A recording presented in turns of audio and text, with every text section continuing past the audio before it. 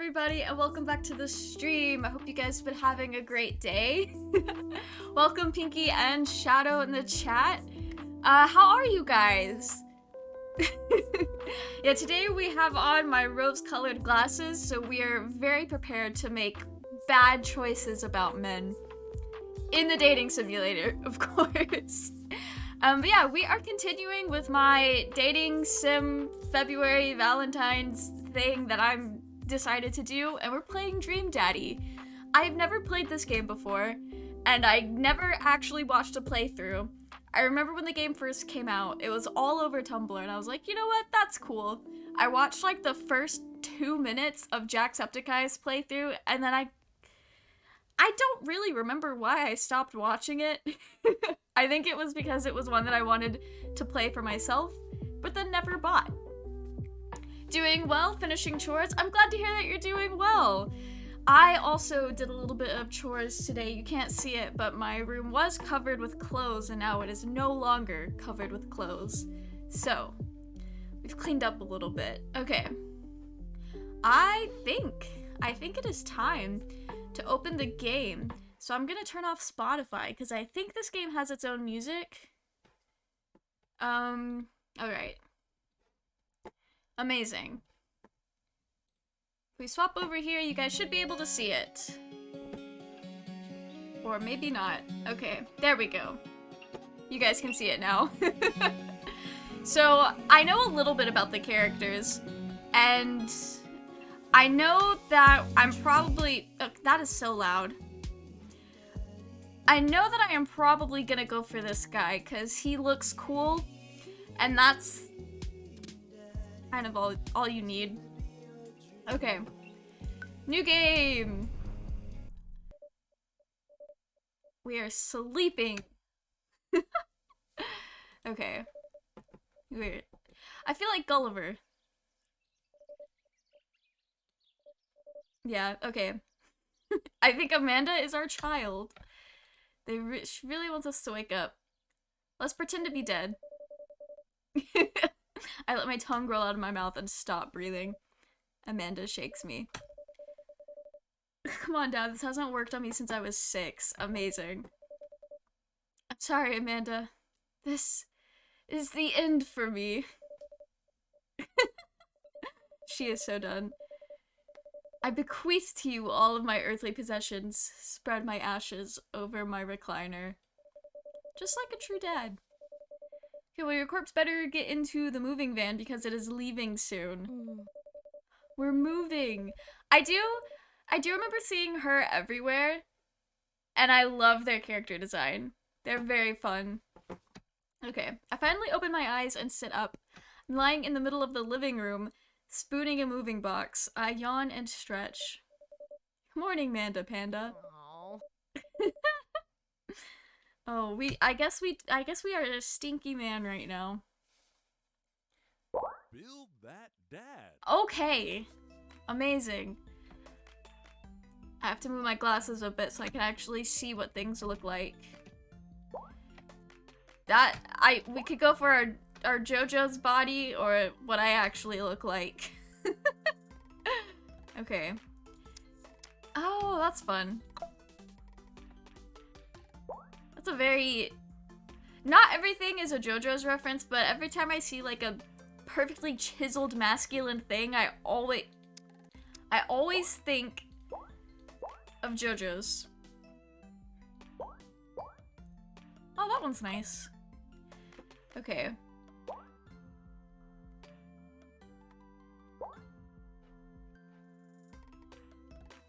This is giving very much Yoshikage Kira, like with the hairstyle right now, and I kind of want to keep that.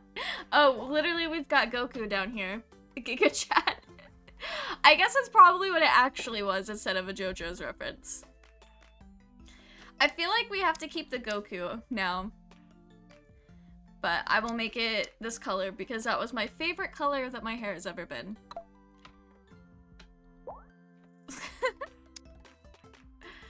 I feel like... I really like these heart eyes. I think they are so funny. I'm going with them. Can I move my eyebrows? Can I make them look different? I guess we can just get different brows. Okay, that's fine.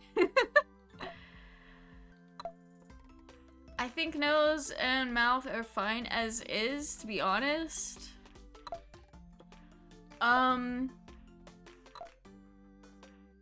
Okay, let's pick out some cool clothes. I like how they have the Ninja Sex Party stuff up here. Amazing. Actually, I like this one. That's a fun outfit. Name that dad. Okay. And our actual legal name out here. Be that dad. I'm gonna be this dad. Use your hips when throwing? I don't think I know enough about how the human body moves to know how I would move my hips while Anyway, I don't know anything about throwing. Okay. Did you fall asleep packing? I got most of it done, I think. Searching around the room, it looks like I did a pretty good job. Every box is sealed except for one. Mixed leaves, literally. That's us. Mixed leaves, it's what's on my birth certificate. Wait, straggler. What's in it? Looking into the box, I see a bunch of old photos and little photo albums. Oh, how convenient! Whoa, I haven't seen these in years. Pull out one of the dusty albums from the top pile and we begin looking through it. What a fun way to do exposition. That is the coolest baby I've ever seen. That's just true. The only way your father and I could get you to stop crying was to put the sunglasses on you. But whenever we tried to take them off, you'd start crying again. As she should. You spent the first 2 years of your life with sunglasses on. Nice. Halloween when you were maybe 4? I love this. The like dragon princess costume. That is so fun. A dragon costume. You couldn't decide between being a princess or a dragon, so you went with both. More people should learn the art of going with both when they can't decide between, like, two things. Why do I remember crying in that dragon costume? You saw yourself in the mirror and realized you were afraid of dragons. Seeing yourself inside a dragon's mouth was a realization of your greatest fear, I think. Huh? Right, yep, definitely repressed that memory. And this was you in your horse phase. Love it. Oh no. Everyone has had a horse phase. I believe you named that plush horse Sir Horsington the Brave. I don't think that was his... Amanda lunges for the photo, but I quickly snatch it away and hold it above her head with my superior dad arms. Yes. Okay. Nice try, but this is important blackmail for later down the road. Go ahead and try me. You're the father. Yes, we have a child. So, the one thing that I knew about this game when it first came out was that you play as a single dad and your dating pool is other single dads? I know one of them has or had a wife. I don't really know what that situation plays out like. But yeah, it's a dad's dating dad's world out here. Go ahead and try me. I've seen pictures of you in your ska band. We were in a ska band? We look like we would have been in a questionable band. Okay. The Scummunist Manifesto had a chance back in the day. Okay. We look off into the distance and reminisce about that rad horn section. Hey, it's Emma P. Ugh. That's Emma R. So many Emmas. It is very nice. I tried to channel my best dad energy today, but I have never been a father. I hate to break it to you guys. But, you never moved on after the band broke up. I really didn't. No, Dad, that's Emma R. I didn't meet Emma P until high school. Honey, I promise you wholeheartedly that I will never stop mixing those two up. Dad. Emma R has been my best friend since I was 7. Give it like a little bit of effort. Oh, right. Emma P was the one who tried to steal people's pets, fired a flaming tennis ball at the police station, or pooped her pants during a sleepover. I'm gonna go with the police station one. I feel like that'd be a fun person. Lighter fluid, tennis ball, tennis racket, right? That was you. Amazing. Alright, it was a while. Okay. Y'all are about to get some Mel Leaves IRL lore here, but are we the dad that was actually wild, or are we like my real life father who says they were wild, but then in reality, we're more of like a poser? Okay. I guess that's up for us as the player to decide. I was 6 when you did it. Okay, Amanda. I wasn't aiming for the police station. It just happened that there was a police station in the vicinity of where I wanted to hit a flaming tennis ball. Dad. Amazing. They didn't believe me either, of course. Anyway, I gotta show this to Emma R later. She'll get a kick out of it. The first photography award you ever won. Our child does photography? That is so cool. Yeah, and it got us a $20 gift card to McFriday's. Amazing. And then you got food poisoning from the cheesy Tada Blast. Just like that would happen to me in real life too. I think this is the most relatable MC in a dating sim. To me, at least. But to be fair, the only other dating sim that I've like actually really played and got into was Mystic Messenger. So my pool of dating sim main characters is very, very small. But so far, this one is the most relatable one. Poser. Yeah. Power 100%. Amazing. I think you mean food poisoning, you know, with the Z? Of course. Still can't drive past McFriday's without gagging. Still proud of you, though. Amanda reaches deep down into the box and pulls out one last photo. Neither of us say a word. We stare at the photo for a long moment. I think our husband is dead.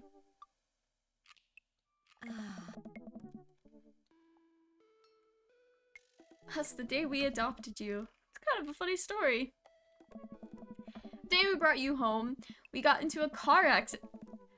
A car accident? It wasn't anything big, just a little fender bender in the parking lot. Oh. But of course I was freaking out, and the little old lady who crashed into us was freaking out. And I didn't know what to do. But your father, oh man.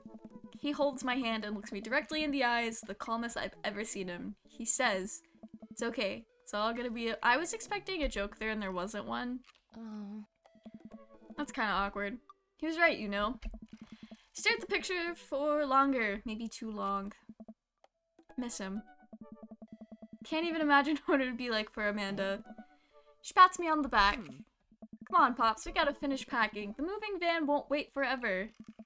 You're right. The moving van does wait forever if you drive it yourself. Amanda and I pile into the car and take one last look at the old house. So many memories here. Hard to believe your father and I bought this place almost 20 years ago. Wow. Hey, remember when I shattered the front window playing catch? You always had very strong arms. Remember when I shattered the other front window pretending to be a robot who breaks windows? Amazing.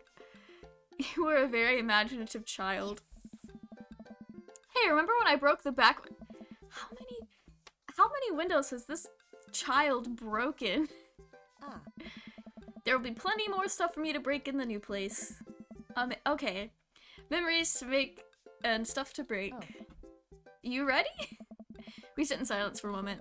I watched my daughter grow up in this house. It will be what? It will forever hold a place in my heart, but it stings a little bit to leave it behind. I'm ready. The moving van begins to pull away, and I get the car into position to follow it. I watch our house, our old house, disappear in the rearview mirror. So what? So sell me on our cool new pad. I clear my throat and do my best cheesy announcer voice. Wait, I gotta do my best. I don't know what kind of announcer we are channeling here, but okay. Nestled in beautiful, scenic downtown Maple Bay, our new house features multiple places to sleep. Not only are there bedrooms for your sleeping pleasure, but couches and floor space where you can, yes, catch a wink. Honestly, sleeping on the floor can be very comfortable if you have the right kind of carpet. That's mostly it. It's all about the carpets. I have slept on some very comfortable floors in my lifetime. What a deal. I mean, if sleep weren't for the weak. Okay. Yeah, that was definitely a line written in 2017. You sleep more than anyone I know. I admit my faults. Anyway, it's also smaller than our last house. Cozier, one might argue. Good spin. There's a lot of dialogue. I think it's great. Won't we be closer to a lot of cool stuff that we can walk to, so I don't have to waste gas? I mean, trying to park downtown is, you know. Amanda, you know you're gonna have to learn how to parallel park at some point, right? That's just not true. Not true at all. I've had my license for... Shit, okay, wait. I've had my license for almost 7 years now. I've been driving cars for almost 7 years now, and I cannot parallel park. I learned how at one point, and then 2 weeks later, I was unable to do it anymore. So I guess it's one of those things, if you don't do it, you're not gonna be able to keep doing it. But hey, I've gone 7 years without having to parallel park, and I don't think I'll have to parallel park anytime soon either. How can it happen? She's correct. I think somebody should do a 3-point turn on their attitude. Ooh, dad jokes. I don't know how to do that either. Have you met the neighbors yet? Not yet, but the neighborhood seems pretty— Wait, are all the dads gonna be our neighbors? So you won't have to chase any rowdy teens off your lawn. You are the very teen you mock when you say that, honey. Huh. I went in blind and pulled it off. Yo, amazing. My dad taught me how to parallel park in a car that had a backup camera. So I could only parallel park with a backup camera. But then a month later, when I went to take my driver's test, I panicked, screwed it up, brain empty. It was to the point where the person facilitating my driver's test was like, hey, calm down. You're fine. It's no big deal. We'll just move on and we can come back to this later. We didn't go back to that later. I got my license without actually doing the parallel parking portion. So I just barely got my license. But hey, that doesn't matter. I'm in my last year of high school. I'm practically dust. I remember people saying that in middle school. Like, fucking 8th graders would be like, ugh, I'm so ancient. And our teachers were like, what? What do you mean? You're 12. Calm down. Yeah, you're a real... Don't you dare. Senior citizen. I know where this is going. Yep. Maybe I am a dad. I just didn't know it. I'm just gonna ignore that. But I won't forget it.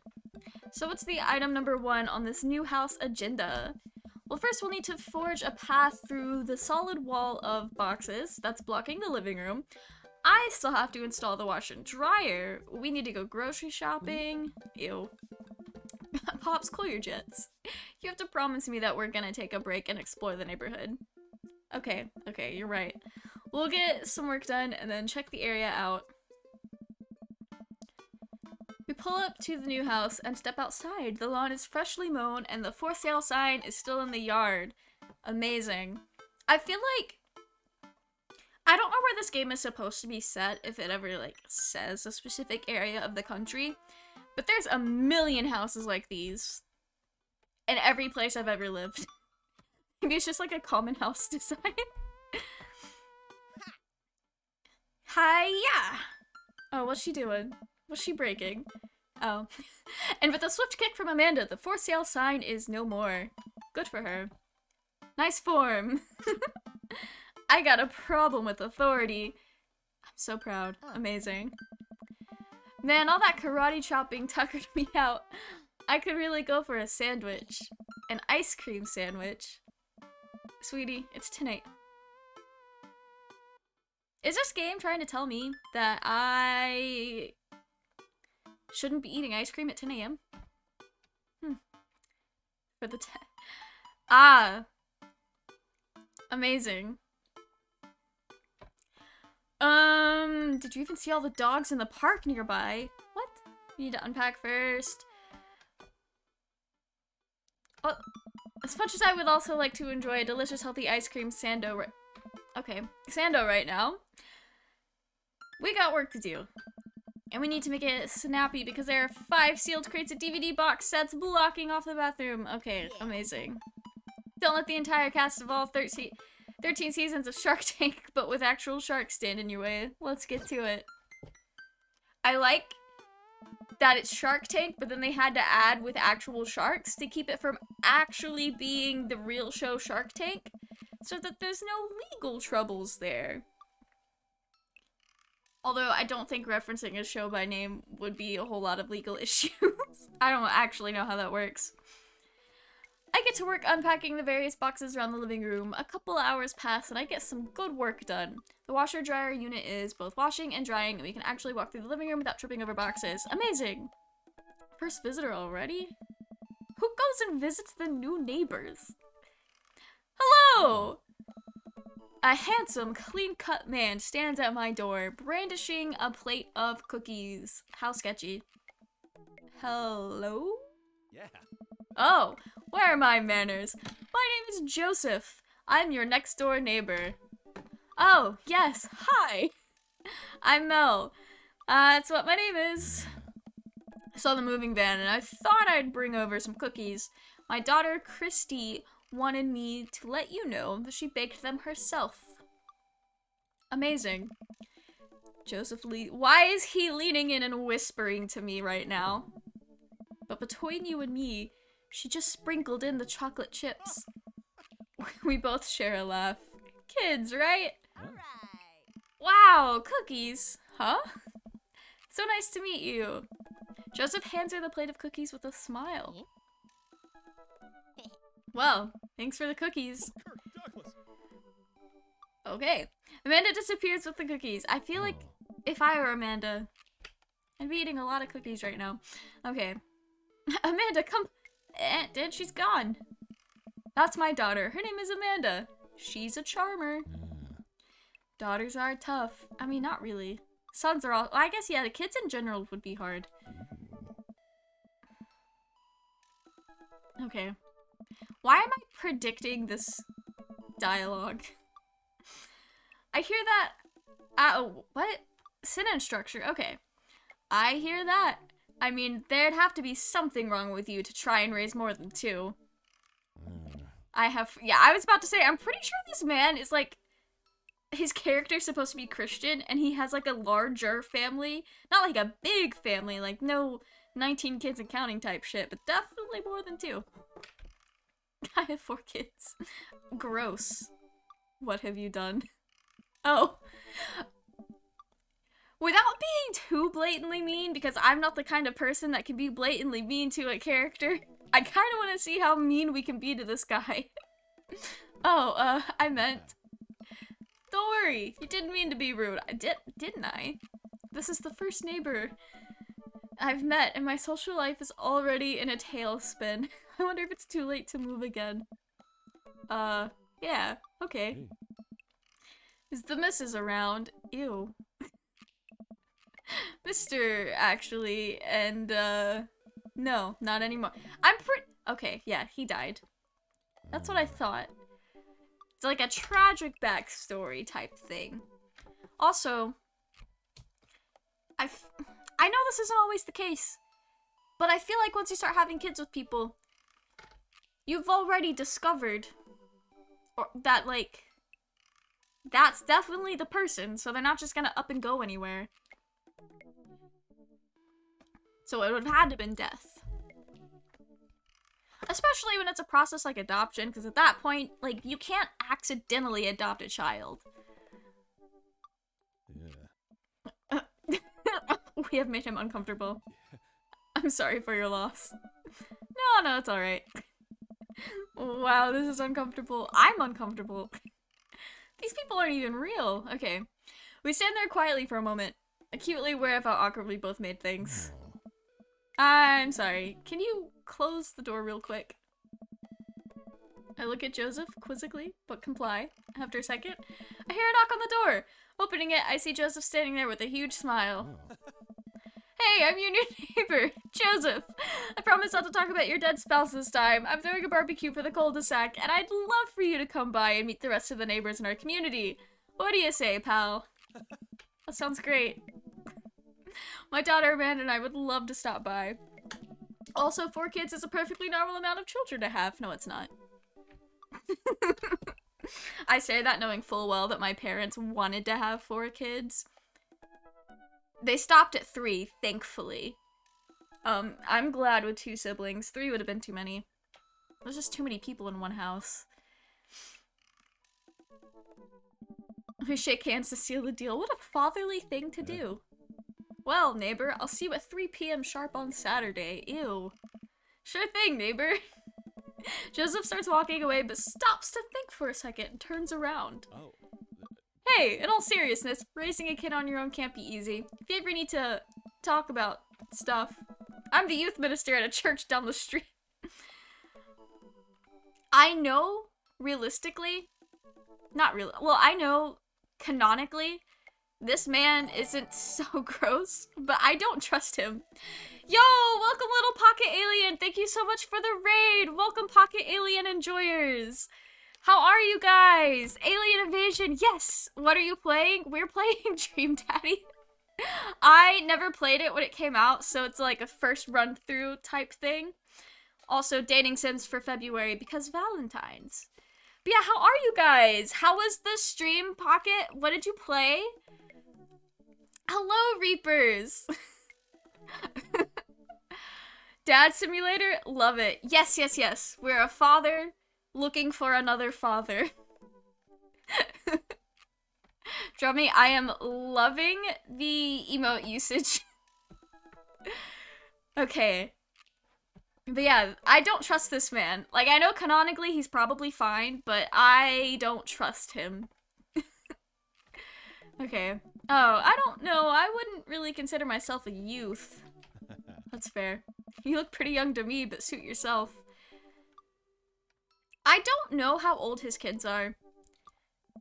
Now that I think about it, because I use people's kids to determine how old they are, which is not a good method. Because a lot of people my age, their parents are like younger and stuff. Yo, thank you for the follow, Reapers. I hope you're having a good day. Joseph just left. Amazing. He seemed nice. Amanda walks back into the living room, crumbs on her face and cookie in hand, as she should. Was playing Minecraft? Yo, awesome! I hope you got lots of cool things done in the game. I like your sunnies. Thank you! I thought they would be seasonally appropriate. That was the smoothest recover I've ever seen. I should be taking notes. See? You're already fitting in great. I love that our child is just so supportive of us. Honestly, I think, like, parent-child relationships when the child is, like, an older teen in media are so, like, interesting sometimes, because when it's a positive relationship, they're always just, like, besties. I think that is so funny. Where'd those cookies go? They're gone. She ate every single one of them? Pop off, Amanda. The Season of Hearts. Yes! I've never had strong feelings for or against Valentine's Day. It was always fun in elementary school because free candy. But I've really, really started to appreciate the aesthetic this year, so. Can you explain this game, please? Yes! Okay. So we just started it. But basically, we are a dad. This really cool girl right here is our daughter. And the story so far is we just moved out of her childhood home into a new house. and our husband and her other dad, which is the same person, is dead. I don't know how. I don't know for how long. But that is a thing that has happened. So we are a single dad. And we just met our next door neighbor, which is a youth minister. And I don't trust him, but he seems nice, I guess. That's kind of all you guys have missed so far. She ate all of them. If it makes you feel any better, they weren't very good. Amazing. So you ate all of them anyway? I mean, I guess that makes it break time. Any ideas? Joseph probably with his plate back. That's too soon. I don't need him to know that we devoured those cookies. Let's get some fresh air. They seem like they have good hippie vibes. Yes, I love our child. Absolute legend. Let's hit that park down the road. I saw a ton of dogs there when we drove past. Okay, will you help me steal a dog? Amazing. We have a dirty crime child on our hands. For the last time, I can't fit a dog into the pockets of my cargo shorts. It's physically impossible. You're breaking my heart, Pops. Okay. I do really like the visual design of this game.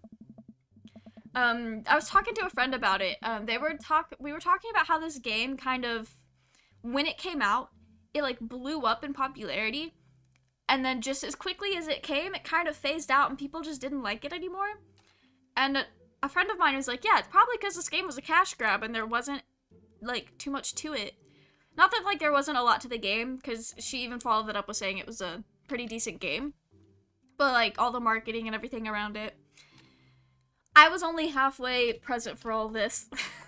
Tumblr is also just a wild volatile place at the time. But even if this game is just a cash grab, there was clearly, I feel like, a lot of time that went into the visual design, and they did a good job. It's really nice, the style, the pastels. Yes, I'm loving the pastels. Yo, Pocket, thank you for the bits. Thank you so much. I love the bit notification noise. It's so nice. Okay, what did we do? Men and I begin to stroll through the neighborhood. Can't believe how beautiful it... I have, like, the really shy hiccups where it kind of, like, sits in your throat. And then, okay. I don't know if that's a relatable thing. I like the bit sound too. Yo, thank you again for the more bits. It is a very good sound. Can't believe how beautiful it is outside. Kids are playing in the street, the flowers are in bloom, and the faint smell of a nearby barbecue drifts through the air. This place is nice. Sounds like an expensive neighborhood. Too nice. I don't trust it. Amanda and I are cut from the same cloth. Good eye, honey. You can never be too careful. See that baby in the stroller over there? Government operative. We're on to you, baby.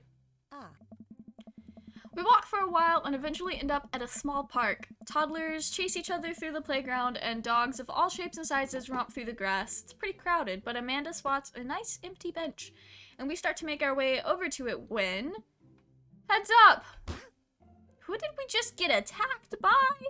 A frisbee suddenly hits me in the face. Oof. I love that they put the dog's dialogue.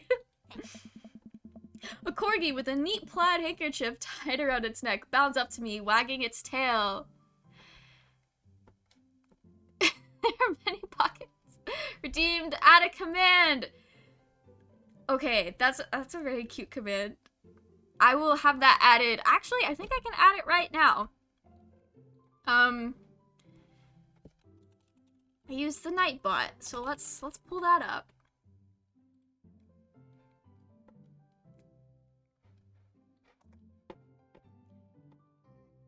But no, I think it's really cool. I'm not too far into this game, so I haven't seen a lot of dialogue, but I really like how the dialogue is very obviously like 2017 era, but not in a bad way. Or at least, like, it doesn't feel dated. Here's a corgi, so I'm invested in mood. It doesn't feel dated. I also just realized I didn't know that this would happen like that. That is so funny. Okay. There are many pockets. Wow.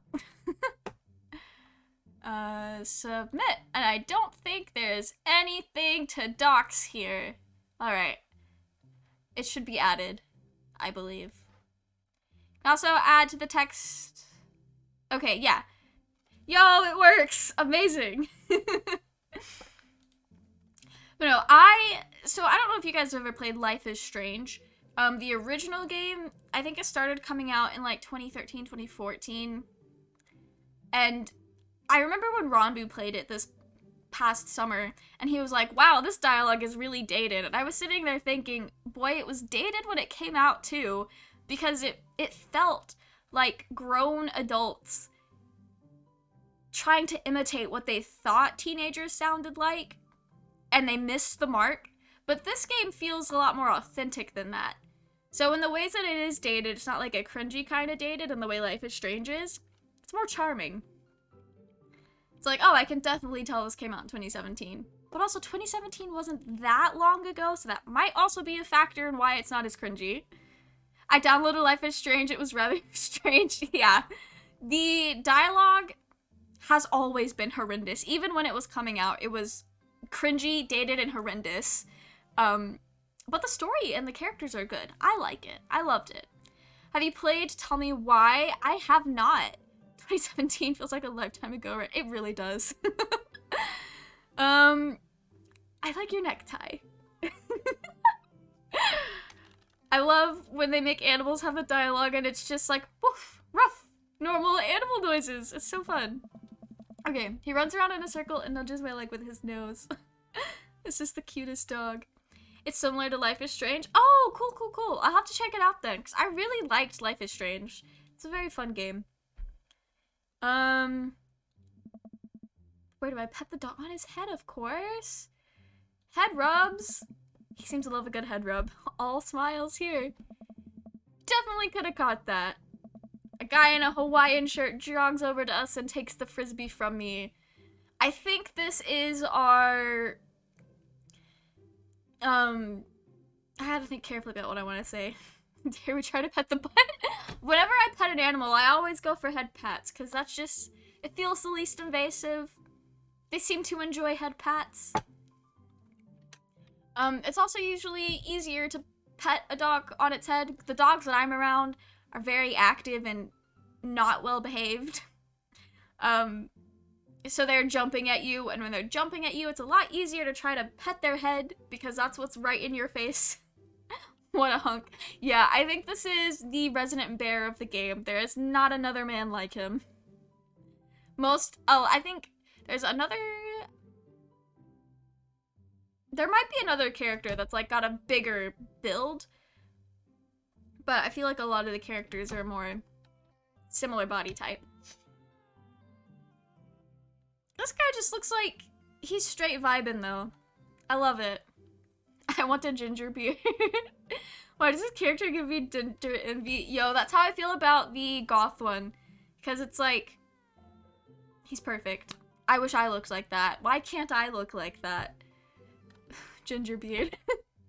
I do love a nice ginger beard. My dad, when he doesn't have red hair, but when he grows his beard out, his beard grows in ginger. So that's more confusing than pleasant, because you're looking at him and like, where is this coming from? But yeah, ginger beards remind me of my dad, much in the same way that Tom Nook looks like my dad. It's very pleasant vibes. Guy in Hawaiian shirt jogs over to us and takes the frisbee from me. You know, frisbees are traditionally caught with your hands, not your face. Well, you're traditionally not supposed to aim for people. I don't want to be mean to him. And Sure, we already have Goku here. You caught me off guard on this round. Not again. Not ever again. I'm just messing with you. I'm Brian, by the way. A confused beard. Yeah, it was really a confused beard. Makes me think, if I could grow facial hair, would it also mysteriously come out ginger? Or would it just match the rest of the hair on my body? His name is Brian? I'm Mo, and this is my daughter, Amanda. I look over at Amanda, only to find her sitting on the ground, rubbing the dog's tummy, as she should. A confused beard, my high school boyfriend. Amazing. Hi. Your dog's cool. Ah, his name is Maxwell? Old Maxwell sure loves the attention. It's great to see another father and daughter out here on such a sunny day. Where's yours? Oh, like he has a human child. I thought he was gonna gesture toward the dog. Brian gestures over to a grassy knoll where a young girl sits on a checkered blanket. She's reading a book bigger than her head. She puts it down and heads over to us. Maxwell is a great name for a dog. It's a very nice, distinguished name. This is Daisy. She's adorable. She's reading The Brothers Karamazov. Her teacher tells me that she has the reading comprehension skills of a high schooler. She's in middle school? She's 10? I thought she was 12. She's a precious little youngster. Whoa. My natural dad instinct kicks in. I must brag about my child's accomplishments. Oh no, it's happening. Me with my favorite characters. Yeah, she's very smart. Go on, Daisy. Tell them about yourself. That's my girl. Amazing. Amanda, get in there. Okay. Okay. What is going on? What does this mean? Oh, daughter. That's short for daughter. Okay.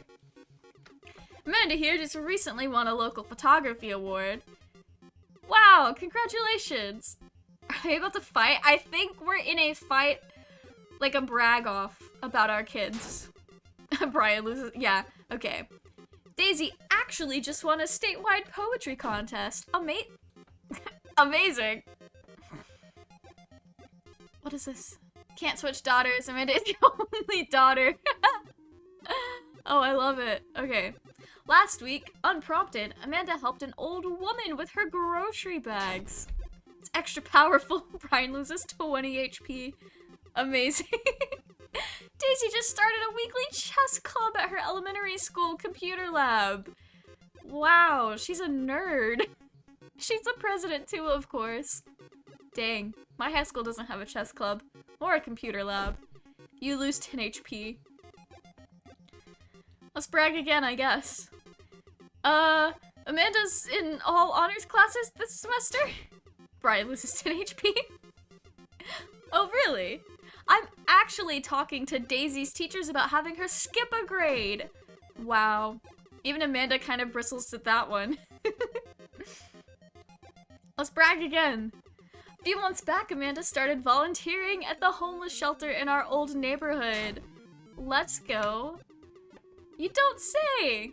She should talk to Daisy. She actually helped organize a food bank here in Maple Bay. Amazing. Yeah. Amanda?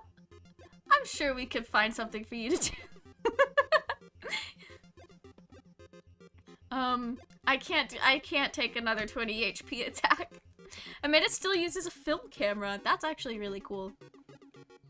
Most kids her age probably have no idea. Hell, I'm not sure I know how. I sure don't. Not that I'm any good with my phone's camera either. Haha, agreed. The setting, literally. You and Brian share a bonding moment. Amanda and Daisy look annoyed. Oh. Item?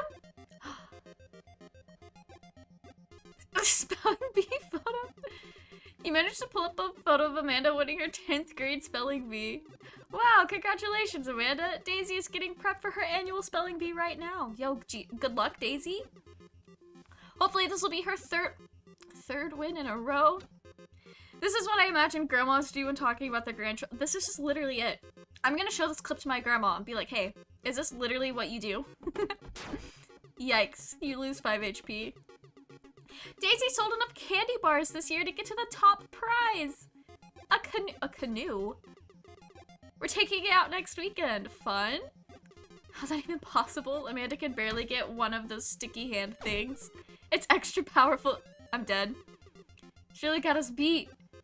Boy, it's been such a treat getting to meet you two. Did you have to add insult to injury by being such a gracious winner?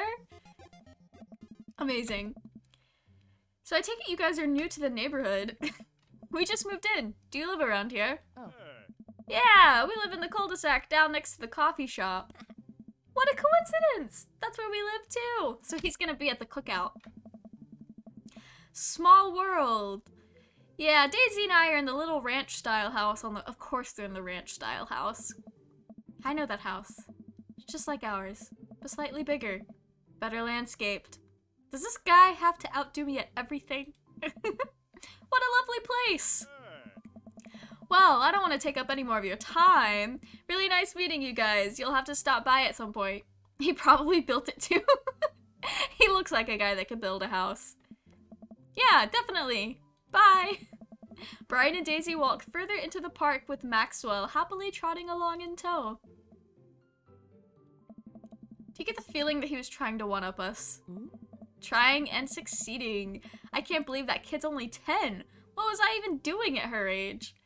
I believe you had a bit of a thing for horses. Shame that didn't pan out. Could have majored in comparative horse studies. It's not too late. It's not too late to minor in horse creative riding. Too close to the truth, Dad. Ugh.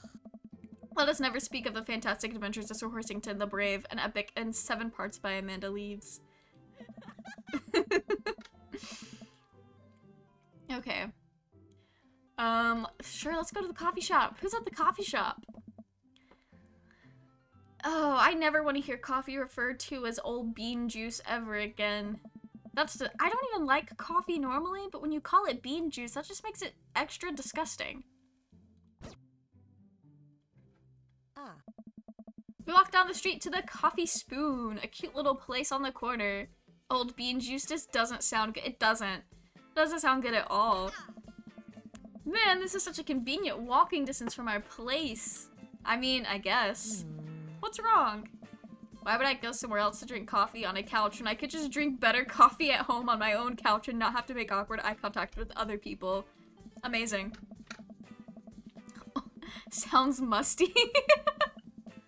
Yeah. It is a very big mood. At least when I'm home, some random guys are gonna come up and sit on the recliner next to me and I won't feel, like, a little weird about it because technically he's not sitting at my table, but he is very much within my personal zone. Dad. And what's the etiquette when you have a dirty mug? Is there a bin? Do you go set it up on the counter because you don't know where else to put it? Or do you leave it there and feel your face flush hot with shame as you consider the possibility that there is in fact a bin somewhere just out of sight and now you're that jerk who left their mug? Aww. We are overthinking it. You're just afraid to meet new people. Yes! We walk inside. Amazing. The inside of the coffee shop is incredibly warm and inviting. Vinyl records line the walls, and patrons lounge around the well-worn couches. Some cool tunes spin on the record player next to a little stage. Nice. Yo, thank you again, Pocket, for the bits! This guy looks very nice, very trustworthy. Unlike the other guy we have met, the Christian man. Welcome to the Coffee Spoon, guys. How's it going? What's with the name? Hey, Oh, it's kind of dumb. hey. Gets mentioned in this poem I like, and I thought it was a good idea at the time, and I suppose now it's still a good idea because, like, the business is still running. Yeah, that is fair, actually. But people ask me that question all the time, and I give them the same answer every time, and now I'm standing here rambling, and I'm sure we're all getting more and more uncomfortable the more I keep talking, but man, we're in it now and I can't stop. Hey. I like Matt. Amazing. So what'll it be? Ah. I scan the chalkboard menu and I'm immediately overwhelmed. I'll have a... I don't know what any of this means.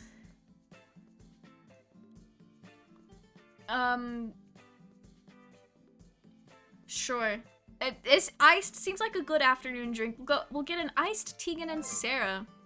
Gotta go to bed. Have a great rest of the stream. Hopefully catch another soon. Thanks for dropping by. And thank you again for the bits. I hope you have a good night. And I will see you next time. Oh, Matt likes our choice. Amazing. I don't get it. Oh, it's a pun. Taken and Sarah are this really awesome Canadian indie band formed in 1995. They were nominated for a Grammy in 2013 and are known for being masters of not only pop hits, but meaningful lyricism. Is this true? Hey. Doing the thing again. Hey. But coming right up. And for you, welcome your vibe is awesome and enjoy your streams. Thank you so much. Have a macchiato DeMarco, please. Hey. Coming right up. I love the little Kirby dancing emote. That is so fun.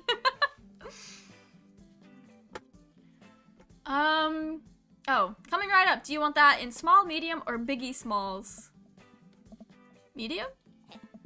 What is biggie smalls? Big or small? I should change that, shouldn't I? I love it. Matt sets to making our drinks, and Amanda and I take a seat on the couches. What's his deal? Let the man make his puns. They're cooler bands than you listen to anyway. Okay. Alright. Ska was cool. See, I don't listen to ska, so I know she's not talking about my music taste specifically. But I did spend most of my high school years being a Blood on the Dance Floor fan. So I know my music taste is terrible. So she might as well be talking to me directly. This couch is actually pretty comfy. Maybe not comfier than our couch, but it's alright. Good lumbar support. You sink right into it. Okay, it's comfier than our couch. This place is right next to our house, and that guy seems not only cool, but also just as uncomfortable with talking to other people as you are. You should totally become friends with him. I don't know. Come on, what do we say about meeting new people? I can't meet new people if I always stay inside and also don't go outside and also don't talk to people. See? We're making progress. Matt sets our drinks down on their table and I have a sip. The iced Teagle and Sarah and Vera is delicious. Hi. We're new in the neighborhood. I'm Amanda and this is my dad, Mel. Hey. Oh, right on. Pleased to meet you both. You ought to come by when my daughter's hanging around the shop. You two might get along. Does everyone have a daughter? Yeah, I'm sure we'll maybe come in from time to time. Amanda kicks my leg from under the table. I'm sure I'll be in here a lot. Hey. You know what? Let me get you guys' opinion on something. Matt goes into the back and comes out with a fresh plate of something that smells amazing. Okay. Dream Daddy time, yes! Also, welcome, Lindsay! I hope you've been having a good day. I'm working on a new banana bread recipe and need to get help coming up with a name for it. Well, I think we're gonna have to taste test it first so we can, get the full flavor profile of, you know, and really appreciate the flavor sensations of... Amanda nods vigorously. She knows this game. Yeah, we need to give that Nana bread a taste if you want us doing free creative labor. I think that would be commensurate with I've taught her well. We have trained for this day. I am still working, but I took a break to watch stream, of course. Oh, awesome! Glad you're having a good day, and I hope work goes well, or the work that you are doing goes smoothly. I was just gonna give you guys free banana bread anyway. Banana bread is so good, though. Right, yes, that. Matt serves us each a piece. Amanda and I happily chow down. This is amazing! Thanks! The secret ingredient is bananas. Wow. Who would have ever thought? So any ideas? I'm stumped. Well, I think I might only be able to give you dad band puns, but I'll give it a shot. Banana bread. Kennedy's grateful banana bread. I get this one. I know this. I don't know any of the other bands, but I do know this one because of JoJo's Bizarre Adventure. I was hoping JoJo's would help me with these bands. No, Grateful Bread is funny because it's like Grateful Dead. That is the name of Prosciutto's stand from part 5. I think. Pretty sure. Like the jam rock band fronted by Jerry Garcia. Wait. That actually has a nice ring to it. Really? Hey. Yeah. Grateful bread. Strong decisions. That's art, baby. Amazing. I like this guy. Hey. I wanted to say baby because I thought it would sound cool, but once I said it, I realized that it just doesn't sound good coming out of my mouth, and maybe I should just leave saying baby to the professionals. Oh. Yeah.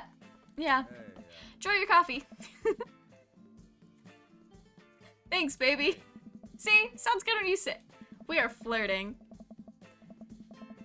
Why is he brooding in my direction? Across the way, a man catches my eye. He sits by himself, brooding over a cup of coffee. Our eyes meet just for a moment. I don't like this. I don't like his vibes. I hastily look away, hoping he didn't catch me staring. Who is that? We finish up our drinks and head out. Thanks for stopping in. Take care. Okay, now that we're full of caffeine, where to? I need a nap. We just had coffee. Have you ever known me to play by the rules? Your father is a rebel, sweetie. Now all aboard the train to Sleepy Time Junction. As we're walking home, I hear heavy footsteps. Are we being followed? Mel, bro. I turn around and am greeted by a familiar face jogging up to us. Who is this? Craig? Bro. Bro. Holy, wow, I haven't seen Craig in forever. His child looks so startled. It's been too long, dude. Yeah. Wow, you look great. Hey. Yeah, I cleaned up my act. Cleaned up his act? Are you kidding me? He's ripped. Amazing. Amanda, this is my friend Craig. We went to college together. We were roommates for a while, too. Oh my gosh, they were roommates? Amazing. Amanda! Dude, you probably don't remember me, but you're so big now. Hello. And hello, cute baby. Oh, thank you. Last time I saw you, I think you were about her size. This is River. Say hi, I love that. He picks up her tiny wrist and waves it around. River gurgles happily. Are you babysitting? Nah, dude, River's my kid. Man, it has been a long time. Feels like one minute we're rolling up to exams with bad hangovers and the next we're both fathers. Where you been, man?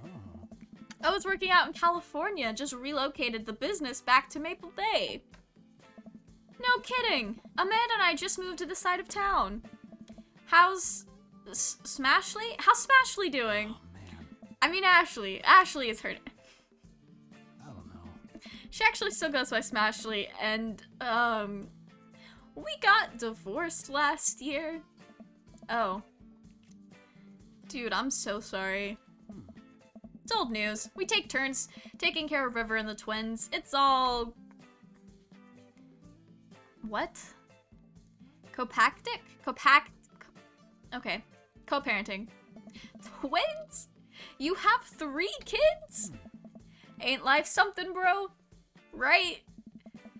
Keg stand Craig is a father of 3.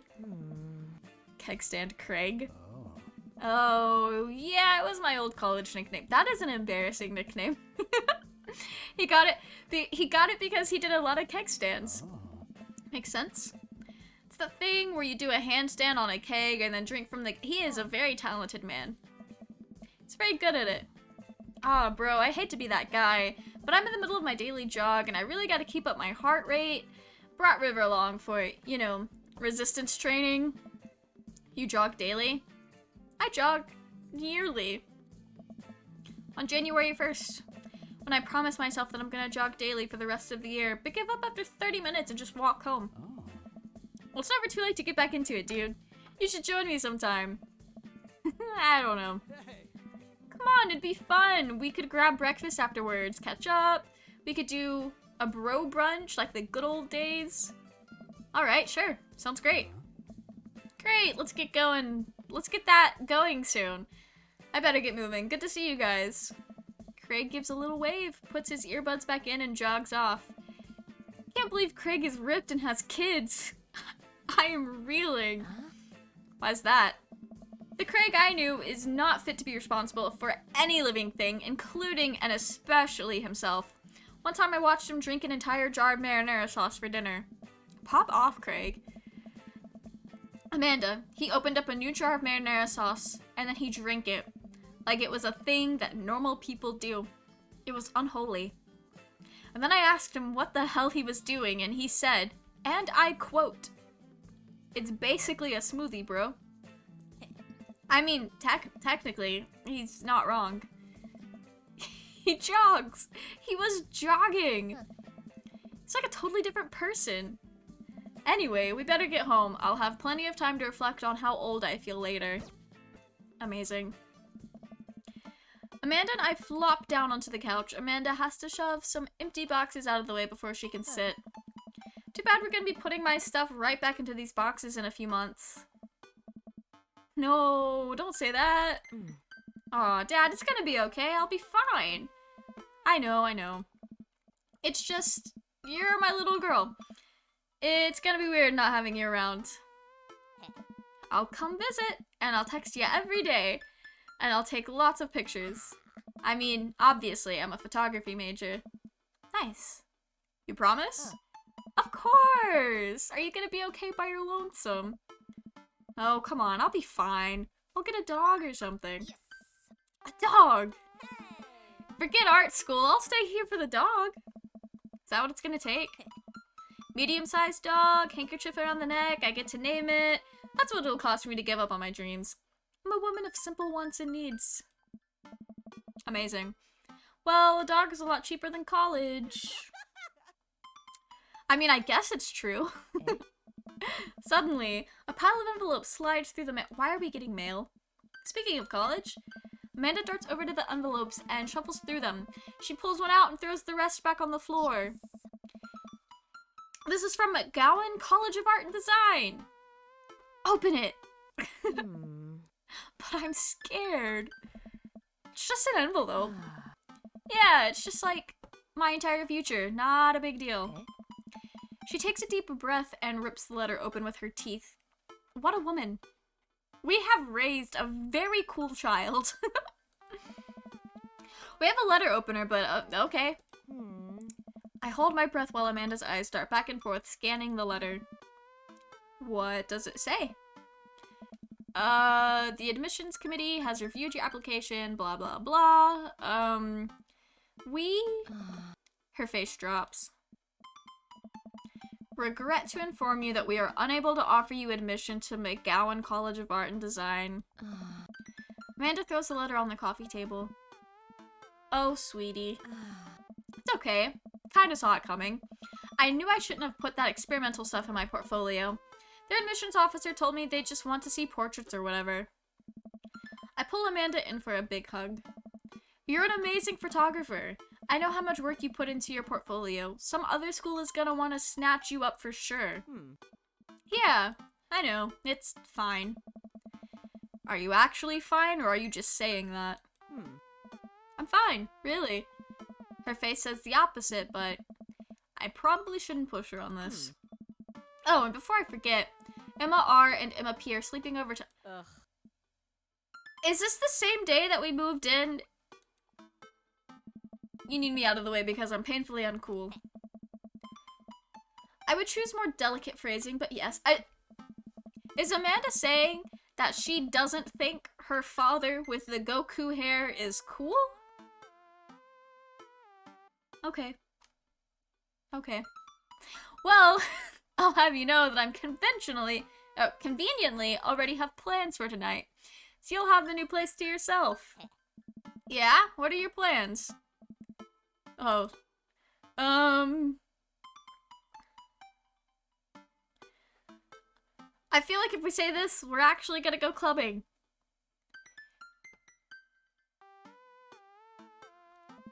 Amanda, the town needs me.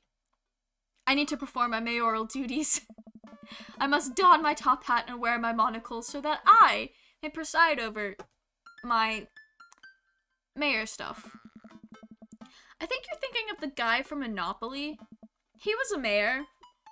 Right? Hmm. He was not. Right. I'm just kidding. I'm actually going to... The game? Nice. Hmm. Which game? You know, the game. The one that's on tonight. Ugh. The game. On TV. At somewhere other than here. Ah. Okay, cool. While you do that, I'm gonna do drugs and commit some light arson with Emma's. I'm concerned you're hanging with the wrong crowd. Amanda shrugs. I would have expected you guys to be up to white-collar crime by this point. Maybe money laundering at the least. Nah. I'm a street rat, Pops. You're kidding about doing drugs and crime, right? Mm. Yes, Dad. Just making sure. I give her a pat on the head. Have fun with your sports. Are you being sarcastic? No, making fun of sports is played out. Eh? Alright then. I do some light cleaning around the house and decide to clear out right before Amanda's friends arrive.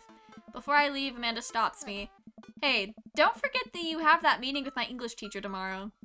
Oh right, Mr. Vega. Yup, totally remembered. I'll be there. Amazing. Wow, I guess I really didn't think this plan through. I'm not entirely sure where the closest bar is, and Amanda still hasn't shown me how to use the GPS on my phone, so I'm just gonna pick a direction and walk in it. We are lucky we're playing as a man. Cool, okay, we're marching. We're marching in the direction of the game. Any game, really. In the distance, could it be... A big, burned-out neon sign hangs above the tiny dive bar? Jim and Kim's, huh? Alright, it'll do.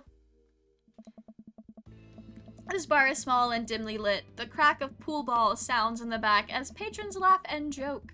A string of multicolored Christmas lights hover above the bartender. I can't tell if he's Jim or Kim. I'll pull up a seat at the bar. What'll it be? One beer, please. Sure thing, boss. The bartender slides me an ice-cold beer. I take a sip and enjoy the refreshing taste. So I take it the bartender's not actually going to be a character since he doesn't seem to have a picture. Are you Jim or Kim? I'm Neil. Oh. I awkwardly turn my attention to the game, which is playing on one of the TVs on the wall. As luck would have it, my team of preference is not only playing, but is currently in the lead, which is always a good thing. The brightly colored mascot, which is some kind of animal, does cartwheels. I silently cheer on my favorite team, hoping that I don't get into any confrontational arguments with a fan of the opposing team. Several people in this bar are wearing distinctive colors of the team I dislike, although I believe from their demeanor that, like me, the passion for their team is all in good fun. Hey, sailor. A middle-aged woman holding a nearly empty wine glass slides up to the bar and sits uncomfortably close to me. Gross. Although she's a pretty woman. But I know who she is, because I've seen lots of cosplays and fan works of these characters. So there are certain characters I already know who they are to each other. I also don't like that she called me Sailor. I don't have Sailor vibes, I'm sorry. Oh, hello. Ah. Good to see... Good to see fresh meat in here. I'm Mary. Come here often? Oh no, I actually just moved to this part of town today. I'm Mel, by the way. Ah. Are you watching the game? Yeah, my preferred team is in the lead. If they keep this up, they'll win the game with ease. Hey. Oh, I love that team. And also I love that game. I love someone who knows their way around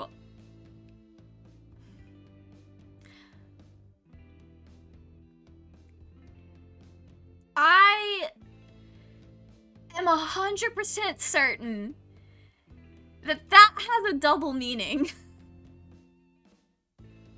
I don't like Mary. I'm usually a big fan of women, but not this woman. Okay. I'm getting the impression that she's a little drunk. Buy a gal a drink? No. She is already drunk. Maybe some other time? Suit yourself, sailor.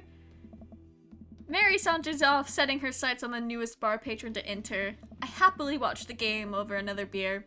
The game has gotten close in terms of points, a little too close than what I'm comfortable with. After a particularly skilled player scores a number of points for the other team, putting them in the lead, I hear an affirmative grunt from another man at the bar. Go team. I also don't like the brooding man. Okay, it's the brooding man from the coffee spoon. He sits alone sipping whiskey and watching the game as well. I think this character actually is cool once you get to know him, so that's better than Mary. Enjoying the game. I am now that we're winning. Oh. Must be rooting for different teams. In my opinion, my team is far superior. Good for you. I have to disagree with that. Based on our win-loss record, I'd say that my team is superior. That's where you're wrong. Since as it stands right now, my team is beating yours. Conversation's there, and we both go back to silently rooting for our respective teams. The game is close, with both sides playing their hardest to win, but in the end, my team prevails. Quiet cheers ripple through the bar. Nice. I raise a respectful glass at the man drinking whiskey. He raises his in a response. An unspoken truce is formed between us based on our mutual love for the game. He motions on to the bartender, who pours 2 glasses of whiskey. The man slides one over to me. The name's Robert. Thanks. I'm Mel. You must be new here. Mary already hit on you? Yeah. Robert chuckles. She's a peach. Well, you picked the best bar in town. As slimy as it is, you'll never find a better spot than Jim and Kim's. Amazing. Is there actually a Jim or Kim that runs this place? No, that'd be Neil. Neil waits from across the... I love Neil. Good guy, Neil. Not enough Neils in this world. Okay. You a whiskey fellow or a beer fella? Beer, but I'll drink most things. You like shots? Ooh, shots fine. I love this dialogue option. Well, that's gonna be a problem. Oh. I mean, it's not the character I'm going for, but I don't like when they're very obviously not happy with my dialogue choices. That's gonna be a problem. Robert nods to Neil, who serves up 2 shots of whiskey. He hands one to me. Here's to your health! We take the shots, the whiskey burns going down, but I try my hardest to look tough. Wait, I think this is what making friends is. Okay, Mel, this guy's out of my friend league. But I think if I play my cards right, we'll be pals in no time. Hand tattoo. I like your tattoo. What does it mean? We're picking all the wrong options. It's a reminder. I wait for him to elaborate, but it seems like he's done talking. That's fair. Man, this guy is mysterious. And cool. Way cooler than I am, at least. Robert signals to the bartender for another round. What are you doing here tonight? Trying to make friends. I'm new in town. Figured it might be good to put myself out there. You seem pretty cool. The key to being cool is acting like you don't care about anything, but actually care very deeply about everything to the point where it's debilitating. Really? Hey. Robert downs the rest of his drink. Of course not. He gets up. Be right back. Gotta powder my nose. Never seen Robert this talkative. He must like you. Why? I guess so. I gotta admit that Robert has a gruff charm to him. If a guy like that thinks I'm cool, then I really must be. Robert comes back from the bathroom and grabs his leather jacket. I'm gonna go home. You heading my way? I don't know where you live. Robert and I leave the bar, find ourselves walking in the same direction. Okay. I live in this cul-de-sac down the way. Do we all just live in... We all just live in the cul-de-sac. Me too. We just finished unpacking today. Great place to be. Good neighbors. Well, some of them. Who's that? We get to Robert's house, which is just a few houses away from mine. We stop and he turns to me. I don't kiss and tell, Mel. So are we doing this? Or what? Doing what? Oh. You know. Do you want to come inside or not? A wave of realization rushes over me. I blush. Smile and nod?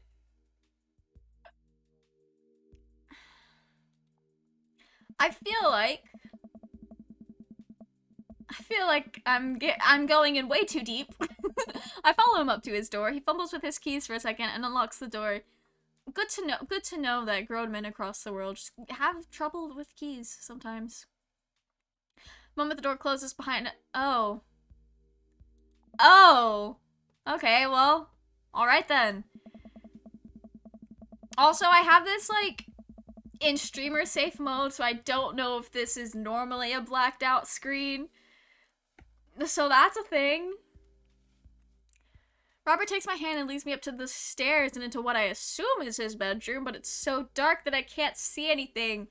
I don't like that. Shucking off his jacket. Okay. I don't normally do this. Do you want to stop? Yes. Actually, I should probably get going. Robert steps back. Alright. I think I'm gonna head home. Sorry. No, that's cool. I head home and my head's still spinning with the anxiety of turning Robert down. The side of the couch helps me compartmentalize. Though, and before I know it, I'm having dreams about my teeth falling out. Amazing! Amazing. I wake up from a text from an unknown number. Oh, it's Craig. Okay. Rise and shine, early bird. Still want to work out? This is Craig, by the way. I like Craig. 6 a.m. Who does 6 a.m. anymore? Without realizing it, I drift back to... We're ghosting Craig. Whoops. Must have winked back out. I check my phone again. Hey, bud. Still want to get your swole on? I'm ready to tear up the track. Hit me up. The last thing I want to do right now is work out. But it is Craig. I do want to catch up. Let's go say hello to Craig. Hey, my man, I need a few minutes to wake up, but let's meet in 20. After a few seconds, another text comes in. Sure thing. Meet me at the gym. I stretch and my bones creak. I gotta stop falling asleep on the couch. I throw off my blanket and... Hey, wait, I don't remember falling asleep with a blanket. Amanda must have tucked me in after I fell asleep. Bless that child. I reluctantly brush my teeth, throw on the only clothes I own that are even kind of gym appropriate, and head out. So we're wearing the anime t-shirt. That's all I got. The neighborhood is quiet and serene this early in the morning. Birds chirp and the grass is still wet with dew. Surprisingly, the gym is pretty crowded. I spot Craig standing out front, stretching, of course. He spots me and waves enthusiastically. Honestly, I feel like a lot of people who work out go at really early in the morning. And that's disgusting. Oh. Hey, bro, good morning. Hey, good to see you, man. I'm definitely not as pumped up as he is. Maybe I should have had some coffee before I left. You ready to kick some butt? Gotta stay positive, my dude. I'm here to party. That's the spirit. We head into the gym and I'm immediately intimidated. All of these people look like they could break me in half, and it seems like Craig is friends with all of them. He high-fives and finger guns all the cool jocks in the room. They look like they could and would steal my lunch money to spend on protein shakes. Come on, bud, let's warm up. We head over to the treadmills and start walking. Okay, I can walk. Walking is good. This is a decent place to be. Walking. So, I know we're on the treadmills. Yes. And those are over there are the ellipticals. Very good. What is all this other stuff? Craig laughs. I didn't do my homework. I don't know gym vocabulary. Okay. This might look a little scary, but I guarantee that all of them serve as a specific purpose for building muscle mass. Craig is gonna help us get our JoJo bodies. I watch as a dude in a muscle tee flexes a muscle I didn't know existed on a machine. I think I was once used to process grain into flour. What is that?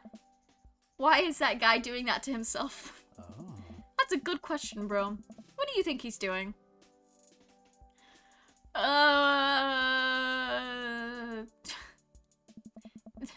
a tiny man in there, right? And he did something that the court found unfavorable, and now that muscular dude is doling out the justice in the form of pain. What? Oh no. Craig is turning up the speed. I better do the same. How long have you been doing the buff thing? Couple of years. And what do you do when you're not dadding or working or buffing? Oh, I coach my twin softball team. Of course he does. That still counts as both dadding and buffing. Ah, I keep busy. What do you do for fun? I check out my hot bod. I try to live my life as close to Jimmy Buffett song as possible. So we're Justin McElroy. I love learning. I try to educate myself about the world around me. I'm like a sponge for knowledge, soaking up all that intellectual content. You know, history, the paranormal, wilderness survival, aliens. This is literally me. Mostly those things. So you watch the History Channel too, huh? Yes. We're jogging now. Oh, we're jogging now.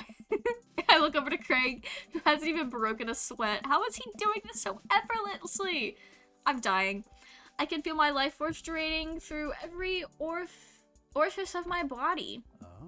I've never been to the gym. Something about working out in public just doesn't do it for me. Actually, the opposite. I would rather die. So I don't see how these guys do it every day. Hey, remember when my fish died at college? Huff? No. I don't like this story.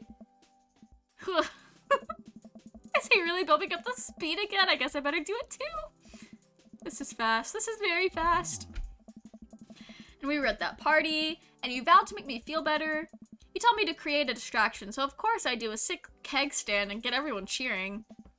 And then I try to steal a fish from a fish tank at the party with my bare hands like an idiot. And then you drop the fish and it's flopping around and you panic. So you run up to me post-keg stand with a dying, dirty fish in your hands that you scooped off the ground, and you're yelling at me that we have to leave. Nice.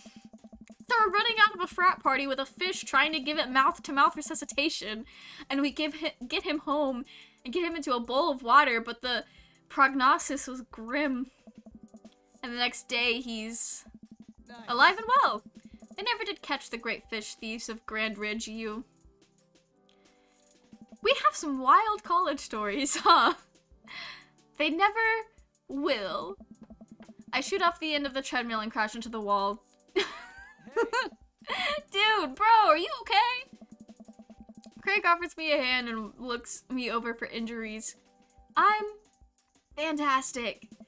I managed to stand up and rub my back. It doesn't hurt now, but I'm sure it will later. Oh, man. So that's just a father thing to experience. Back pain. You don't have to push yourself like that. Always know your limits. Well, I think I might call our gym adventure here. I will never be able to come back because that was the most embarrassing thing I've ever experienced in my life. Yes, I'm sure, Craig. Alright, well, here. I brought you this.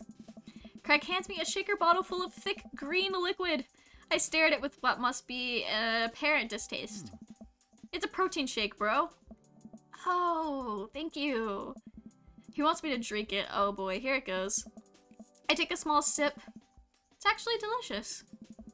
Wow, this is really good. Hey, Good for you. It's my special recipe. I'm pretty proud of it. hey. Let me know if you ever want to work out again. Maybe we could try running around the neighborhood if treadmills aren't your speed. No pun intended, bro. I know the more we hang out with Craig, that gets us like romantically involved with Craig. But I kind of want to just be bros with this guy. He seems fun.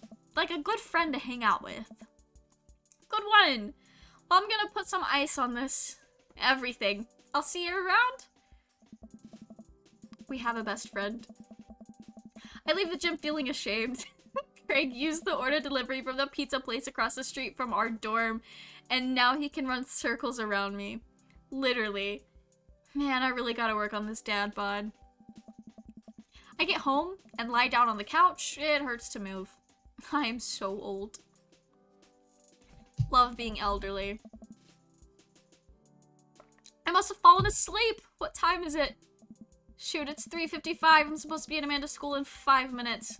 I frantically put on some clean clothes, apply a generous amount of deodorant, and run out the door. Amazing. I arrive at Amanda's school and check in at the front desk. They give me a bright orange visitor sticker and send me on my way.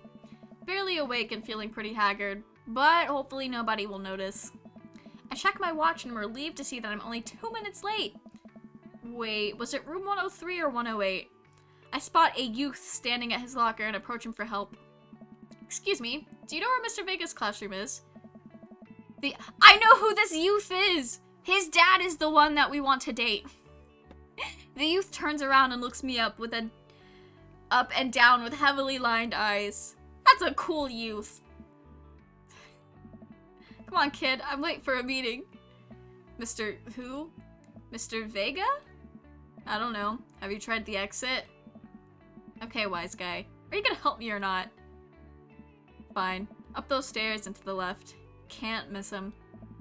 I head up the stairs and walk around, unable to find Mr. Vega's class anywhere. After a couple of minutes of searching, I head back downstairs. That punk youth sent me on a wild goose chase. I get back to where that low-rent Gerard Way is standing, fully ready to give him a piece of my mind, when suddenly a head pops out of the classroom next to his locker. Lucian, don't you have a third period to get to? Isn't it 4 p.m.? Fine, Mr. Vega. There he is! Wow! Now I'm officially 10 minutes late! I glare at him as he walks away. We're not cool. You must be Mel. This period's almost over. Would you mind waiting in the back? Mr. Vega leads me in, and I take a seat in one of the comically small students' desks in the back. I might get stuck in this.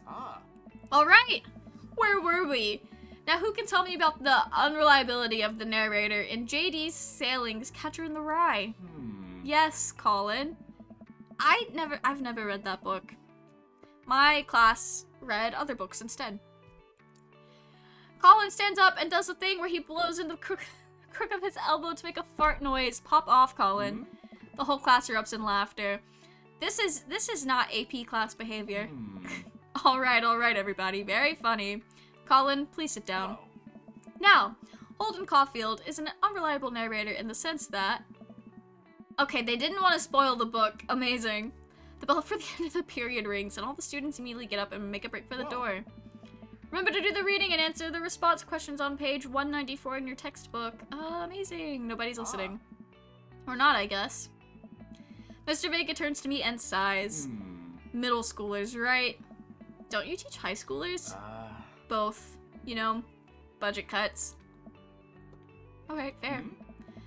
Thanks so much for coming in. No problem, Mr. Vega. Please, call me Hugo.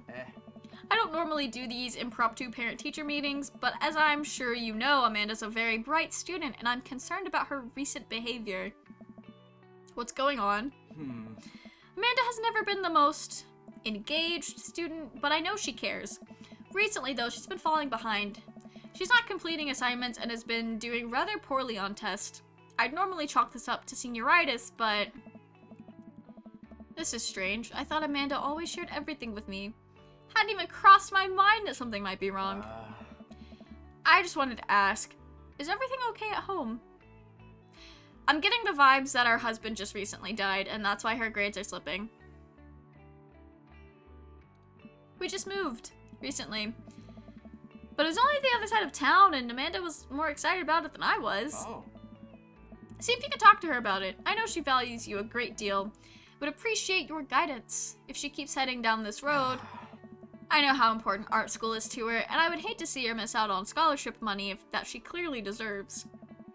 I'll make sure to talk to Amanda. Thanks for letting me know, Hugo. So we're actually gonna get to parent our child? Okay. On my way out, I stop thinking for a moment. I turn to Hugo.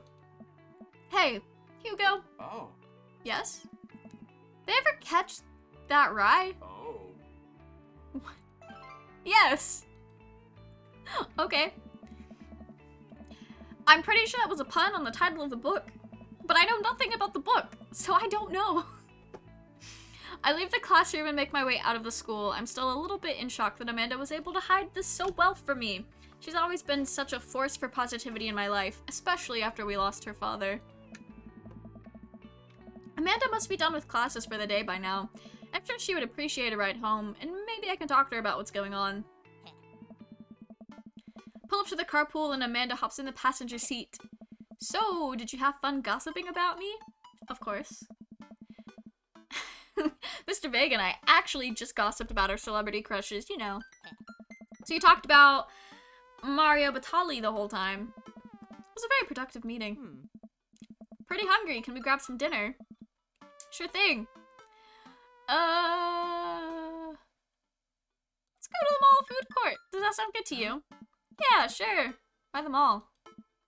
Jeez, can a dad take his daughter to the mall? Will you buy me things? I will buy you a thing. Singular. Sounds like a deal to me. We drive in silence for a short while. Amanda plays a game on her phone. I should say something. You know, sometimes when a kid gets older, they find that they have to keep things hidden from their parents. And that's okay. Because sometimes that's what kids do. And that's okay. But also sometimes it's just good to have the parents' perspective because, you know, maybe the parents have also dealt with similar situations. Maybe they're a little cooler than you give them credit for. Anyway, what I'm trying to say is that it's a good idea to share. Love you. Have you been reading my tweets? You have a Twitter? What? Never mind. Look, sweetie, Mr. Vega said you haven't been participating in class and that you're not turning things in. Oh, I'm fine, Pops. Senioritis and all that. I thought you liked Mr. Vega's class. It's fine. He's fine. We pull up to a stoplight and I Amanda. She's still texting. I want you to know that you can talk to me about anything. Classic parent-child conversation. I can tell that whatever it is, she doesn't want me knowing about it. That's frustrating. I heard Emma R is going to that fancy art school in California. That's exciting. Yep. Are you bummed that you guys aren't going to the same school? Yep. She keeps texting. Something funny happened. What's so funny? I don't think you'd get it. Okay. This is very awkward. Who are you texting? Noah. Who's Noah? My friend. Does he go to your school? Yep. Do you like Noah? What? No. Gross. Dad. Ugh. I can't believe you. We ruined the mood. Why would you? Ugh. Gross. Sorry. Just asking. Daddy's just my friend. Guys and girls can be friends. He's my friend. Oh, she just keeps going. Okay. This is going well. Good talk. Love ya. She leans forward and turns up the radio. I guess that conversation is over. To the mall then. Is that what it's like to have kids? We arrived at the mall! Big indoor shopping center with a couple different floors. It's kind of dead, but that doesn't stop a mall security guard from yelling at the group of loitering teens. Let's eat something disgusting for dinner. Hell yeah. Language. Heck yeah? Better. We approach the food court and evaluate our options. There's greasy restaurant after greasy restaurant. My heart burns just looking at the menus. Nobody looks happy to be here. What are you in the mood for? Bread dipped in sugar, bread dipped with cheese on it, or do you just want me to inject some fat directly into your bloodstream? I extend my hand to her. Would you do me the honor of sharing some nachos? She takes my hand with a grin. It would make me the happiest, cheesiest girl alive. We order a giant pile of chips and unnaturally orange cheese from a very unenthusiastic and possibly stoned teenager. Fair enough. We take a seat at a rickety table and dig in. These are bad. These are very bad. But also strangely delicious. We have to eat through the pain. I feel like it's both incredibly difficult to fuck up nachos, but also really easy if, like, the chips are soggy. So, something's been bothering me for a while. Can you explain memes to me? Which meme? All memes? Oh, we're gonna have to be more specific than that. Memes are inside jokes shared by a bunch of people. We all know what memes are. I guess you've already done the jokes to death. Yep. And what's worse is that movies and TV and video games will try to jump in on a meme train, but it's just based on how long it takes to make them. The meme will no longer be dead by the time it comes out. Yada yada yada. Yeah. Oh shit, what up? Ugh. Please. Eh? Anyway, changing the subject. Where to now? Want to go to that goth store? Hmm? Are we taking our daughter to Hot Topic? It might be the exact representation of the establishment. Amazing. I don't know what store you're talking about. You know, where you can buy chain wallets and it's basically an assault on what people fought so hard against in the punk and hardcore movements of the 70s and 80s. Mm. Gotta be more specific. The one you threw up in that one time. Oh, that one! Yes. Amanda runs into the store with me trailing behind her. She makes a beeline for the back. There it is! You can still see the outline, kinda. I'm so proud? Speech. Amanda. Yes. Speech, speech, speech! Okay, I'll do it if you stop chanting. I clear my throat. Thank you all for joining us here today to commemorate a historic moment that would forever shape history. On a day very much like today, some 5 years ago, our very own Amanda Ann Leaves had too much blue raspberry slushy on an outing to the mall. Huh. After begging her father to take her to Dead, Goth, and Beyond to buy rainbow suspenders, she proceeded to throw up all over the display of My Chemical Romance merchandise. Her loving father then had to pay for said merchandise, which to this day remains among our possessions. Thank you. Ah. Amanda is moved. She begins clapping. Slow at first and faster more vigorously. Several other patrons turn their heads. One of them also starts clapping. I bow my head. I love that about humans. We'll just start clapping when we don't know why anyone's clapping. Hey. Oh, hey, chain wallets. Alright. Not much for a dad to look at in the Dead, Goth, and Beyond.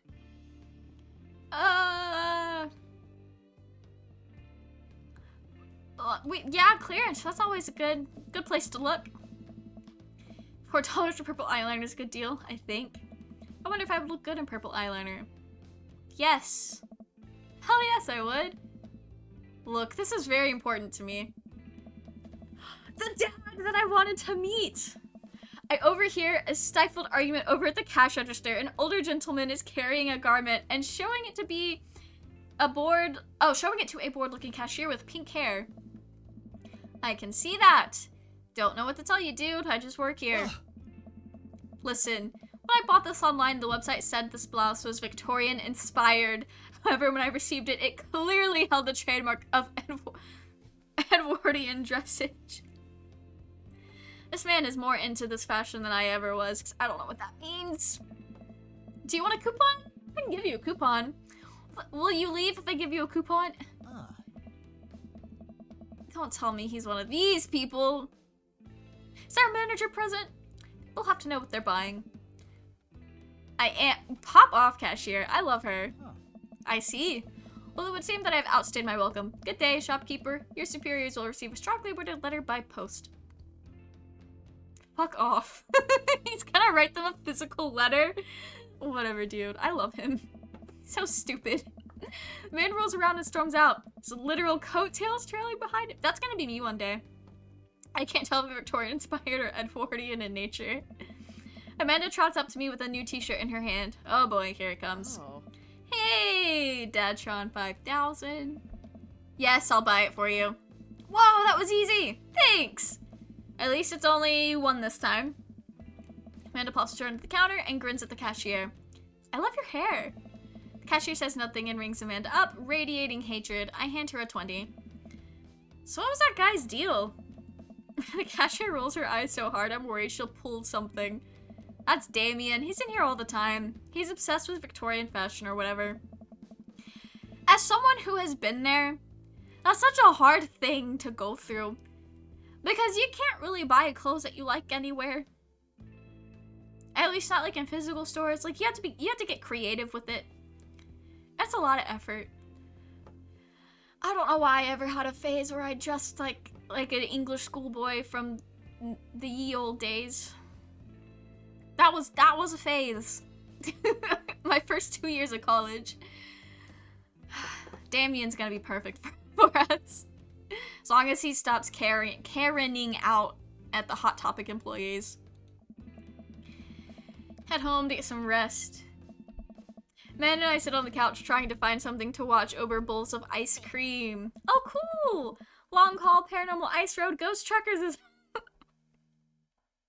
The best part about this is my real life dad also enjoys Ice Road Truckers. Amazing. That's just a dad thing to watch, isn't it? They have to make it over the Canadian tundra before the ice road melts, but also they're hunting ghosts. Also, the trucks are haunted. This is an episode I've already seen, but it's one of the best. Amazing. Callum and Flint, Dogbone, the twin brother truck driving ghost hunting duo find themselves in a greatest peril yet. Oh no! The ghost son got control of the truck. Amazing. You know, if this was like a real show, I would probably be all about this. It'd be great. I would watch it with my dad every day. Flint, we're about to die! You listen carefully, it sounds like it's saying, you're going to die. That's because we're about to die. This is art. Okay. Excuses herself to go and start arguments on the internet. Pop off, queen. Okay. I stay up a little longer, curious about the exploits of Callum and Flint, Dogbone after the... Yeah, okay, so we keep watching and then we go to sleep. If you press the ignition too long, you'll just... Okay, I didn't get to finish reading it. Morning, sleepyhead. 5 more... We are pulling a Gulliver from Animal Crossing. Which I guess is kind of funny that I made that comparison at the beginning of the game, and then Mary later calls us sailor because Gulliver is a sailor. Okay. We have cereal for breakfast and spend the morning putting together furniture. Amanda is much better at interpreting the tiny manuals. We're able to put together a few shelves and one desk, but I'm pretty sure it was supposed to be a bookcase. Interesting. Sounds like they fucked up. Is you excited for the cookout today? Yeah, I'm all over those terrible store-bought sugar cookies that everyone brings to parties. Honestly, those slap. Last time I had one, I could literally feel the chemicals burning in my mouth. I think I might have been allergic to them. It was a weird time. Yeah, those are bad. Which means there are more for me. Don't you want to meet some of the people in the neighborhood? Probably end up standing uncomfortably in the corner with a plate of food and hope that nobody talks to me. Dad, you are a beautiful work in progress. We will get that butterfly to emerge from the cocoon. A social butterfly.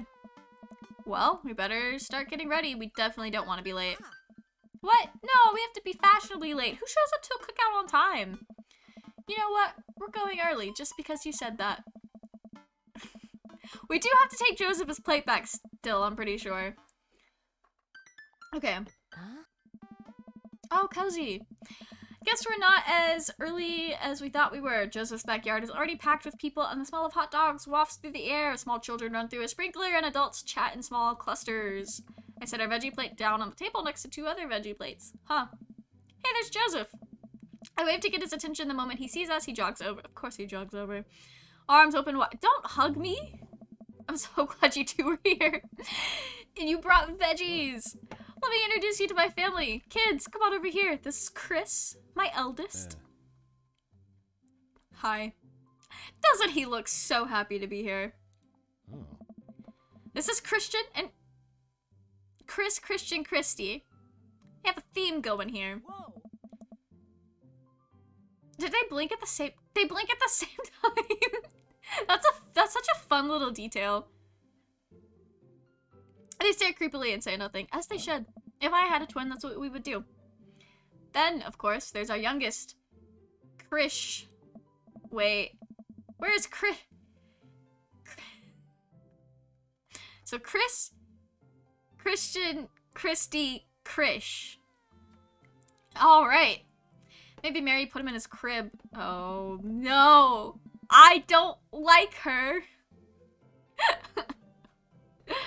It's the woman from the bar the other night. What is she doing here? Oh, and how can I forget my lovely... Oh, so they are still married.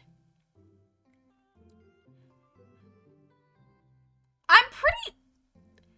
From what I remember when this game first came out, I am pretty sure this man is an available dating candidate. So you could potentially be a homewrecker. I don't like that. But I mean, she's obviously not a loyal woman. Unless they have an open relationship. I don't know. I don't know. I don't think they do, though, based on how people talked about these characters. Joss pecks her on the cheek. She smiles. Ah, Mary, sweetheart. Did you put Krish to bed? I'll have to go look. Oh. They lost their child. How old is Krish? Oh. Mary, this is our new neighbor, Mel and his daughter, Amanda. I'd shake your hand, but I have a glass of wine that I need to tend to. I love her. Amanda, don't. Nice to, meet you, Mary. For the first time. Charmed. Well, I have to go over there now. Mary leaves. Oh, this is so awkward. I wonder if Joseph knows. I wonder if Mary knows that Joseph knows. I wonder if Joseph knows that Mary knows that I know. It takes all my energy not to run away from the barbecue and start fresh in a new city. My wife has a wonderful sense of humor. But please, you do enjoy this barbecue. All the guys are really excited to meet you. Amanda and I mill around and try some of the food spread out on the table. I pick up a deviled egg. My mom used to make those all the time. They were so delicious. I feel like I don't know the origin of deviled eggs. I was gonna say I feel like it's a very white people food, but then I realized I don't really know where they come from, so it might not be. And I just think it is. Okay, Amanda grabs a small paper plate and immediately begins piling it with baked goods, as she should. I don't want to have to make friends. Ugh, awkward. Craig is gonna probably, potentially, maybe be here. He's in the neighborhood. That's a friend we already have. We don't have to make new ones. Kay, hello! And I love these days.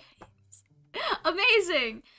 Half of the ones we've met so far, I really like them. I'm gonna go for the goth one, because I liked him before I knew anything about the game. So that's gonna be who we go for. I think his name was Damien. I also am pretty sure he's canonically a trans man, and I love that for him.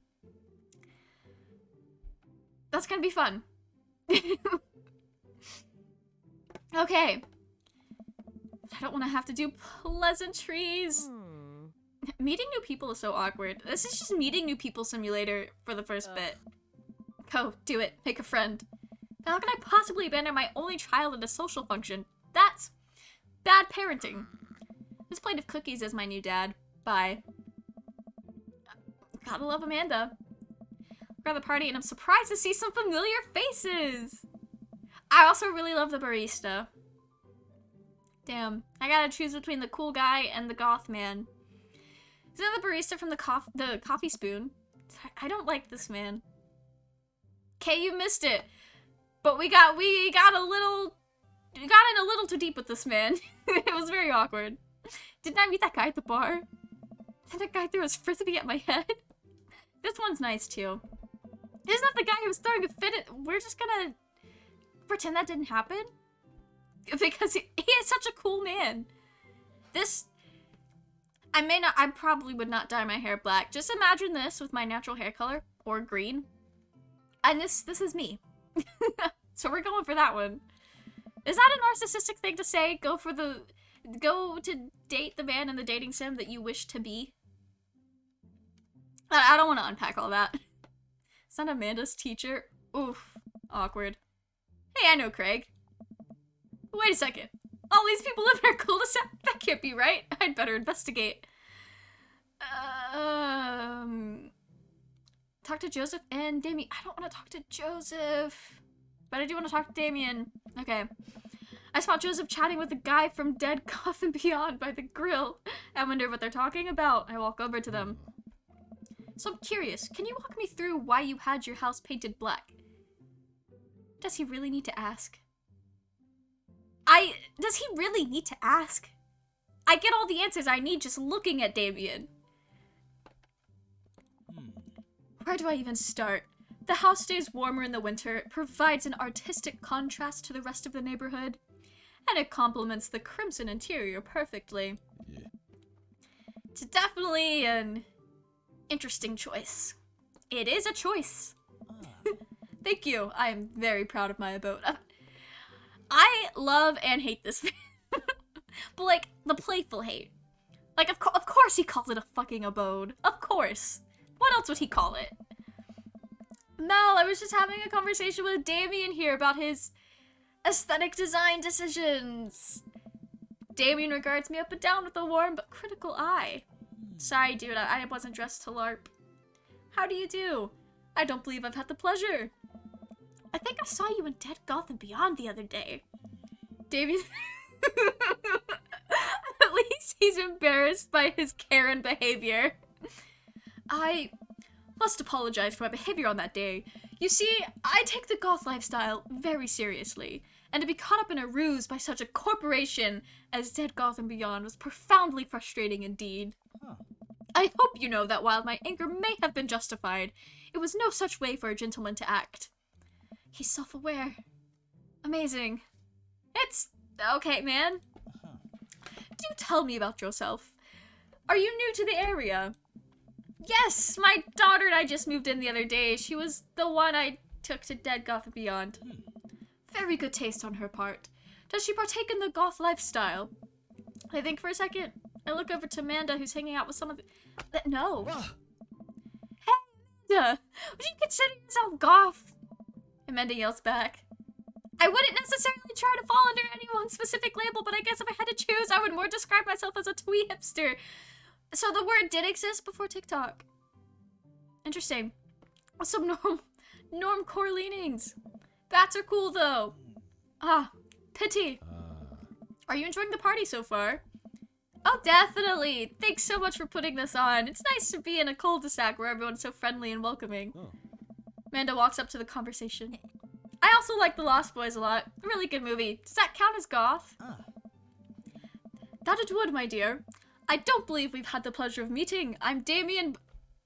Of course his name's fucking Bloodmarch. Damien Bloodmarch at your service. Damien finishes the sentence with a flourish and a bow. Producing a single rose. He's a theater man. Amanda blushes and returns the gesture with a curtsy. My, you do know how to treat a lady. Hello, Amanda. Seemingly out of nowhere, Joseph's twin kids appear. Are they speaking in unison? Whoa. They would fucking love Timmy and Tommy. Hey, won't you come play with... How old are they? Joseph, how old are your kids? Come play with us. Forever. Okay, his kids are cool. They're playing up the creepy twin thing. I feel like they're doing it as a joke, and it's fun. We've talked about this. I love his kids. How could such terrible... I actually don't know if he's a terrible person, but how could such terrible people have such cool kids? Christian and Christy slowly back away. Where do you think they got that from? I don't like Mary. Mary pops into the conversation, wine in hand. Of course she does. Of course. I don't know. Mary takes a long sip of the wine.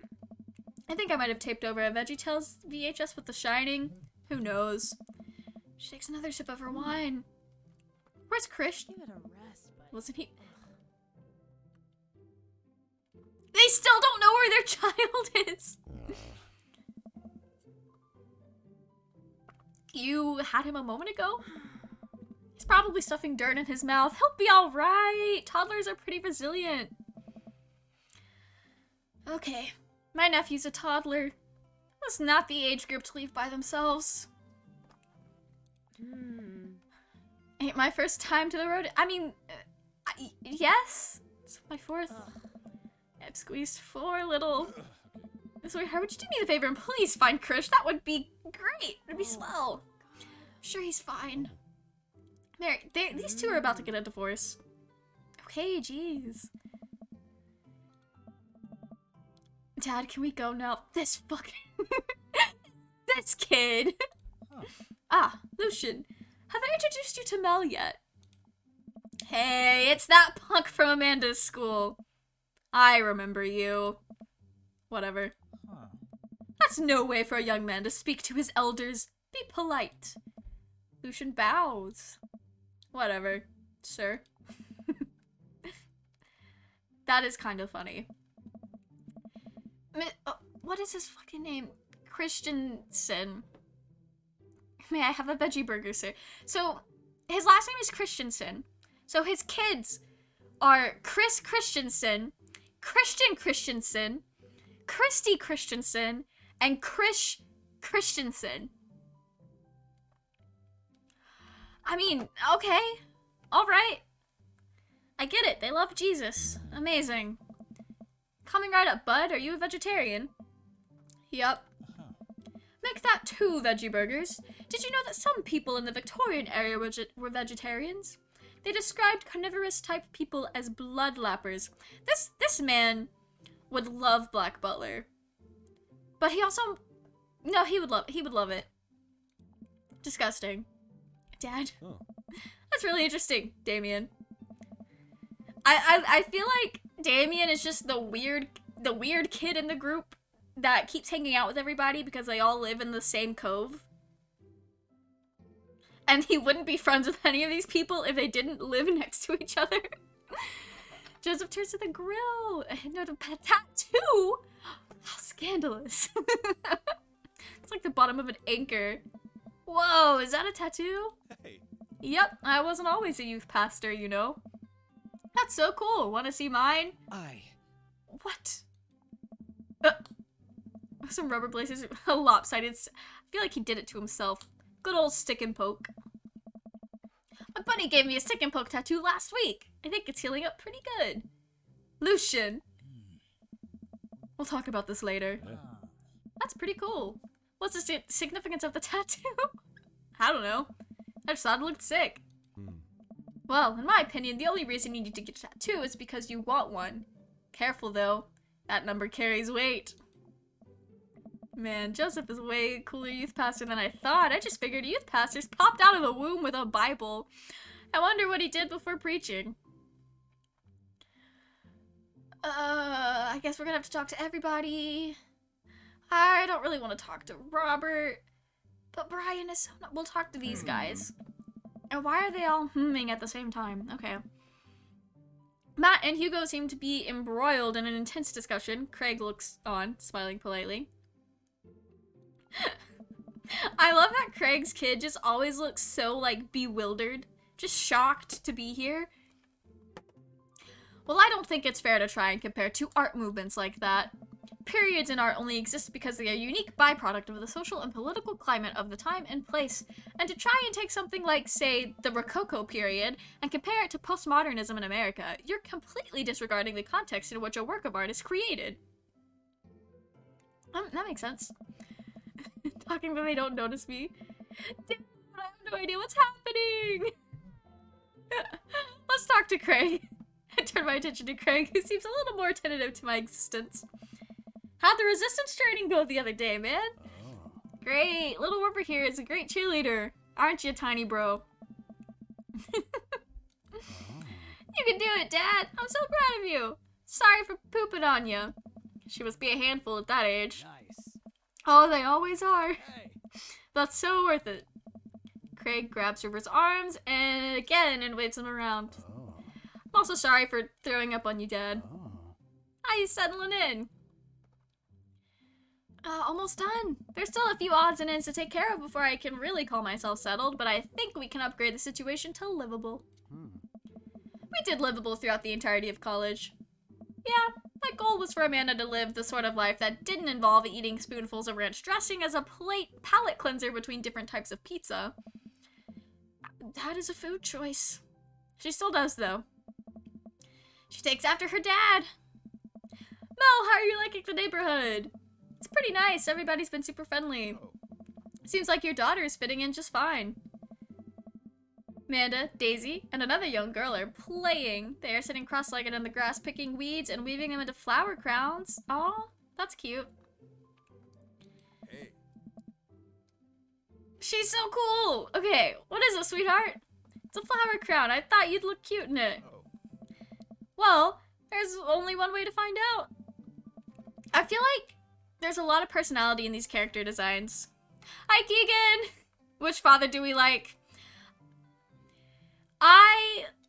Despite his Karen tendencies, I really like Damien, the goth one, and I also really like this guy. I like Craig as a bro, like platonic bros. I have neutral feelings towards this one.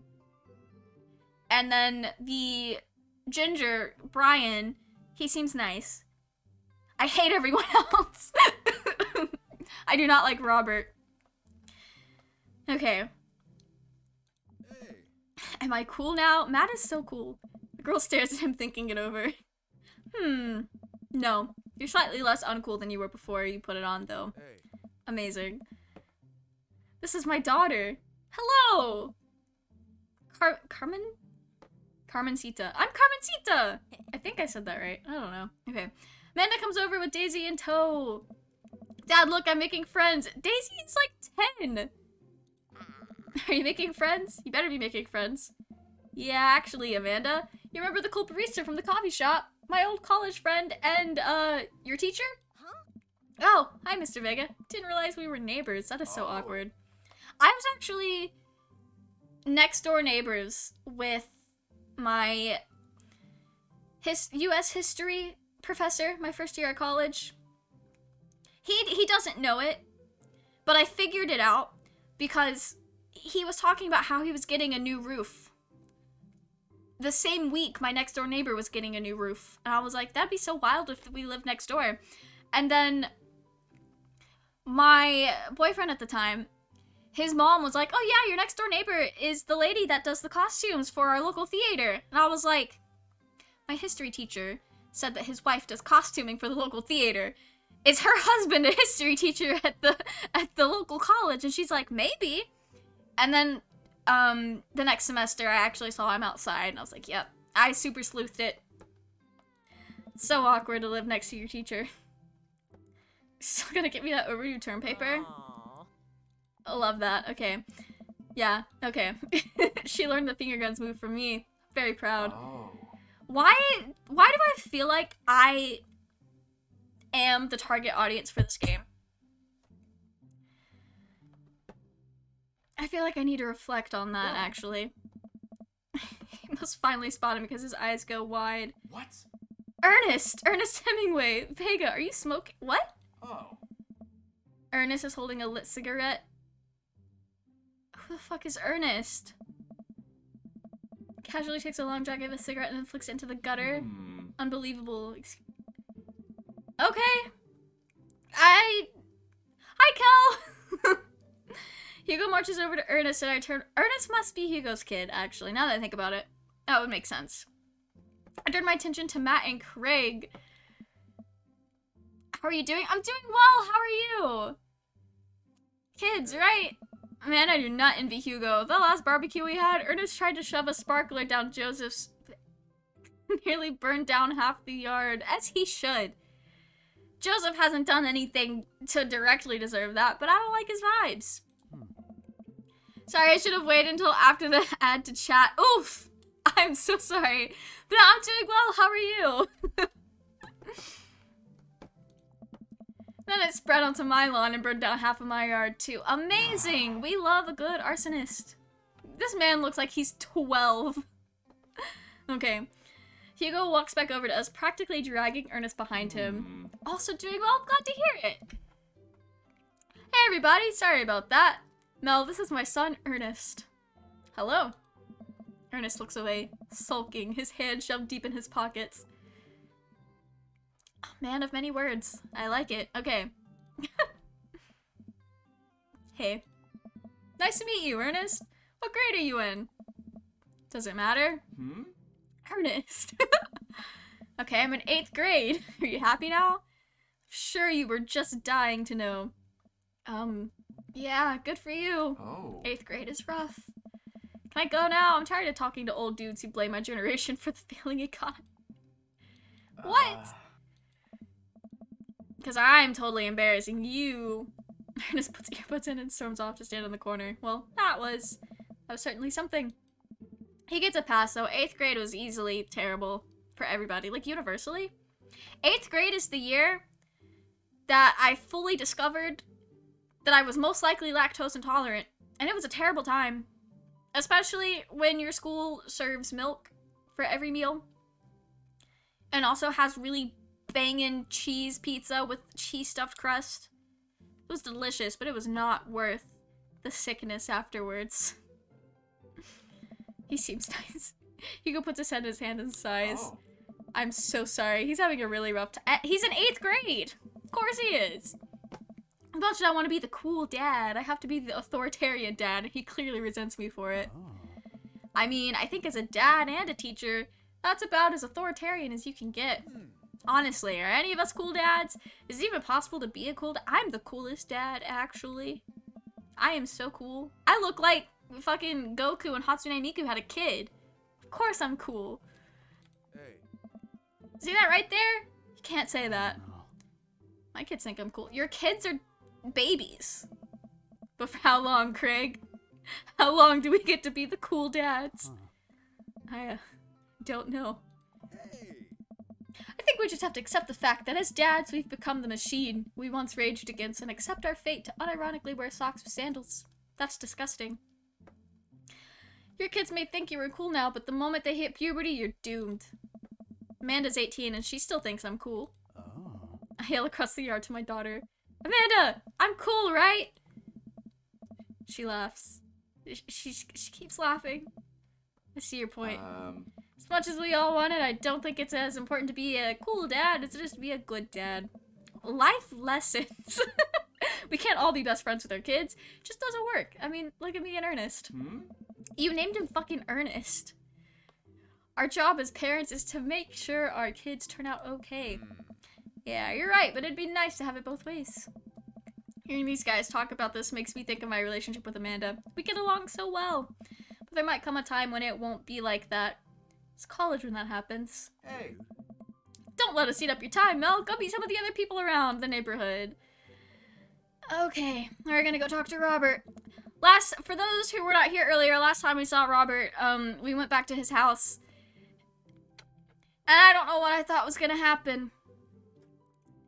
But then we left, and it was very awkward. I don't want to talk to this man ever again. Glanced around the yard and noticed Robert and Brian chatting over drinks. Brian's cool, though. He's gonna be the group mellower. Man, I don't think I want to deal with being one-upped by Brian. Or whatever happened with Robert. That was last night? The timeline is not making sense, because I feel like that was 2 days ago. What? It got me staring. Oh no, Brian's waving me over. Alright. Hey, guys! Mel, how the heck are ya? Settling into the neighborhood alright? Brian is such a nice sunshine of a guy. What a dude. Got the living room in order, at least. Most important room. That's great to hear! I've been doing some living room work as well. Finally got the 50-inch in there. The game looks great in high def. We should have gone to hang out with Brian instead of going to the bar. We could have avoided so much awkward stuff. Oh boy. Mel, have you met Robert yet? Yeah, we've met. Good seeing you again.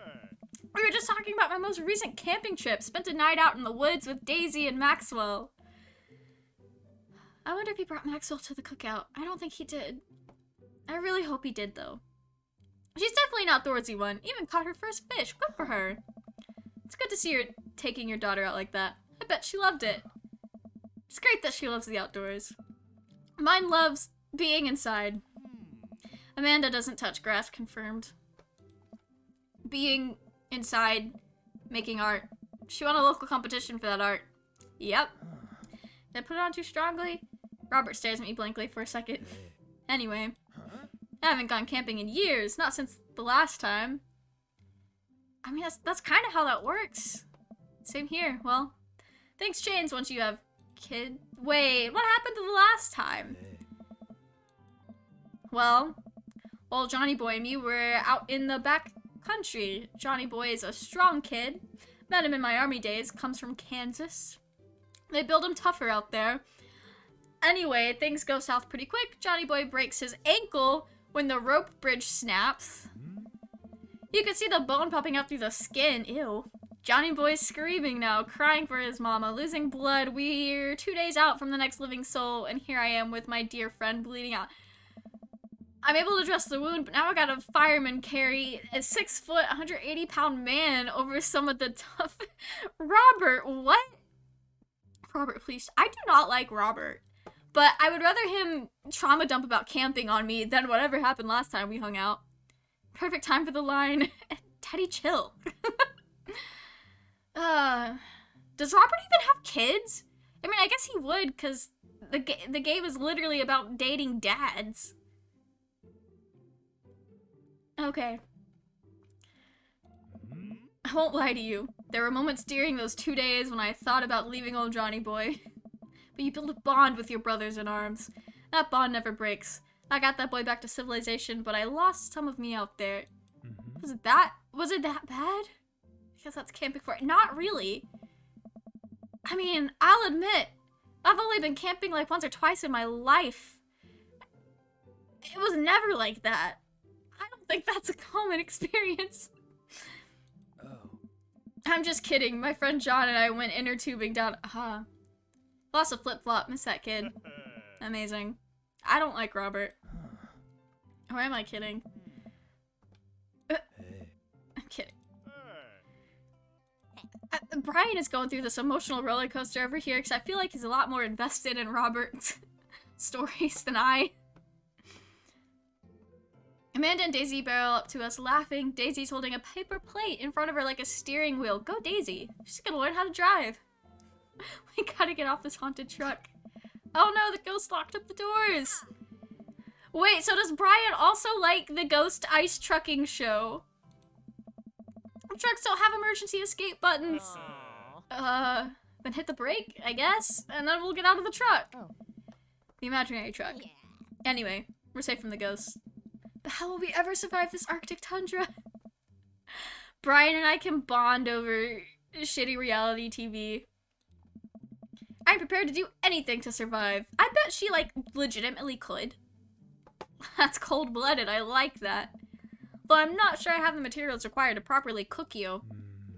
You know, that reminds me of the last time I went skiing. Robert, stop. Are you guys playing Long Haul Ice Road Paranormal Ghost Truckers? Yeah! Amanda and I love that show. It's the best, especially the episode where Callum hides Flint's keys and Flint retaliates by breaking an ancient cursed urn and spinning this...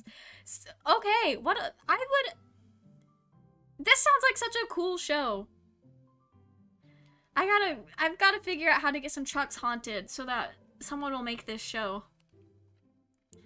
Such high quality reality television. Hey yo, where can I watch this? That's what I'm trying to figure out. HBO, Hulu. It would... I don't know why I was gonna say History Channel, because I don't think that's the channel. I feel like it might be like a Netflix original or something. History Channel. I was trying to think of channels that is like a dad channel to watch, and I'm pretty sure Pawn Stars is on the History Channel, and that's all I could think of for some reason, because that's the last show I saw my dad watching. TNT, maybe? Maybe. I have no idea. I don't watch a whole lot of television, but I do enjoy that show. That and war... Of course he would fucking love war documentaries. Alright, Daisy, I found us a couple of bugs. They're gonna make a great meal. Lots of... Please don't eat bugs. I think TNT is the mom channel. See, my mom doesn't really watch a lot of TV. She watched... There was like a couple of shows that she watched the shit out of as a kid. I have no idea what channels they were on. If I recall correctly, it had like NCIS and Bones, but I could be insane. I don't watch TV. NCIS is a very mom show to watch, I feel like. But both of my parents have watched the entirety of NCIS like 3 times in the last 2 years. So maybe it's just a general parent thing. Bones is so good though. I've seen some of it. I haven't seen a lot of it. My family was more of an NCIS Criminal Minds family than it was literally any other crime show. But we did see a few episodes of Bones. Have I read this already? Oh yeah, that's the bug one. Okay. There's a whole table of food right over there. Daisy, it's a game. We're playing pretend. It's what kids do. You're 8 whole years older than this child. Live a little. Trying to explain games to a 10-year-old. Oh, gummy. That's actually cute. Let's go find kindling for a fire. Okay, but not an actual fire. There's a fire pit right there. Because we're playing pretend? Alright. Now you're getting it. They must have heard about Ernest burning down the yards earlier. What a cute couple of kids. Man, I've never seen her get along with anyone so quickly. I guess Amanda just sorta has that way with kids. That's kind of amazing. Daisy doesn't really get along with kids her age. It's nice he's not trying to one-up me this time. Maybe we can have a regular friendship after all. Really? She just kind of keeps to herself. Her teachers say she spends every recess in the library. I think the other kids are intimidated by her intelligence. There it is. I wouldn't worry about it too much. Amanda was shy at Daisy's age too. She used to have a habit of crawling under tables and crying every time we took her to a restaurant. Mood? She bit people too. Kids, right? Gotta love them. You're required to by law. I hear that. Shut up, Robert. Well, since they're getting along so well, maybe we should try to put together a little play date for... They do seem to get along really well, but the thought of continually hearing all about Brian's accomplishments is rough. Yeah, that'd be nice. Well, I don't want to take up too much of your time. Go meet some of the other fellas. Okay. Without further ado, let's work some magic. Joseph closes his eyes, takes a deep breath, and gets to work with the greatest of ease. He sets patties on the... Oh, they haven't even cooked yet? Okay. This is the most dad of dad things to do. You guys think this is my first time in front of a grill? He's working faster now, effortlessly. I feel like he has this whole speech prepared, and he says this every time he grills with an audience. The dads take notice and crowd around Joseph to admire his masterful technique. Good for him. Probably didn't know this, Mel, but Joseph's known around here for his grillmanship. He's ungrillevable. Hey. I've tried to get on his level, but I just can't catch up. Let us keep studying. He has a rare quality about him. Okay. Mustard, we keep talking about this. Can't we just appreciate the artist? I've never seen him make a mistake. Okay, we need to stop. This is getting too cheesy. Please stop. All of the children at the party blew the glorious display of puns in unison. Wink. Does he just have a voice line that fucking says wink? Why was that necessary? Okay. Alright, guys. The food's ready. Please form an orderly barbecue. Barbecue. Amazing. We all grab our food and hang out, enjoying perfectly cooked cheeseburgers. All these guys look like normal human beings, and I look like I just got home from Comic-Con. Awesome. Man, it's so wild how all of us dads live in the same cul-de-sac. Kinda nice, isn't it? Feels like there's a real community here. Totally helps when you're just a single dad trying to raise it. Are we all single dads? Yo. We're happy to have you here, man. I think you're gonna like this neighborhood a lot. Craig knows. Plus, Amanda seems to be getting along with all the kids. If she decides to get into the babysitting game, she'll really make a killing. Hey, why don't you add us all on Dad Book? Dad Book? Yeah, it's a great social network for dads to keep in touch with each other. We're all on it, so if you ever need to reach out to anyone, that's the simplest way to do it. Do y'all not have phone numbers? A group chat? Sorry, I'm just so old-fashioned, Dad. Social media goes over my head sometimes. Don't worry, Pops. I'll help you figure it out. The rest of the barbecue goes smoothly. We all trade stories and drink beers. Our kids play on the lawn. Amanda breaks up a fight between Carmencita and the weird twins. I think they wanted her soul. I love the twins. Amanda and I walk back to our place as the sun sets over the neighborhood. Pretty fun party, don't you think? I wish I could have been playing. You and Daisy seemed like you were having a way better time than I was. Because we were. Well, hey, at least you met some other cool dads. You should hit them up on their dad book. Maybe I will. If I ever figure out how social media works. I feel like if a social media made for dads, it would also probably be made by dads. And be very user-friendly. So it shouldn't be too hard to figure out. I have a good feeling about this place. Me too, Dad. Amanda and I arrive home with the remnants of our veggie plate. Seems like nobody was really into the cauliflower. Any big plans for this evening? Actually, yeah, I'm going out with some friends. Oh. Hmm. Is that okay? Of course. Just keep me posted and be home before midnight. You got it. And be careful. I will. Make good choice. This is literally just the conversations I have with my parents. Call me if you need anything. You're not gonna do the thing where you wait silently for me to come home in the living room with all the lights off, are you? What? No, I've never done that. I will never do that. Okay, do you have plans tonight? Do we? Can I eat ice cream, watch TV with Amanda, but I'll find something to do. I'm gonna work on some stuff. You know, dad stuff. Just relaxing tonight. Have fun, okay? Great. See you later. She drives. Amazing. I really do hope she has fun. I plop down in front of the TV and turn on some Wine and Dine Mastermind.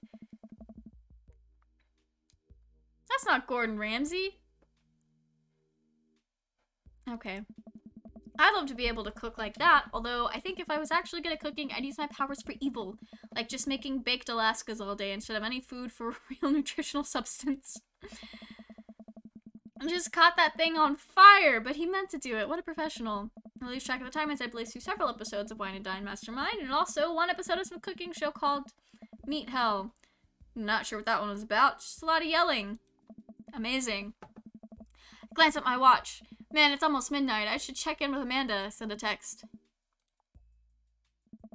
I wander to the kitchen as I wait for a reply. Okay. Unless she's driving home now, in which case I hope she doesn't respond soon because I definitely taught her better than to text and drive. This is not a dad. My dad will text and drive. I don't know if that's a dad thing or not. I have a really bad habit of assuming that all life experiences are universal. Reach into the freezer. Long day of socializing. Ice cream sandwich. Okay. Check my watch again. And then my phone. Nothing yet. Now I'm worried. Do I call her? Do I call the cops? No, it's too soon for that. I'll just send her a gentle reminder text. What's up? Oh, she's late. Okay. Now I'm really worried. The episodes of Gavin... No. Wait, what? Okay, the episodes of Gavin Chapman's Meat Hell are not only not assuaging my anxiety, but possibly exasperating it. With all the yelling, so I keep pacing around the house waiting for her to come back. Why didn't I find out where she was going? Who was she even with? Why don't I know any of her friends' phone numbers? Why don't I even know any of her friends' full names? Who's Emma P? If I decide to send her another text. Amanda, please text me. Let me know you're okay. The amount of times I've gotten this exact same text message, except for my name's not Amanda. I can't help but think of all the awful things that could have happened to her. It's her! Amanda opens the door and shuffles in. Finally, she's back home. I'm glad she's okay. Sup? Sweetie, thank God you're safe. Yeah. But now that I know she's okay, I'm really mad. Why didn't you answer my text? Pulling out of her pocket. Oh, whoops, guess I didn't see those. So I just walked to her room. Amanda Ann. Oh, not the middle name. You're pulling out the middle name now? Amanda, you came home an hour and a half after your curfew, and you didn't respond to any of my texts. You really freaked me out. I was about to call the cops. Dad, you're seriously overreacting. You're not gonna be like this when I go off to school, are you? I was scared. You weren't responding, and it was just like, oh. Well, that kind of feels like a little... but... Okay. Plot. We're gonna learn about our dead husband. I have to stop myself from tearing up. Oh. Dad, I didn't mean to. I sit down on the couch, put my head on my hands. I feel very tired all of a sudden. Emotions will do that to you. You really scared me. Just please don't do that again. Alright. I'm gonna go to bed now. Well, that kind of dampened the day. Amazing. Jeez. Oh, this is a room reveal. This is the first time we've seen our room. So I'm falling asleep. One thing she said keeps echoing in my mind. You're not gonna be like this when I go off to school, are you? Oops. Definitely didn't sleep well last night. I brewed some strong coffee and make some scrambled eggs for Amanda as a peace offering. She eventually wanders into the kitchen. Hey, thought about what you said last night. I should have texted you. I said I was gonna do it, and I didn't. I honestly just didn't even think about it. Really sorry. I won't do it again. Well, I trust you to make good choices. I also thought about it. I'll try to give you your space from here on out. Gotta trust that you can take care of yourself. I mean, yes, but at the same time, when you are living with somebody and they expect you home at a certain time, like, you gotta communicate so that when you do, this is not an event. I don't need to say when you eventually go missing because that's not an eventuality, but in the case that there was like a legitimate problem, then they know. Team leaves? Team leaves. Amanda gives me a hug. Amazing. You want some eggs? You know it. Sprinkle some cheese on. Why are we just a cheese-eating family? Already did. Oh, she eats those eggs so fast. Alright, I'm off to school. Smell you later. That's what my passport in Animal Crossing New Leaf says. It just says smell you later at the top. Amazing. Why am I the target audience? Okay. One more thing before you go. What? What's Dad Book? Social media platform. Wait. What? What's a social media? How old am I supposed to be? Dad, I have to go to school. Come on, Amanda. I'm an old man. I can't put together a Dad Book profile on my own. So, we're gonna let our daughter be late for school to set up our social media. Amazing. Cute parenting things. I'll help you sound interesting on the internet. Amanda spends the next couple of minutes setting up my profile on Dad Book, which, as it turns out, is a place where dads can get together and talk about fatherhood. Alright, Pops, we gotta fill out your profile. Let's get some likes and dislikes. Oh, okay. Netflix and grill, baby! Polish and sort my coin collect. Gross. Torment my child with dad puns. Sing it to blissful oblivion. Fall asleep watching the History Channel. We gotta learn about aliens! We got one thing to take with you onto a desert island. What would it be? Castaways. The lost shaker of salt. My trusty grill! A boat, obviously. I don't need anything. My survival skills have trained me for this day. Minecrafters. I gotta be Steve. Okay. What are your turn-ons? A strong dad arms. Tennis shoes with long white socks. Well manicured.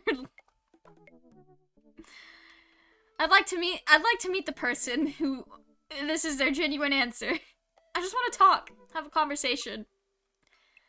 Figure out what's going on in their life. Top tier grillmanship. Comfortable with crying. I've been down that road and it's terrible. Let's be a well-manicured lawn. What did you want to be when you grew up? A pro skater who's also an astronaut. President of space. Tactical writer for manuals and instructions. Pro skater astronaut. What's your favorite movie genre? Anything on Laserdisc. Whatever will make me cry. Who is this targeted to? Because I know these answers are targeted towards people in this game. Who is crying all the time? Sean Connery's entire filmography, War documentary. I'm pretty sure War documentaries is Robert, so we don't want to put that. Fuck this, okay. We'll figure that out. What's your ideal date? Napping together, doing a 1,000-piece puzzle together, eating a healthy dinner at 4 p.m. Precisely. Arson! Being emotionally vulnerable, trying to geocache but getting arson. Why do you never leave home without my sick vape? Okay. A cool knife. My crippling low self-esteem. One of these things is not like the other. I frequently forget my phone, keys, and wallet at home sometimes. Okay. A book of word jumbles and a pen. A sensible cardigan. A cool knife. I spend a lot of time thinking about How proud I am of my conspiracy theories is actually true, though. If I'm ever able to love myself as much as I love my grill. You see, it's a joke, but it's not a joke. Lawnmower modifications. Amazing. Profile complete! See, that wasn't so bad. Yeah, that was actually kind of fun. I could totally spend all day on here just looking at people's profiles. Just message one of them. Ew. Talking to people on the internet? Promise I'll make some friends. Amanda gives me a hug. Go get him, Dad. Welcome. You've got dads. What?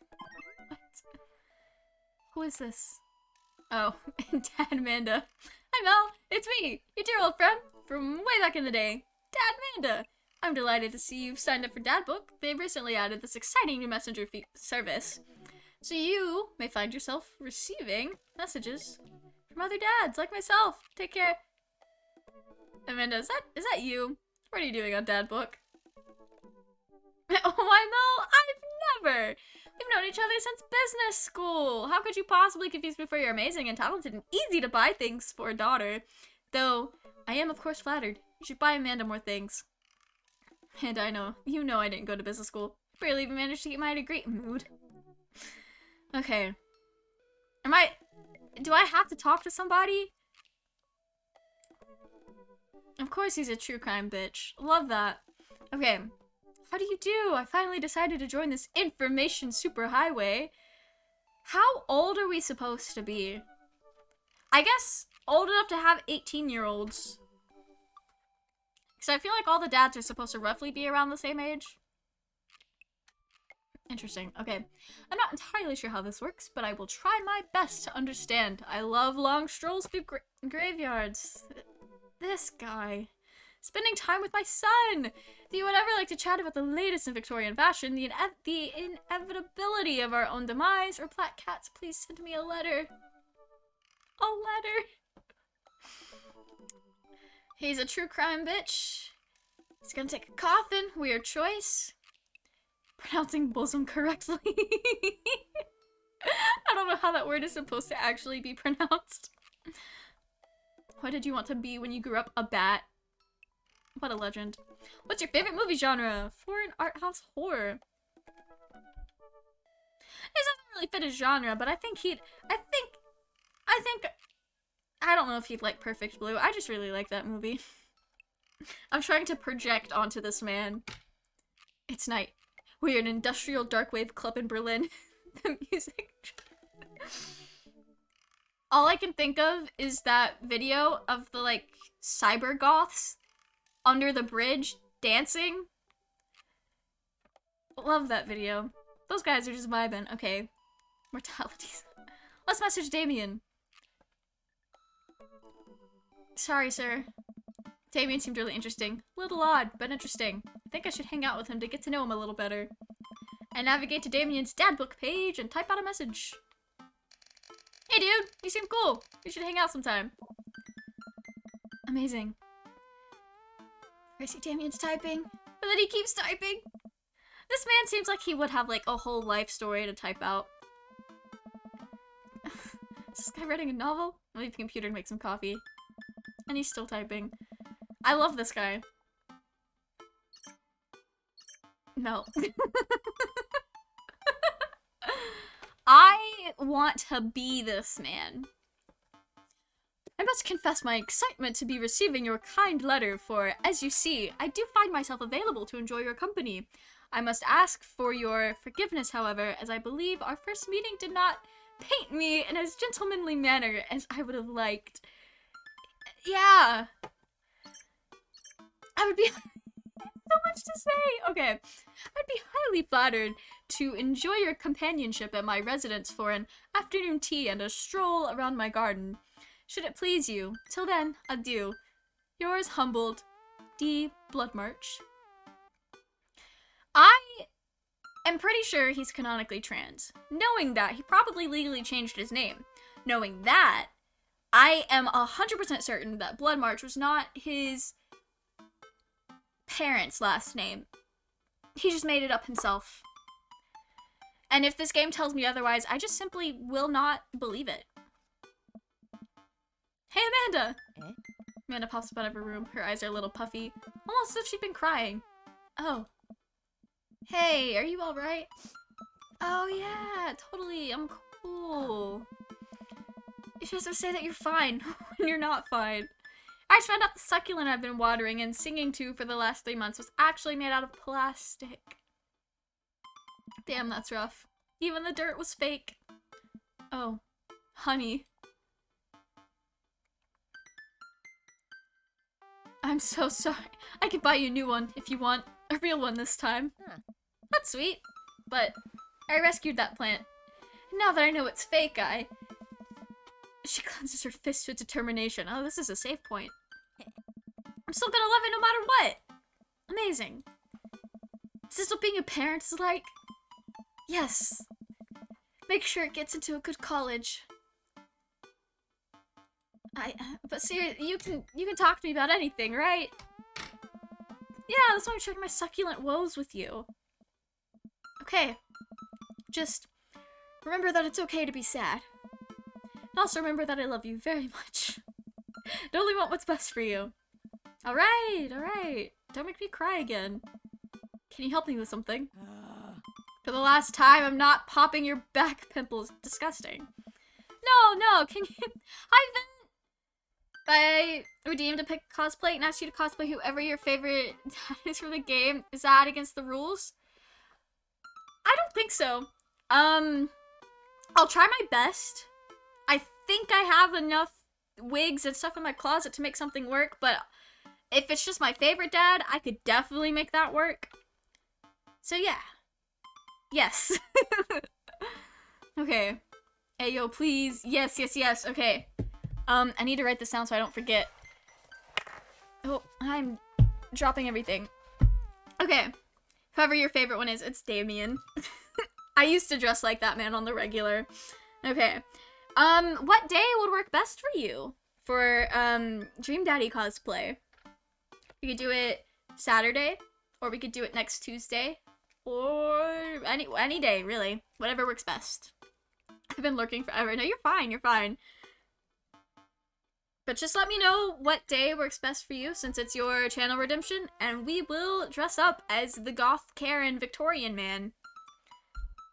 Any day that works best for you. Okay, I will have to get back to you on that then. Amazing. I also just realized, a little ironic, Damien's my favorite for a lot of reasons. And I just remembered when I was in high school, I had an OC, and his name was also Damien. So this game literally just, like, reached into my brain and was like, let's get all these details and make it one character. I usually cannot make it to your Tuesday streams, though. Alright, so not Tuesday. We could do it Thursday, though, because I think I might play this game again on Thursday, depending on how far we get.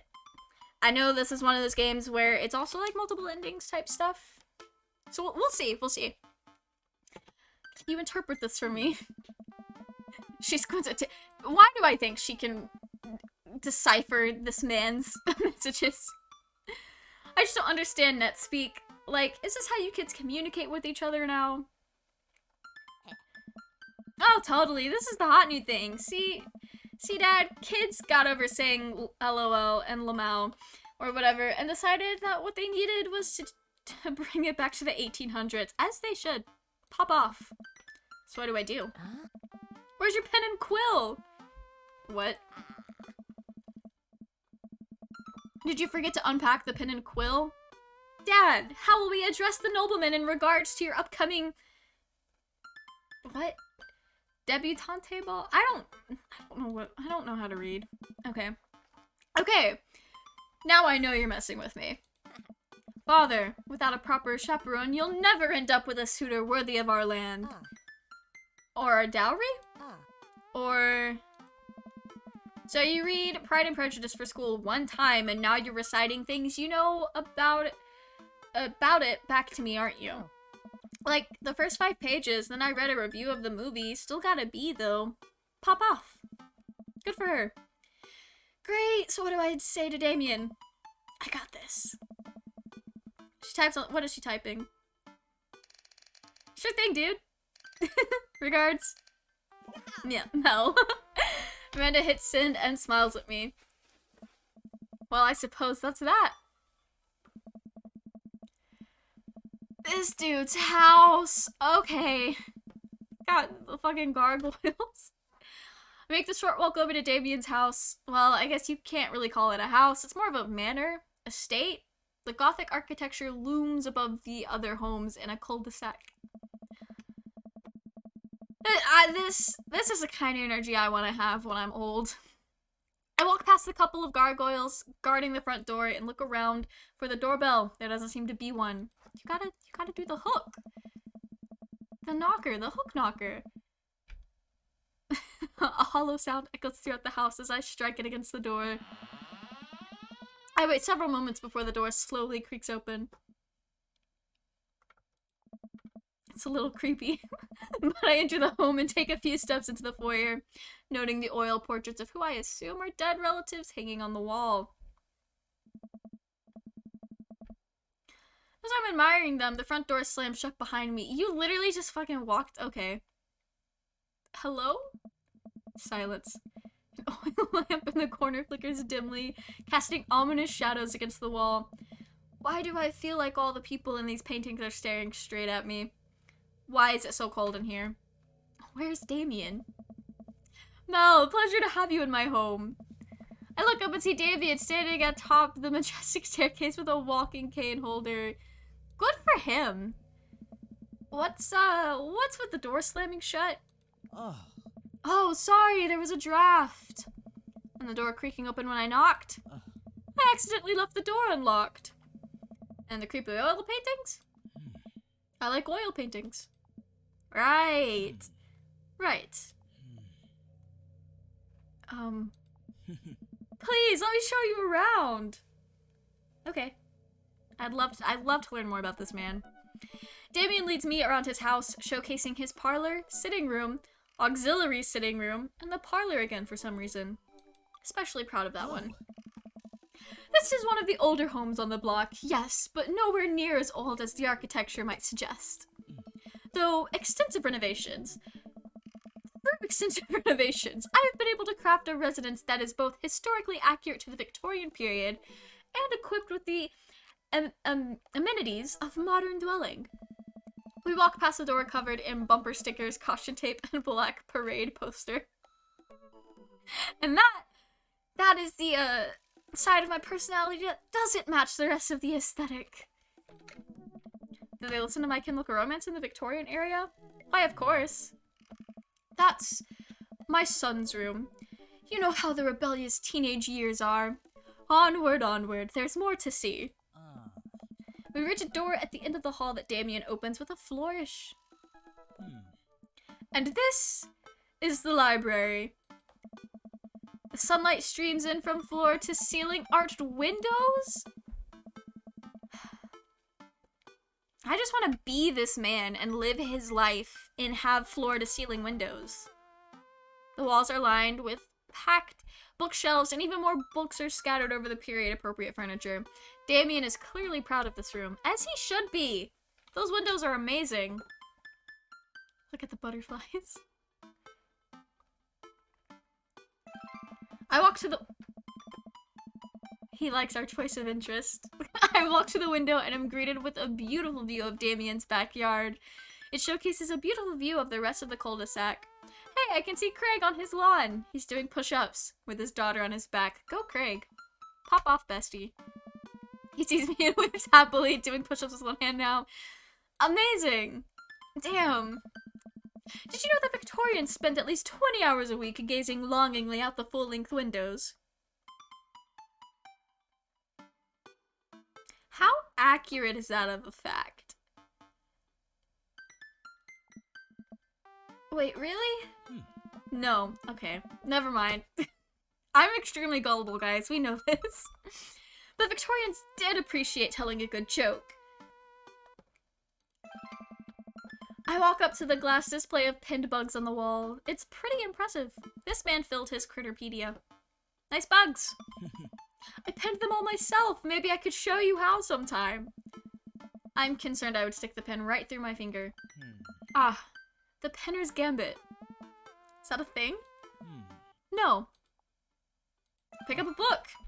You know, Mel, in the Victorian era, there was some controversy surrounding reading. Many people thought the more tawdry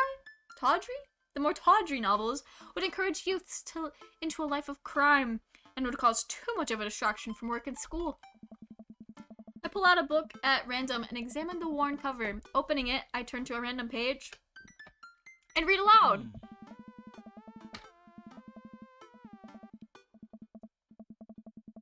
This has gotta be a fucking joke. This has got to be a joke.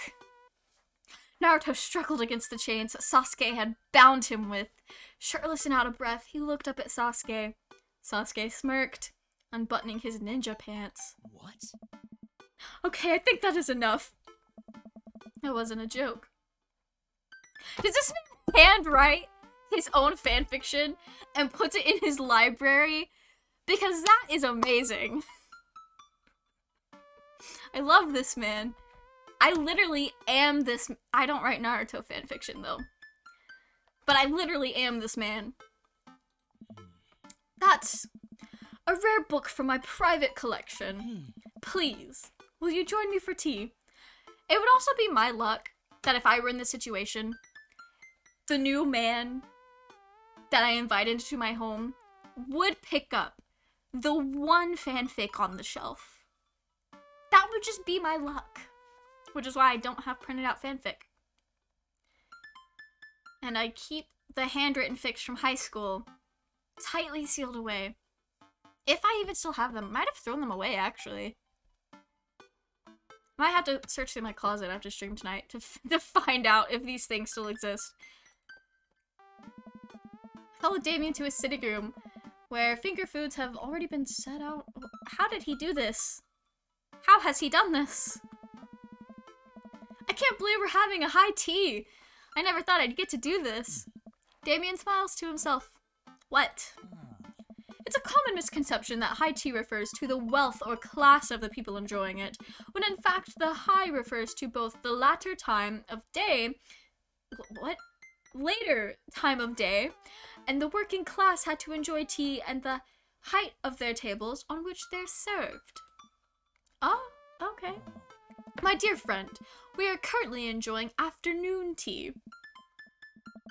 That's informative. Damien takes a seat next to me and serves me a tiny sandwich. I like your cape. Your home is there are a lot of goths in Maple Bay.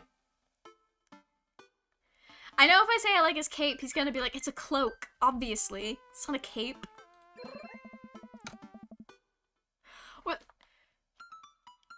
Were those fucking eggplants?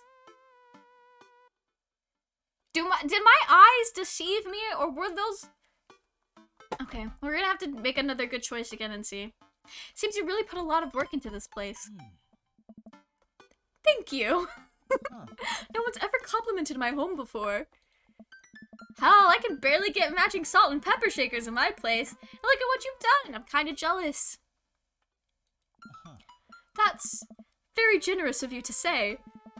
What got you so interested in goth stuff? Well, when I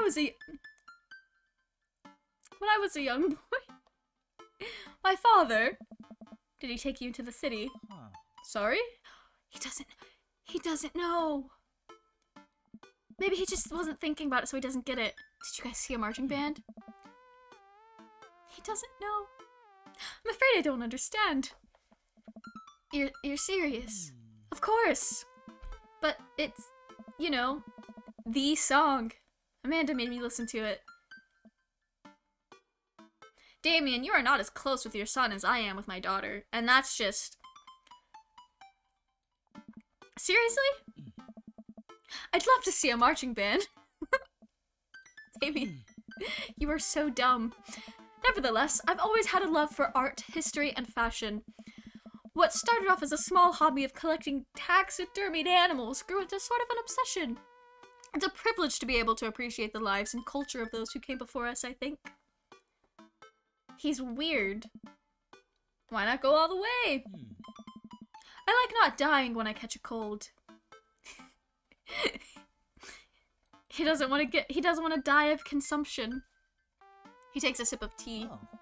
I can acknowledge that there were many very terrible things about the Victorian era, and I try to live a life that strictly aligns with those ideals. Would be admittedly horrid. But I think it takes a critical mind to truly appreciate something to the fullest, to be cognizant of its flaws and love it all the same. Tell me, Mel, do you have any hobbies? Oh man, I do. But I don't know if I care about anything the way you care about this stuff.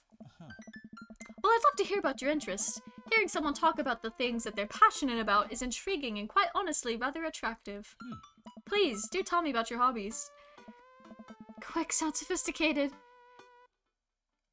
I learned how to juggle once. Love me some word jumbles.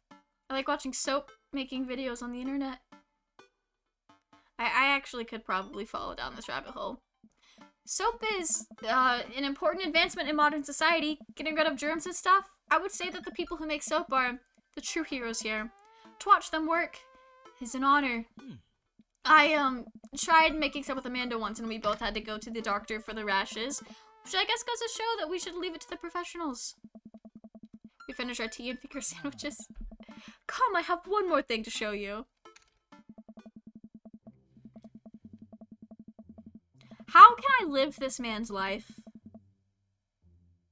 Like, can I just, like, wake up as Damien the next day? You know how much photosynthesizing I could do in this garden? This is amazing. A variety of flowers flourish in a beautifully landscaped rose, and a small stone path weaves through it, and butterflies flit lazily through the air. My garden. It's beautiful. Thank you. Victorians took flowers and floral arrangements very seriously. You see, it was considered uncouth to discuss personal and romantic relationships in public, so lovers and friends oh. I see, I know why we're in the garden now. So lovers and friends alike would use bouquets to send secret messages to each other. Each flower and plant is symbolic of different feelings. Even more interesting is that one flower could mean different things depending on the other plants it was paired with. One had to be extremely careful, as even the style in which the ribbon was tied around the bouquet affected the message. He plucks a gorgeous bright orange flower off a vine. Lilium bulbiferum? The orange lily. What do you think this one means?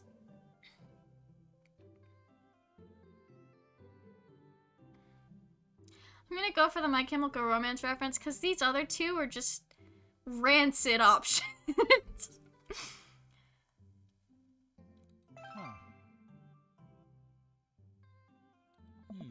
The orange lily is actually symbolic of pure hatred. I love it. Amazing. I'm gonna give an orange lily to Robert. Well, that's precisely why floral arrangement is so challenging. What's your favorite type of flower? Snapdragons are cool. There's no hyacinths. Animal Crossing has really put me on to liking hyacinths, and this is the closest thing. Snapdragons, because they're cute! And you can do that thing where you squeeze them so it looks like they're talking. What a lovely choice! I'll have to remember that when I put together a bouquet for you. I love this man.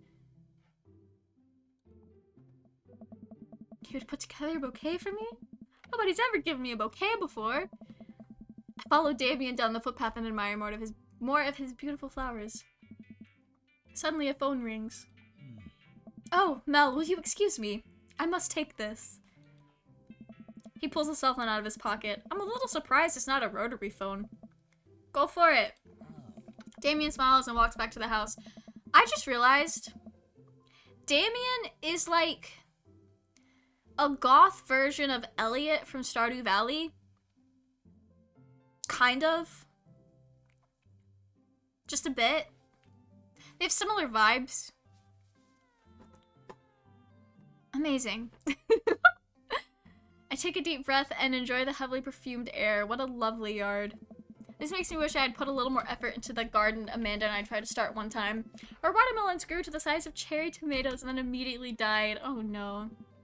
Oh hey, a gargoyle. Not me, about to live out the Oran High School host club knocking over the vase. Oh no. Fix that guard. Huh? What? I don't understand.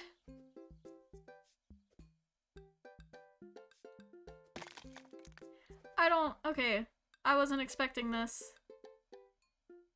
Is it this way? That doesn't feel, what?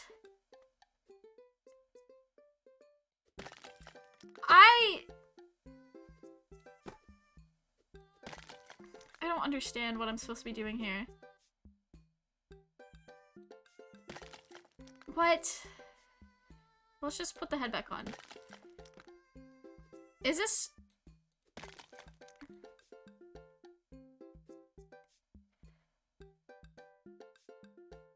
I wish I could get it closer to it.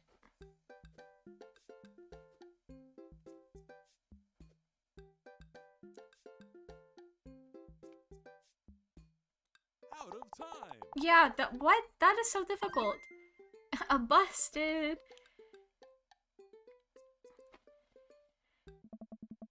Oh, I can't figure this out. Okay. I was not about the Garg. Oh, no. My sincerest apologies to have kept you waiting. There's an urgent matter that I must attend to, so... Did you break my gargoyle? All I did was lean on it. Oh my. I just had it installed last week. No matter. I suppose it will give me a chance to work on my masonry skills. Now, if you'll excuse me, I'm afraid I must take my leave. That's no problem, dude. Everything alright? Oh. Everything is perfectly fine, but it's Lucian. What's wrong? He appears to have, well, his teacher needs me to come to the school post-haste. Do you need help?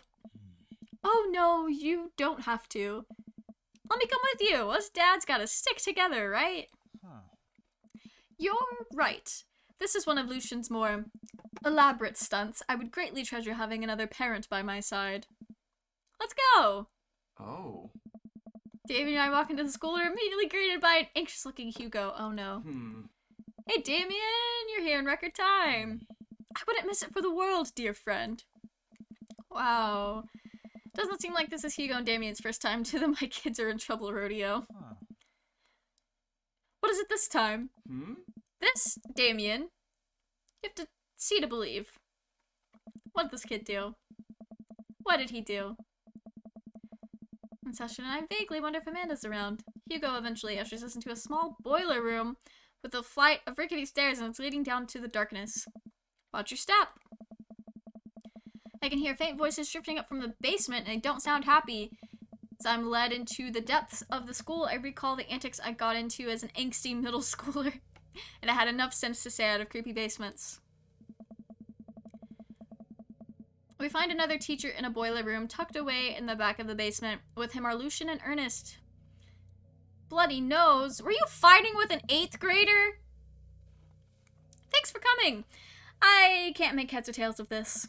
I look around at the scene of the crime and see a bunch of bricks and some masonry tools scattered around. What happened here? Ernest punched? You were fighting with a fucking middle schooler? Lucian tried to kill me. What? I was not trying to kill you, dumbass. I was just trying to build a brick wall around you and see what would happen. These guys would greatly benefit from playing Minecraft. You promised me there was wine down here. You tricked me. Whoa. Wait a second. Lucian, did you try to cask off Amontillado? Ernest? I'm neither confirming nor denying that. What's Cask of Amontillado? It's a classic Edgar Allan Poe short story where the man gets his enemy drunk, lures him down into a cellar with the promise of wine and of a fine vintage, and buries him alive behind a brick wall. Amazing! It's a lovely story. So, wait, Lucian, you tried to do that to him? I was curious to see how it would turn out. I wasn't actually gonna leave him there. Yeah, what was it? Like, what was going on in his head? What was the thought process? Ernest was just gonna sit still while you slowly built a tomb around him? Well, it worked for like 20 minutes because he's an idiot, but then he realized that I had lied about the wine. And you were cackling maniacally, and that sort of tipped me off. Ernest? 20 minutes? Dad, Sweet man, it took you 20 minutes? Son, we did an entire 2-week unit on the cask of Amontillado, and it took you 20 minutes to realize Lucian was leading you into an elaborate ruse? Did you even read the story? I read the first 5 pages and then read the review of the movie. Whoa. It's only 5 pages long and there is no movie. Yeah, you're right. I paid Lucian to read it for me. Actually, he didn't even pay me. So when you think about it, this was me teaching him a lesson. That's true. You guys are always telling me to engage in the literature, and I did. I don't see a problem here. I mean, he's not wrong. Like, logically. But morally... Alright, I'm filing this under... What the hell? Don't do whatever that was again. You two are both suspended for a week. Why is Lucian... not... Why is Ernest even suspended? The teacher starts to stomp up the stairs. Hugo, I'll cover your class. Take your son home. Mr. Bloodmarch, you too. Thank you for your mediation. We all head up the stairs and out of the school in tense silence. Lucian, Damien, and I all pile into my car and begin to drive home. Lucian immediately puts his head up and stares out the window angrily. I'm not going to therapy again. Oh no. I know, son, it's entirely up to you whether or not you want to go. But I care about you, and I can see that you're struggling. So if you do decide that you would like to speak to a professional about your feelings, we can do that too. Maybe you can spend this next week looking for a summer job, I know how much you want your own car. Can't believe Damien's keeping his cool. I'm impressed.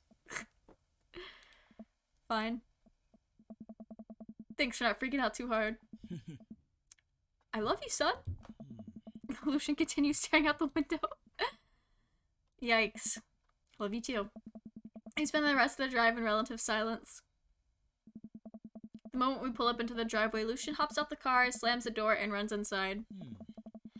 I didn't expect to have that conversation in front of you.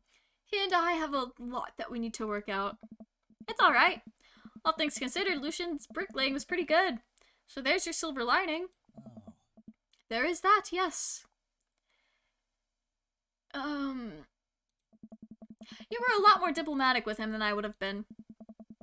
I just want what's best for him, and I don't think yelling at him would do either of us any favors. It really does. You're a good dad. There was fucking eggplants. Okay. See you around soon? It would be my honor and my pleasure. Mans works at fucking Chick-fil-A. Damien bows with a flourish. Classy.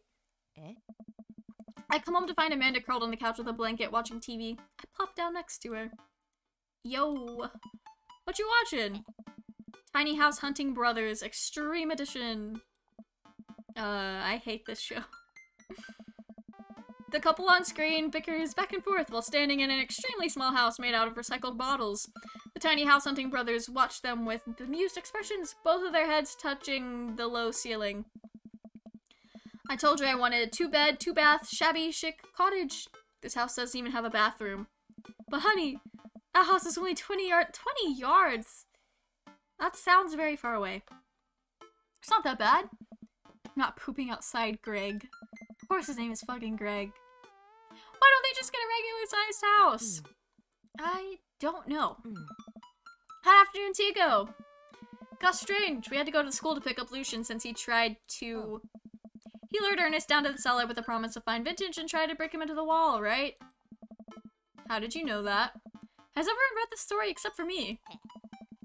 Lucian live streamed the entire thing. Hey, let's go subscribe to Lucian on Twitch to see the next time he tries to brick his friends. Are they even friends? This entire day is beyond me. But otherwise, it was a fun day. That Damien guy's a character, but he's really good company and surprisingly diplomatic dad. I dig his style. You know what? Me too.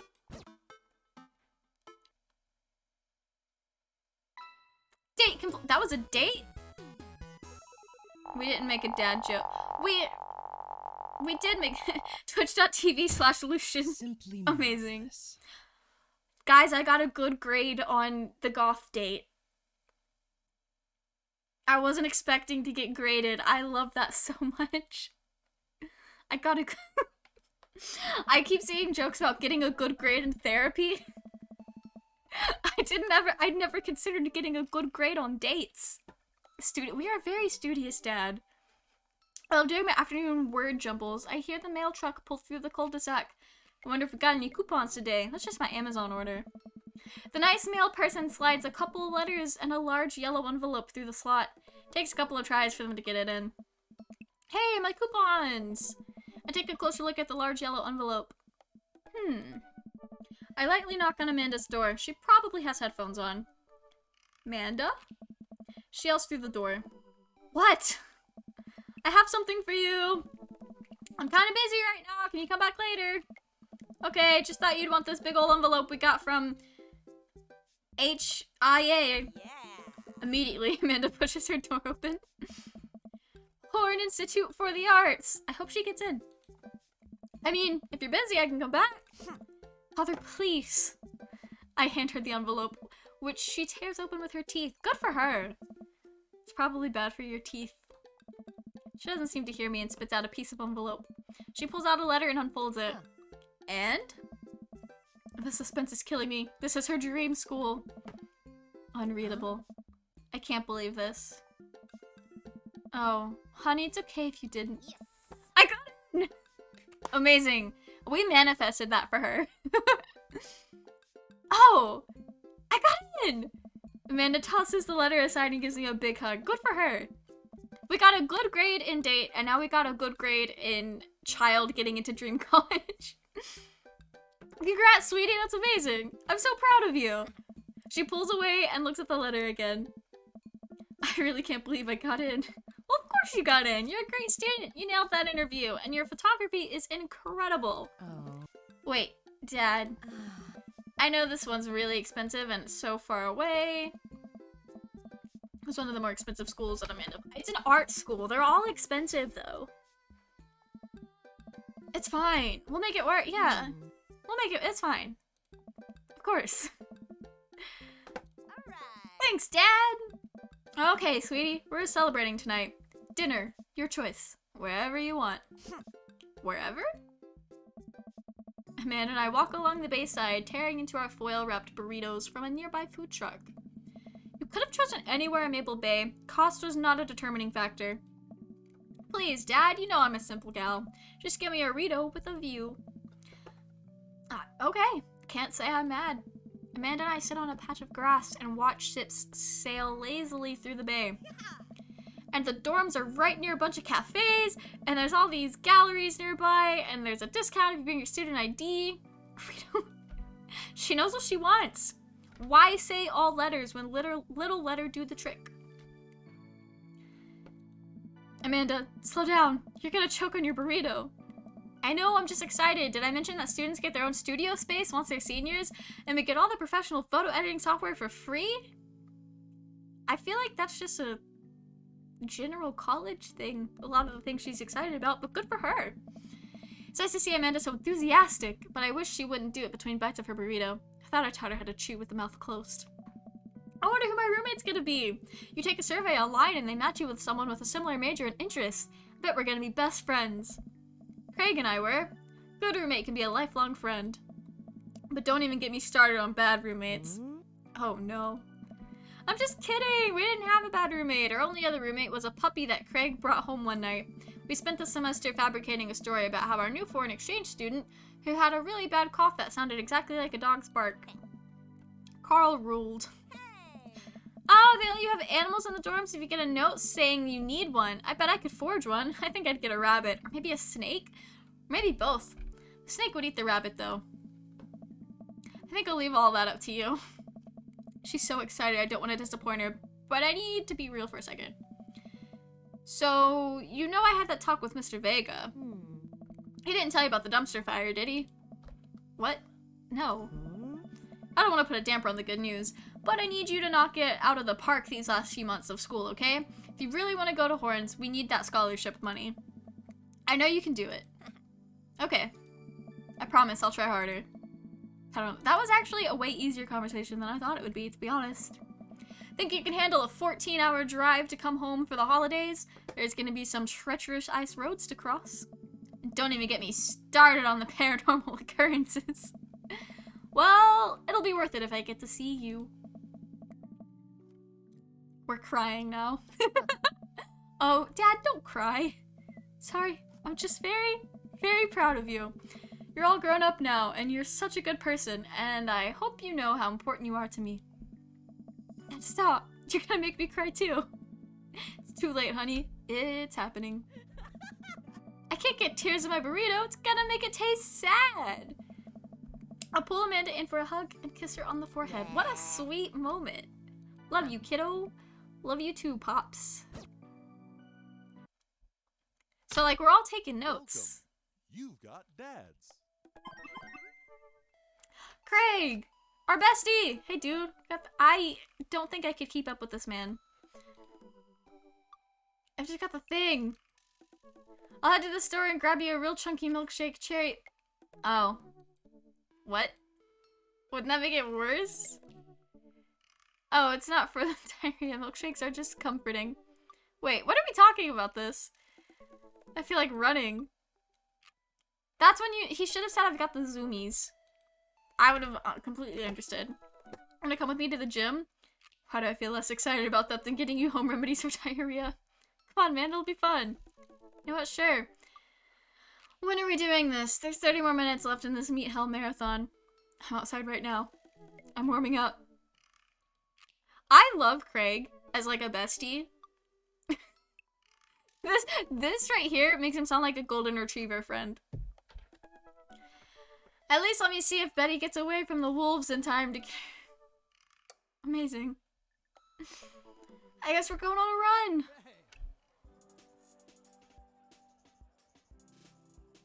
Don't tell me this is a mini game. I feel like we're running outdoors. You can see the other runners on your screen. This is just Wii Sports.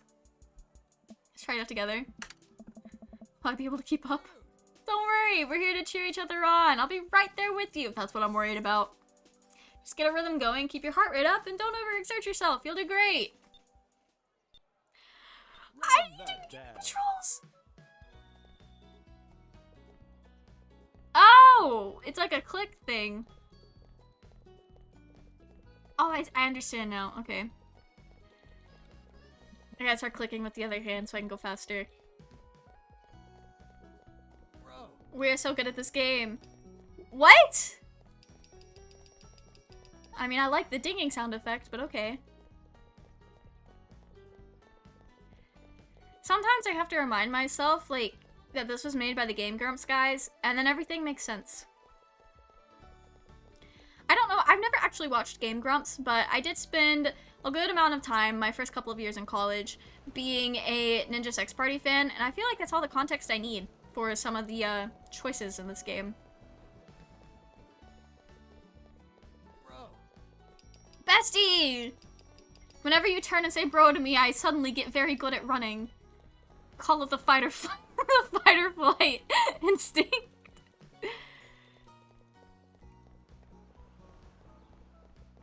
Out of all the running minigames I have ever played in my life, this one's the easiest. Look at that lighthouse. Amazing. Hey, we're catching up with Craig. Look at us go. Is this Dream Daddy Wii Sports Resort? It literally is. I'm on the Nintendo Wii. And that guy's just standing there waving. I love that guy. I love when the joggers that are ahead of us just kind of stop, turn around, and wave. Like, that is amazing.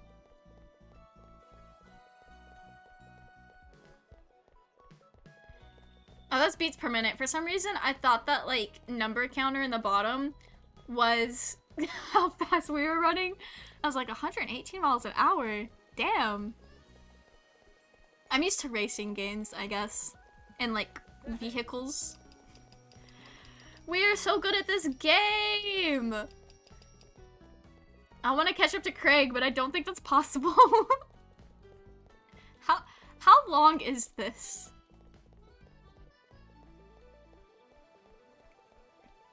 We have been running for so long.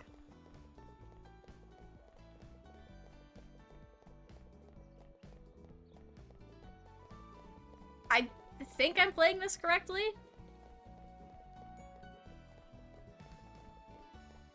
Hey. Bestie! We're caught up! Okay, now we're not. Craig, please. Slow down. Let's go! We're so good at running. We got an S++! That was a gold medal performance for sure. Way to go! I love running with my besties. Got dads. Yo! Yes, we're so good. What is our daughter trying to tell us? Oh. It's just that. Okay. I want to talk to Damien again.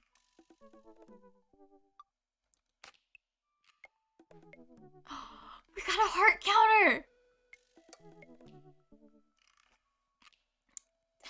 Dad tip number 20. Keep your word. I had a lot of fun hanging out with Damien the other day. I wonder what he's up to. I opened up Dad book and start writing him a message when Amanda walks in the door. Dad, you got a letter! Damien wrote us. I'm literally tearing up over the idea of Damien writing us a physical letter. Oh, is it from Grandma? No, it's from Damien. Why does this man write physical letters? Like, I know why. It's so funny to me. Whoa, can I see it? Amanda hands me a piece of old parchment. Of course it's on old parchment. Folded into an envelope and sealed. Of course it's sealed with purple wax. What else would it be sealed with? Damn, this dude goes all out. I pry off the seal and unfold the letter. In the most beautiful calligraphy, the letter reads. Okay, I gotta learn how to read. I hope you'll find my continued correspondence endearing rather than trying.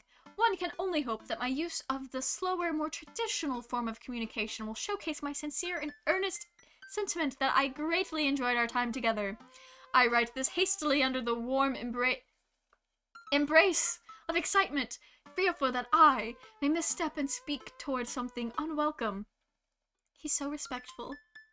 It's like he can sense that we accidentally did that with Robert. And so he's like, we're not gonna go too far. We're not gonna accidentally end up almost sleeping with this man.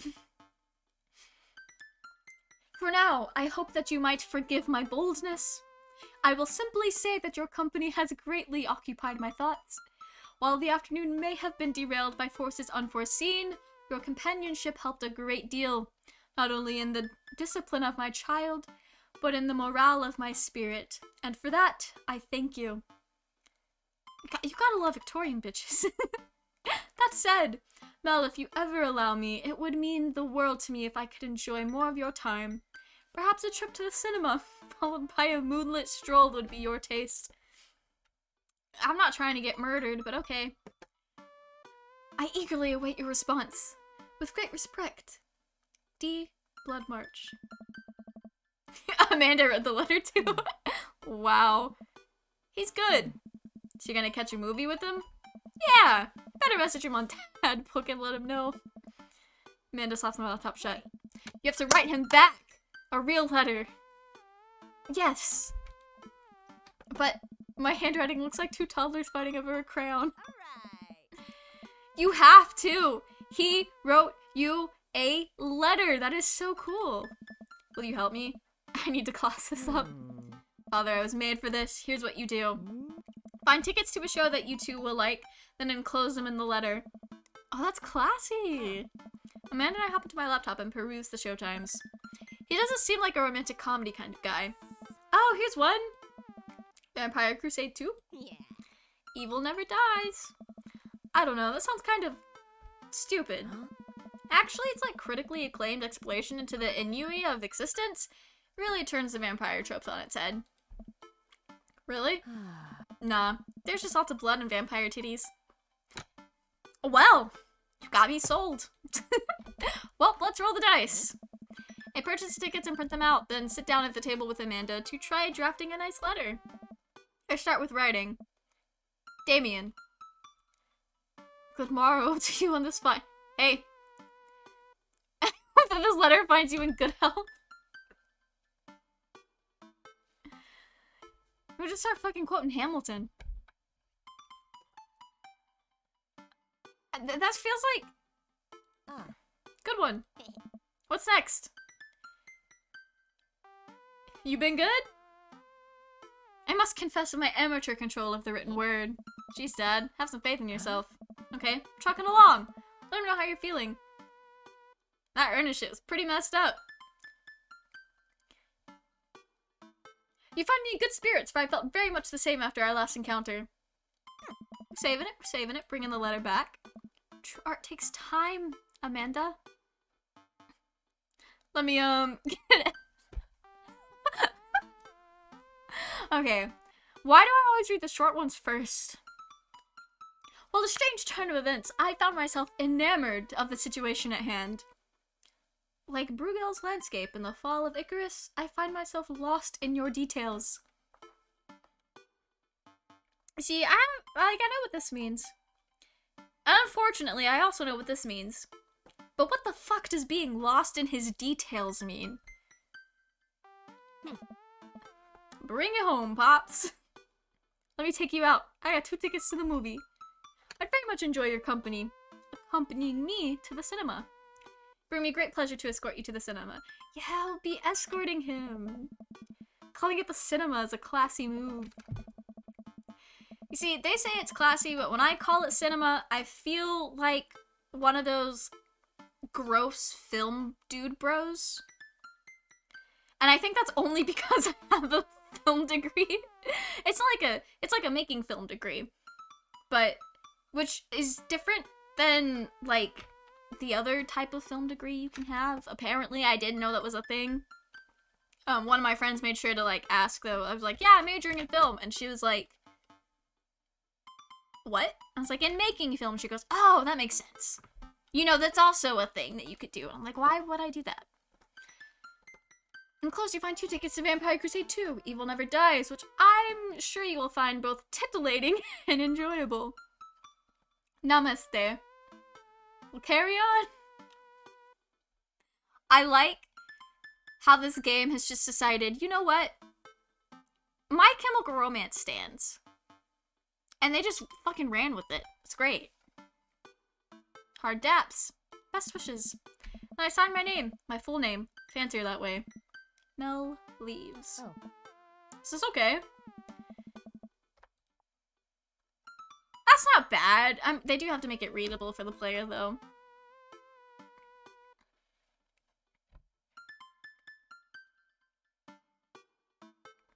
Honestly,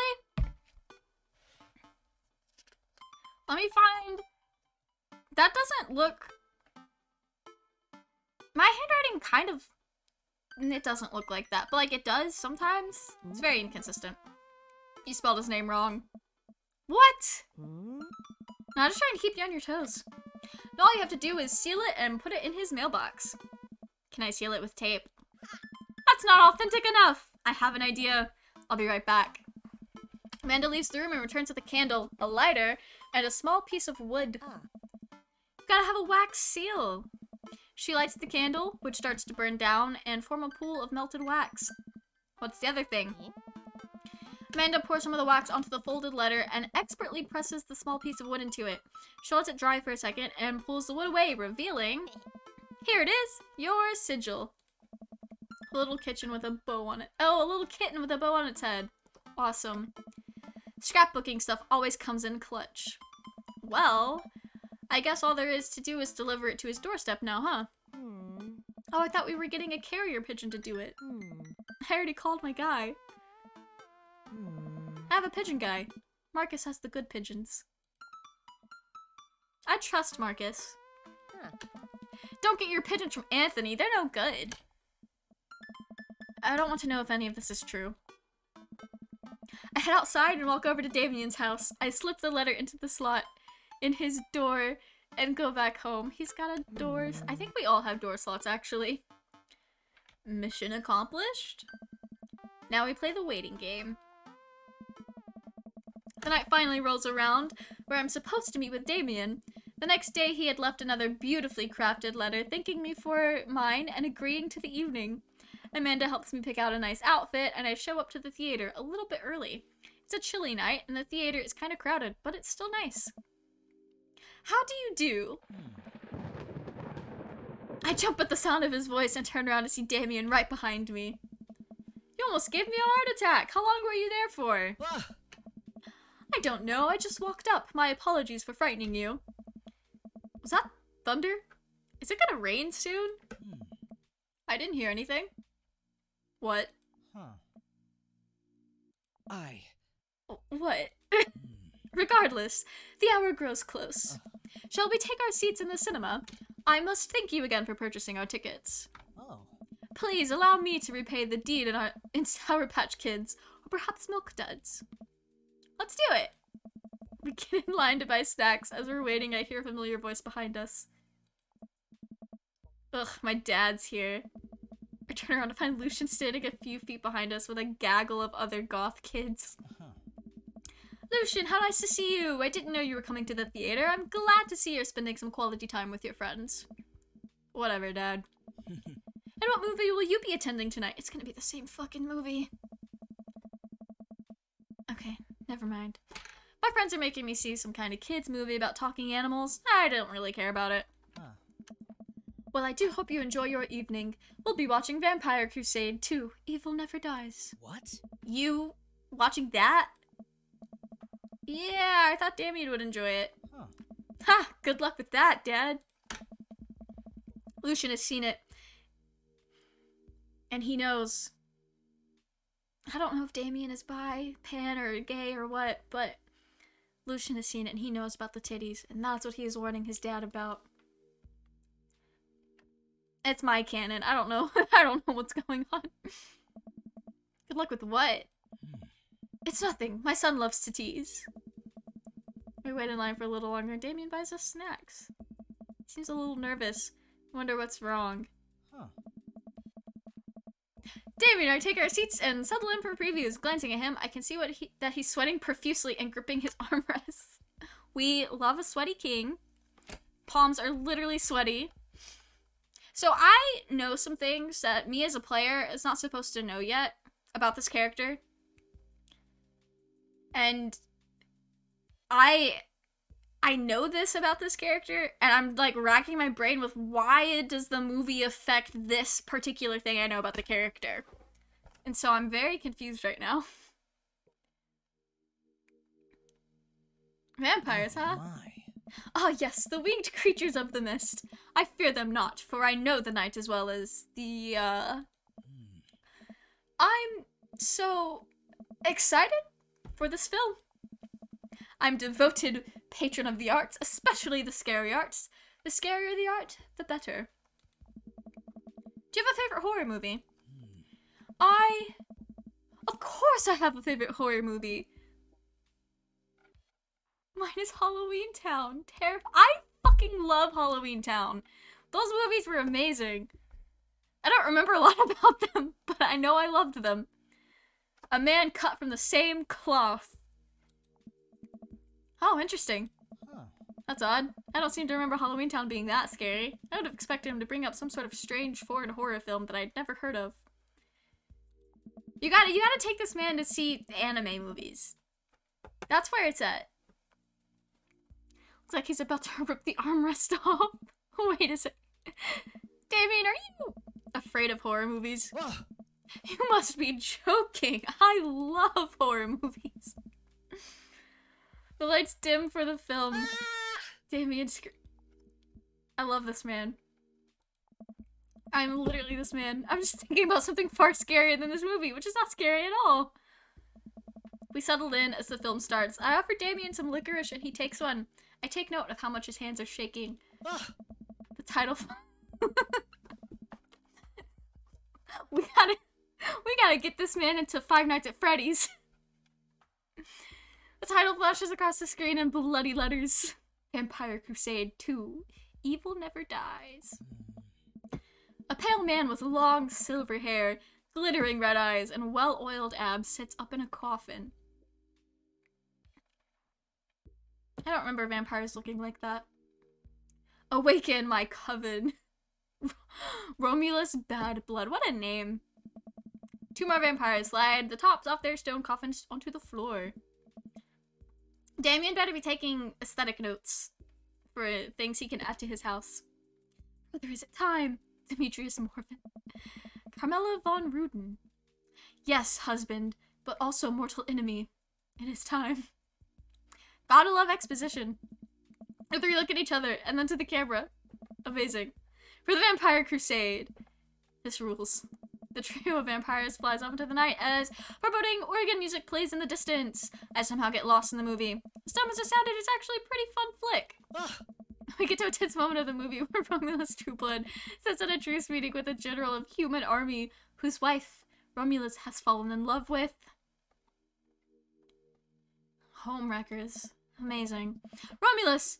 It is good to finally meet you. General, I agree. It's good to finally... What? No, Damien, it's alright. That's terrible dialogue. Romulus leaps out and slashes the general's throat. Blood splatters over everything, including the camera. That's like a really stupid trope, but it's also a fun way to censor things. I like it. Damien screams again, reflexively grasping my hand. Okay. Okay. I see. I immediately blush, forgetting about any vampires or blood or vampiric blood. Oh, I'm terribly sorry. I forget myself. Damien retracts his hands and places it back in his lap. I was writing a novel in my head about blood magic, and I got to an extremely scary section. Damien, these excuses are... He's a terrible liar. Goes back to quietly stressing out over the movie. It's kind of cute that he won't admit he's afraid of it. I wish he would hold my hand again. Oh. Maybe I could do something to make him feel more comfortable? I've got it! I'll do what all dads do best. Talk during the movie. Tell a dad joke. He likes dad jokes. Where does a dog go when it loses its tail? Where? To the retail store. Yay! What a great joke. I'm terrible. I'm a terrible person. Why am I yelling in the theater? I can see a smile form on Damien's face. Good one, Mel. The rest of the movie goes by relatively smoothly, with only a few whimpers from Damien. Maybe he would have liked the romantic comedy better. Probably. We get to the final scene of the movie where Romulus Bad Blood and the general's wife embrace each other in his crypt. Disgusting. It appears that the true Vampire Crusade was a Vampire Crusade in our hearts. Our cold, unbeating hearts.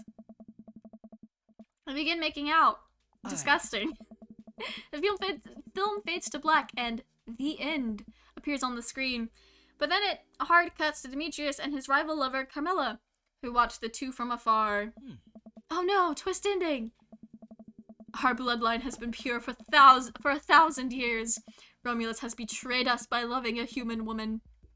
It will only be a short time before the next Vampire Crusade 3, evil must die again.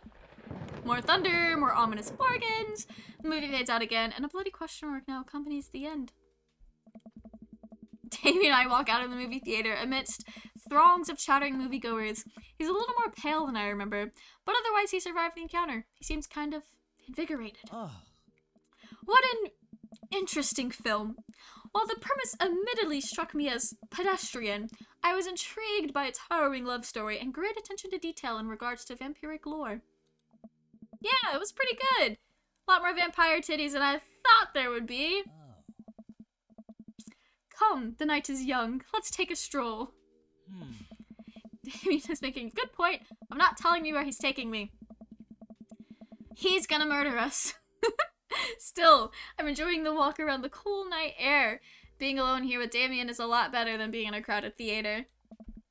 Lovely night, isn't it? As lovely as the company, yes. He thinks I'm lovely. Guys, he loves us. Damn, okay. Here comes the smooth response.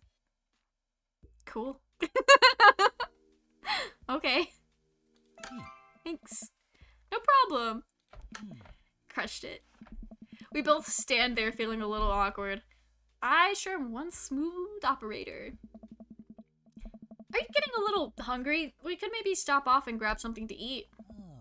Worry not, friend. I have a plan. We turn the corner and are greeted by the gates of a cemetery. What are we gonna eat in the cemetery? Are we going in there? A little bit of Victorian flavor, Mel. Trust me. I'm a bit nervous, but Damien... Nervous? What? I'm a bit nervous, but Damien hasn't led me wrong yet. I follow his lead as we walk into the cemetery. Statues of angels stare down at us as we follow a path through the faded tombstones. As we crest a small hill, we get a beautiful view of the city. The night lights sparkle around us. I gotta hand it to him. For being in a cemetery, this is strangely romantic. Picnicking in the graveyards is an old Victorian tradition, an appropriate finish to an evening after a vampire movie, wouldn't you say? With a flourish, I like how he does everything with a flourish. Damien produces a blanket and picnic basket. Wait, where were you hiding that? A man of many talents. Under my cloak? Oh, right. Damien unfolds the blanket and we both sit down, gazing out at the city lights. He produces a bottle of red wine and a fine selection of cheeses. In the Victorian era, there were no public art galleries, parks, or botanical gardens to speak of. Once rural graveyards became a more popular alternative to church burials, they became the only place that people could see a beautiful plant life and fine sculptures. That makes sense. This is pretty nice. I have a question, though. How were you so okay with being in a graveyard, but you had trouble handling a scary movie? Oh my. I wasn't... Okay. Yes, I was extremely scared by that movie. I was not writing a book about blood magic in my head. I just have never been good at those. I just feel as if because of how I look and act, people expect me to love horror films, so I must play the part. Truth be told, I don't know if I have the constitution for them at times. Damien, I am so sorry. If I had known, I would have suggested another movie. It's quite alright. I actually did find myself enjoying this one, thanks to your help. Graveyards, however, I think there's something rather beautiful about death. Cemeteries are traditionally built away from cities, away from the realm of the living, and it keeps us rather separated from it. To acknowledge death and become comfortable with it, I think, gives us a certain intimate knowledge of ourselves. To sit amongst generations of those who came before us, to be truly alive in the midst of so much death brings me great comfort. Death helps me appreciate life, to savor every second. We sit and enjoy our food and wine. I don't feel scared anymore. Never thought I'd be comfortable sitting alone in a graveyard at night, but I actually feel very peaceful. Suddenly, it doesn't seem like we're alone. Off in the distance, I see a shadowy figure in the trees. What is that? I'm not sure. It noticed us. I am paralyzed with fear as it begins the fight, flight, or freeze. Amazing. Its shape taking a more animal form and it's the rake. Okay. I look to Damien for help, but he's just as afraid and transfixed as I am. I want to scream, but it's stuck in my throat. The creature's getting closer, moving faster. Oof. Oh. It's a dog. That looks like Iggy from JoJo's Bizarre Adventure.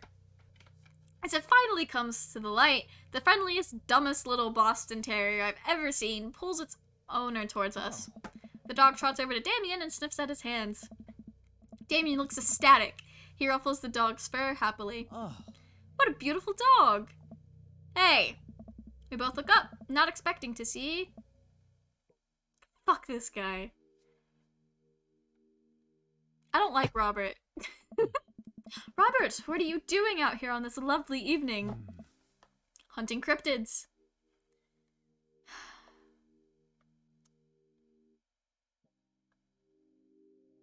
Amazing. Okay. What? What? I didn't know you had a dog. This isn't my dog. I found her wandering in the street. I put a leash on her, and now we're walking around this graveyard together. Hunting cryptids. Damien and I share a look.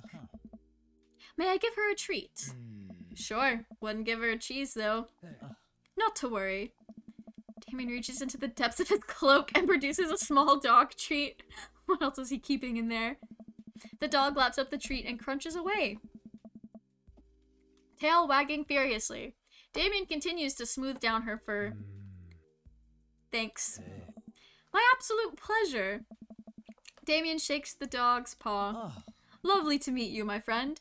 May our paths cross again.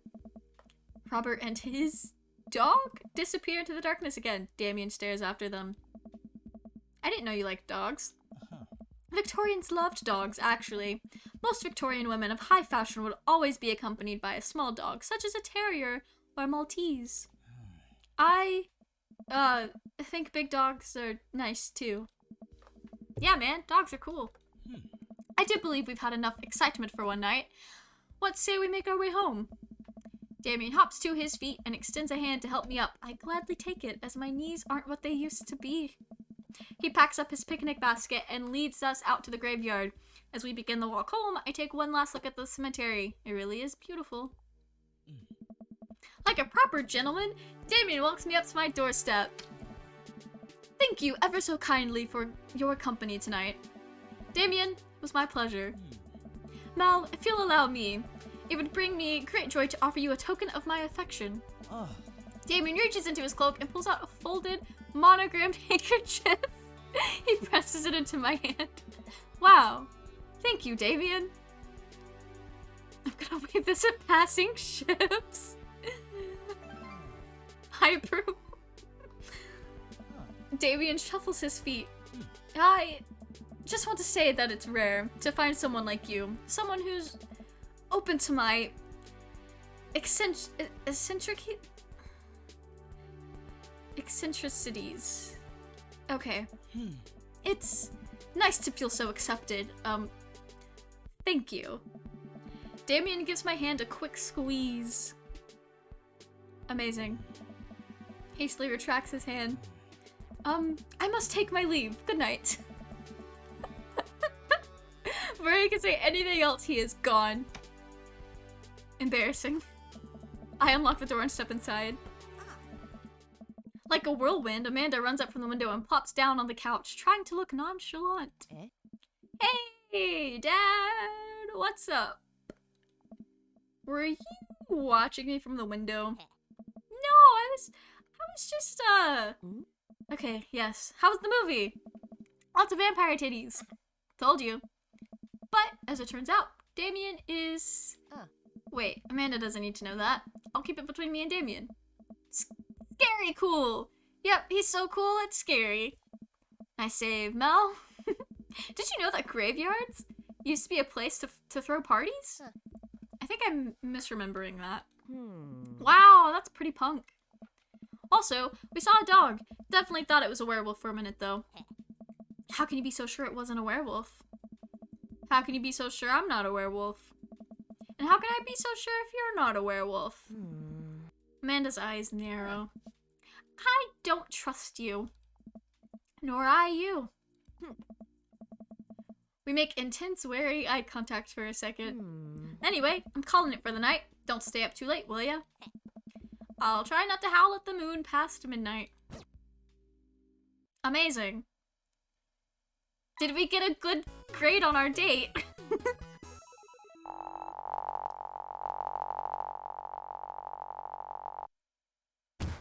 I'm sensing We got it, a that's romance right. between us. A chemical romance. What? That's a band? Okay. If this is like the scoring on rhythm games, S is the highest you can go. We got such a good grade. Amazing.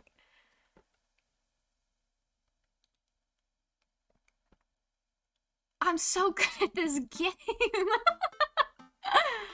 Okay, it's been a long day. I'm just about ready to pack it in after a few bites of ice cream from the freezer.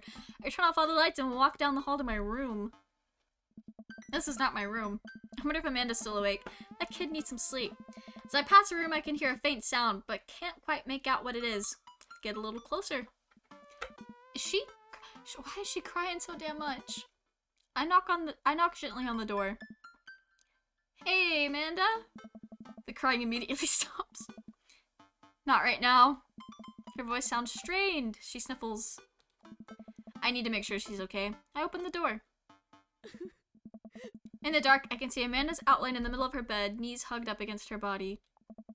Is everything okay? I don't want to talk about it. I'm a nosy bitch, though, and I want to know. Did something happen? No, nothing happened. Go away. Amanda, get out. Okay. I quickly leave her room and shut the door behind me. Once the door closes, I can hear her crying again. Amanda. Wow. What has her so upset? She seemed fine earlier. She's usually so... Yo, thank you, Jelly Moondog, for the follow! I hope you're having a good day. Or evening. Time zones exist. She's usually so open with me. Did I do something wrong? What is wrong with our child? I have a feeling she's probably just processing the grief still. I don't know how long ago it was when our husband died. Thank you. Yes, of course. No, I hope you're having a good day.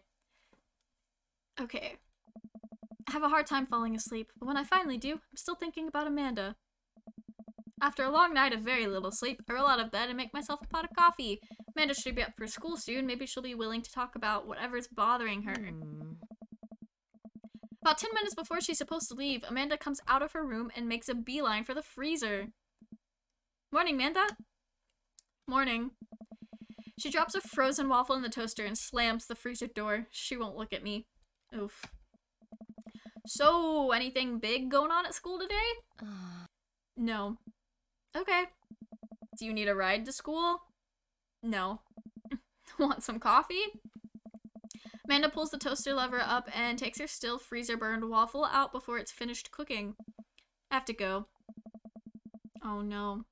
Our child's not okay. Okay.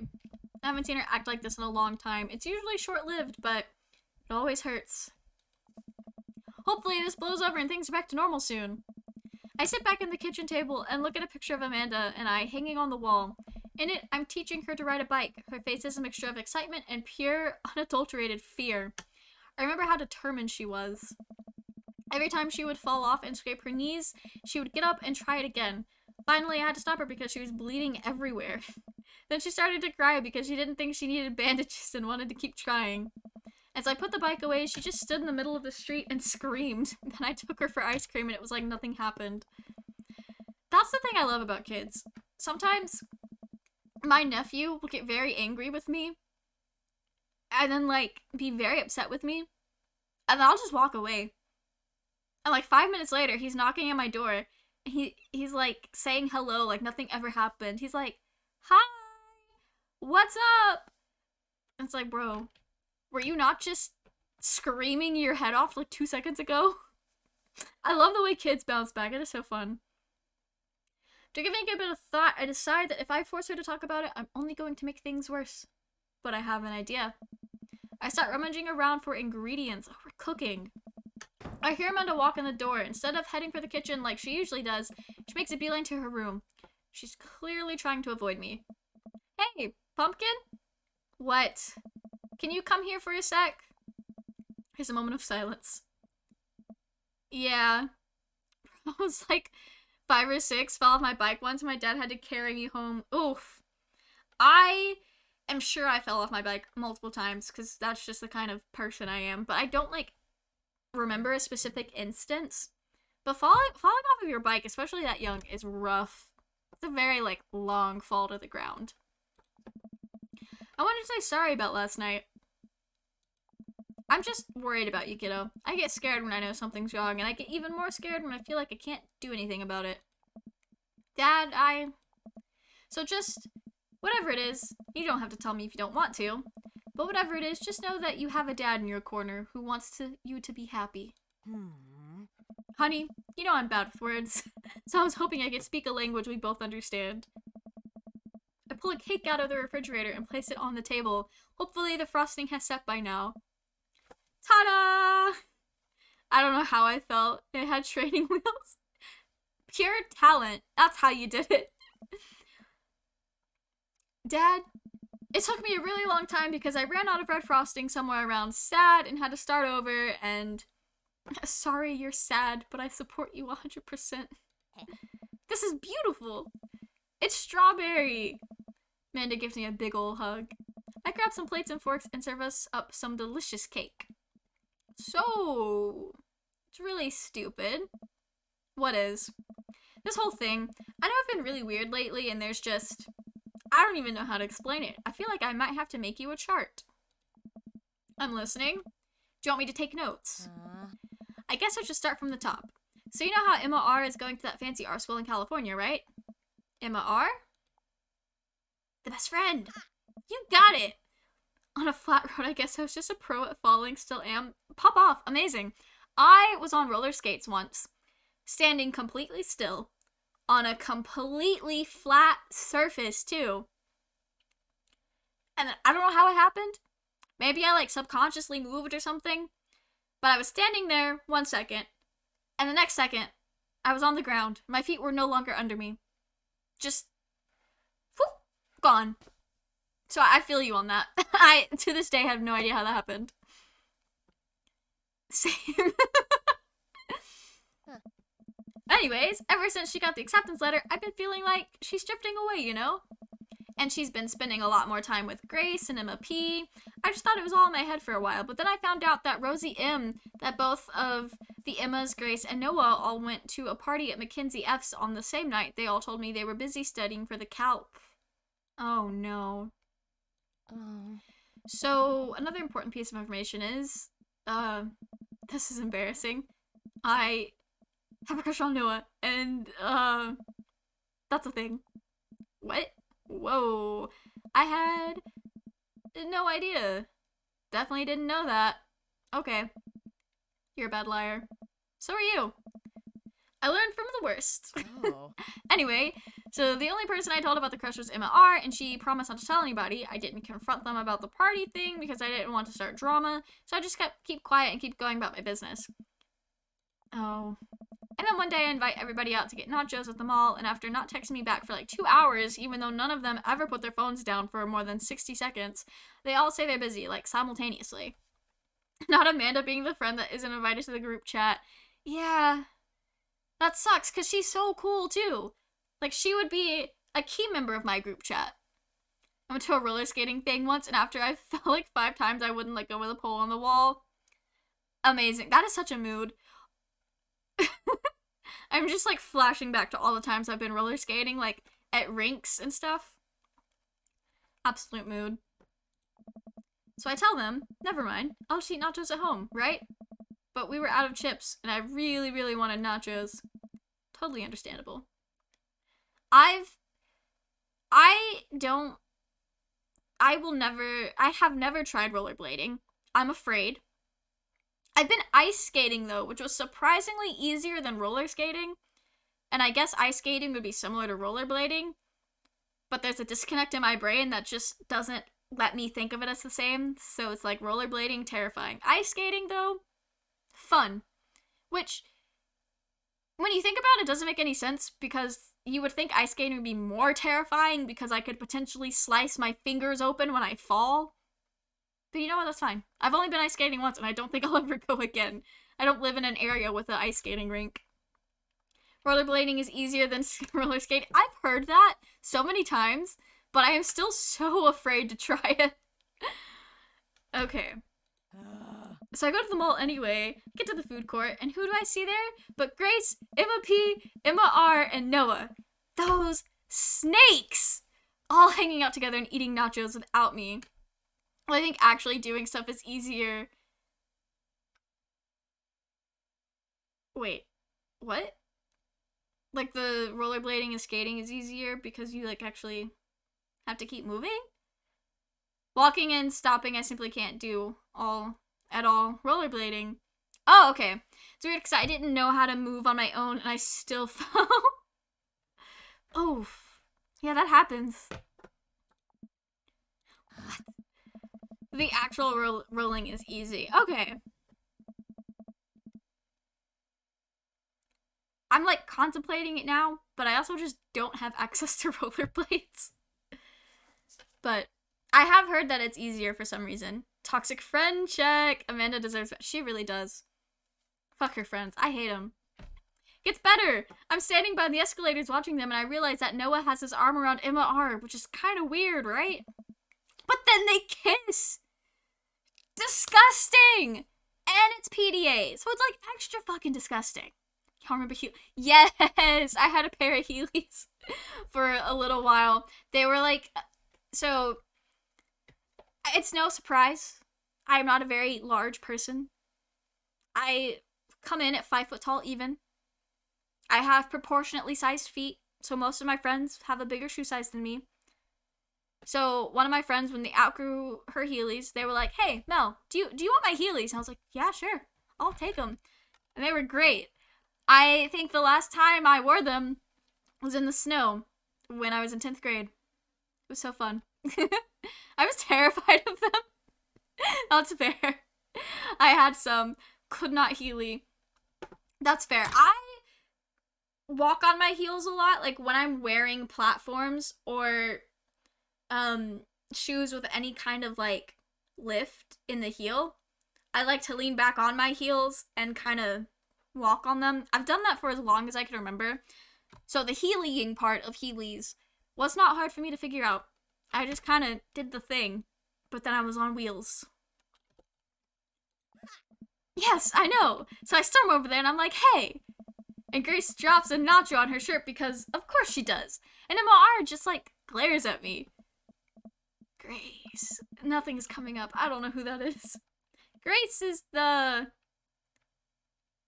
Did she poop the bed too? The gossipy one? I know! Grace is the one nobody really likes. Or I guess that's me now. But anyway, nobody will say anything, and I'm just like, "You guys suck." Which I realize is not the most eloquent thing to say, but I was very angry and really embarrassed, and I just wanted to get out of there. So I left, without nachos, I might add, which only further contributed to this shitty day, and immediately drafted a super long text to the group chat asking them why they've been so weird. And I wrote another one to Emma R asking how long the Noah thing's been going on, and sorry, I know that's a lot. You still following?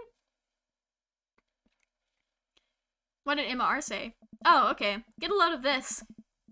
I walk on my toes even if I'm barefoot. I don't walk on my toes a lot. But being on your toes is very handy for reaching things. So I feel that. Get a load of this. Emma R says, "You know what? Let me just read it to..." Oh, you know it's juicy when they just fucking pull out the phone and read it to you word for word. I like to limit my contact to the ground. That's fair. Less touch, better. So, like, one of these days, you're just gonna pop up in the Discord and be like, "Yo, guess who learned how to fly?" I can see it now. You're, like, turning into a bee. Can you believe... Oh, I don't get to hear the tea? I cannot believe that. I care so much about Amanda's social life and mental well-being, but man, do I not understand what she's talking about. This is all beyond me. I'm trying my hardest to be supportive. Hey, yo, so I've ascended? Literally? They were dating in secret for, like, months. So I told her that she's being a really terrible friend, and she's like, "Well, if you think I'm so terrible, then just stop being my friend." And I was like, "Okay." And then she left me on red, and then... Wait, left me on red? What's that? Oh, like, she saw my message and didn't reply, and I know because there are red receipts. I don't know what red receipts are, but I'm just gonna nod and pretend I understand. Gotcha. So while this is all happening, I'm talking to Emma P about how mad I am because she's at least being kind of reasonable, and I'm venting to her about how pissed I am at everybody and stuff. And then out of nowhere, Noah texts me and is like, how could you say that about me?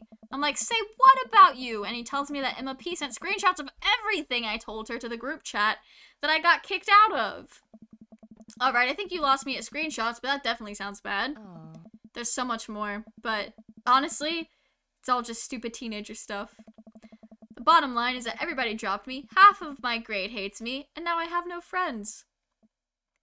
There's not that many people at our school if it's half. I was healing one day. It was my first and last time. I slipped, fell backwards, and got knocked unconscious and woke up with a headache. I would sue. That's terrible. That's like Healy trauma. That's awful. It happened last week. I would sue. Amanda, I'm so sorry. I almost expected it from everybody else, but Emma R has been there since Dad died. I can't believe she would just stab me in the back like that. I'm not even that mad that she's dating Noah. I'm just upset that she lied to me about it for so long. Oh, she's stabbing the cake now. Okay, I take it back. I'm kind of mad she's dating Noah. Like, what did I do wrong? Why did everyone just suddenly decide I'm not cool anymore? Why wasn't I enough? I don't understand. And as mad as I am that everybody, like, I miss them. Oh. I'm mad she's dating Noah too. Yeah, like, who the fuck does that? Like, did she start dating Noah before or after Amanda told her that she had a crush on Noah? Because that is very, very important. Fuck you, Emma R. We hate Emma R in this household. Oh. Anyways, that's it. That's the whole sordid tale. Thanks for listening. Tune in next week for more hot gossip. You smell bad. Emma R probably smells horrible. She's rancid. Wow. Emma R should keep leaning off a cliff. I know it's pretty dumb. It's not dumb. No, it's a stupid thing to be upset over. Amanda, your feelings are real. Don't ever be mad at yourself for having feelings. I guess, unless you've secretly been a robot who's approximating human feelings this whole time, it's like, what's his name?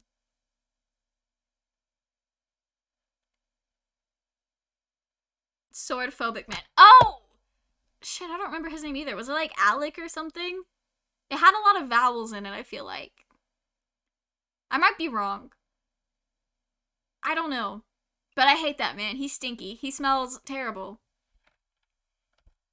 He's a horrible human being. Luckily, there is no stalker in this dating sim that I know of. Robert's kind of shown up in weird places, but I think it's just because he's a weird dude. Remember, I got it wrong multiple times, so this is just canon behavior. Amazing.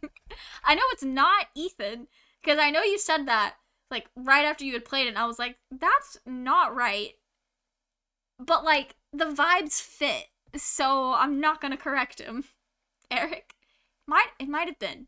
It might have been Eric. All I know, it was short and had more than one vowel in it. Could have been Eric. That feels correct. But I might just be saying that. I don't know. The guy with green hair? We're talking about, it's, fuck AI, I hate Eric. Eric is a character in Boyfriend Dungeon, which is a game that Yeserin has played before. And we don't like that character in that game. He was kind of gross. Dad, if I was a robot, I would have transformed into a monster truck a long, long time ago. Amazing. But seriously, I know you probably don't want advice, but I feel like it's my duty as a dad to bestow upon you a few nuggets of fatherly wisdom. High school sucks. Real friends don't do that. Not all friendships last forever. People are going to come in and out of your life. It's just how it works. Not every friendship is going to last forever, so cherish your friends while you have them, and when it's over, don't dwell so much on the bad stuff. You had some good times with Emma R. You guys grew apart. Learn from it and keep moving forward.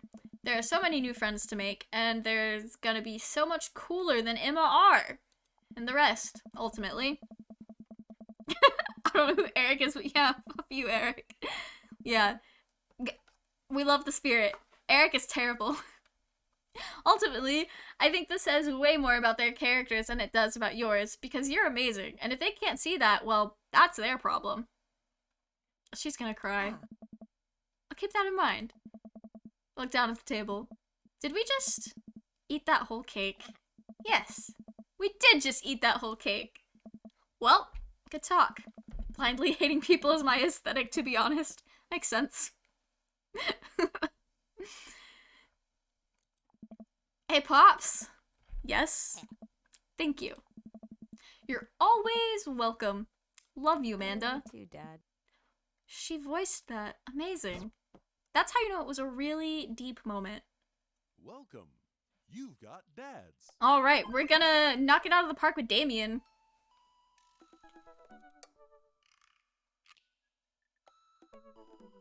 You might not have time to browse dad book for a while. Are you ready? Save and continue. Amazing. we can talk to the other dads next time. Ever since we had that picnic in the graveyard, Damien and I have been spending a lot of time together. OMG Vampire Man, I love Damien. Literally, I want to be him. If I had a more masculine figure, I would be Damien. Maybe not the same type of eccentric, but I wouldn't have Naruto fanfiction on my bookshelf, that's for sure. But we'd be very similar. Steal his skin, I'm trying to. He was so impressed by the first letter I wrote him that he insisted we only communicate by post instead of through dad book. Amazing, we get to write another letter. You see, I remember seeing that Damien was like a trans character. And I know from experience that his type of closet works wonders on transforming what kind of figure you have, especially with like a binder and everything. I don't remember a whole lot about the stuff about his character that I technically don't know yet in the game. But like, his closet makes sense. And that's kind of what I looked like when I was in my first 2 years of college, but like blonde. And I didn't wear a cloak because I didn't have one yet. Corsets are so— I love corsets. I want a better one because I have like a really simple casual one and I wear it all the time and I love it. Corsets are so cool. I just want all the corsets. My only problem in life is that when I look up corsets, most of the ones I can find online without knowing specifically where to go is all like lingerie. Like, that's not quite the vibe. But, I go to conventions in the Atlanta area, and there's always like this one booth that sells, really cool corsets and like all sorts of fun stuff like that. And it's like an outerwear type thing. And it's so cool. I love that. They're very expensive though, because I think everything's handmade, but it is so cool. A nice masculine corset. Yes! That's what I need. I want like rich prince energy. Amazing. Hanging out with the goth dad again? Of course. Amanda, I am the goth dad. And yes, be honest with me here, Pops. Is he actually a vampire? I remember you inviting him into our household that one time, and I've seen The Lost Boys. And I know he would have preferred trying to see if he could have walked through the threshold of our home under his own power. Twilight vibes. But like, better. Because the Twilight movie has like this blue overcast through the whole thing. And I have really come to enjoy more golden tones. I think that's because of me becoming completely addicted to JoJo's Bizarre Adventure and just really liking Giovanna. I think that's the only reason I like gold. Yes, Amanda, I have become Damien's familiar. I am compelled under his curse. I'm sorry, sweetie. Turn into a bat. I don't think. What's the point of being a vampire if you can't turn into a bat? She's got a good point. Warm tones. OMG, warm tones on skin. Yes. Huh. Are you taking the car or are you flying off into the night on the leathery wings of a bat? One of those. While I'm out, can you throw away the garlic bread that's in the freezer so I don't die? That'd be great. That is the one thing. I think it's common vampire lore that they can't do garlic. I don't want to exist if I cannot eat garlic bread. I've never seen anyone who looks bad in golden hour. Literally, it's so nice. It is so nice. Yeah, better than again, in my opinion, anything is better than Twilight. Yeah, Twilight was kind of weird. There were good aspects to what I can remember of the movies. And there are good aspects in the book. Like, for example, Stephenie Meyer is very, very good at descriptive writing. I don't really remember anything else.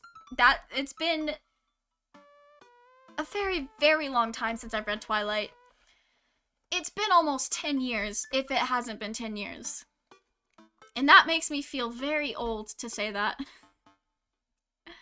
But, I mean, I think that's the truth. I wouldn't lie to you guys about my Twilight history. It's just, I kind of just realized that, it's been 10 years since my 9th grade year of high school, and that is baffling to me. I prefer warmer tones and colder tones. It depends on the context for me. Generally now, I go more towards warmer tones because I'm trying to live out my Giorno Giovanna Kinney dreams. So I use a lot of, I like gold highlights. I think it looks nice. Okay. I'm keeping it there as insurance. You understand, right? That's my girl. No, I've been vibing a lot more with warmer tones. I've noticed when I first started cosplaying, I would take the warmness filter on Instagram, like all the way down into the cool for most of my pictures. And now I do the exact opposite, which I think is very interesting. I don't know if it's character growth or not. Damien and I walk along the water's edge, chatting. Damien's cape, I mean cloak. He hates it when people call it a cape. I called it on the very first date. We had the option to say I like your cape, and I fucking knew he would be mad about that because it's not a cape. In that type of fashion, it's a cloak. I know enough about this stuff to not fuck up the little things in this game. He hates it when people call it a cape. Damien's cloak flutters behind him in the breeze. This is gonna seem like a silly question, but why do goths wear black? Gothic subculture has always been associated with death, so it would make sense that the style surrounding it would be greatly influenced by mourning. Interestingly enough, though, was that in the Victorian era, Queen Victoria herself mourned the death of her late husband for 10 whole years, wearing black for the rest of her life. If that's not goth, I don't know what is. I have another question. Go ahead. How are you so comfortable with death? You mentioned in the graveyard that it helps you appreciate your life or something. The moves were like, I like you. I like you too. Okay, bye now. No. Never mind, I'm back. Yay. Well, the first one. Yeah. That's more of an issue with, like, the overall plot of the books. So I can't fault the movies for that. They're just following source material.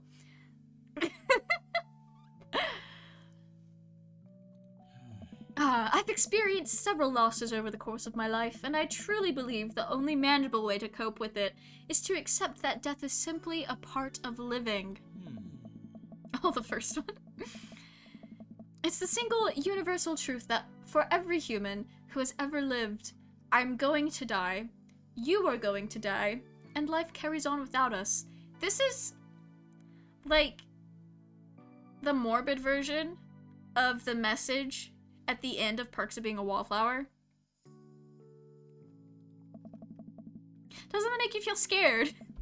Not at all. Without the advances of modern science, death was everywhere in the Victorian era, and yet funerals were major social functions. Victorians were obsessed with mementos of their loved ones, even going so far as to take elaborately staged photographs of their dead relatives. I know about this, actually.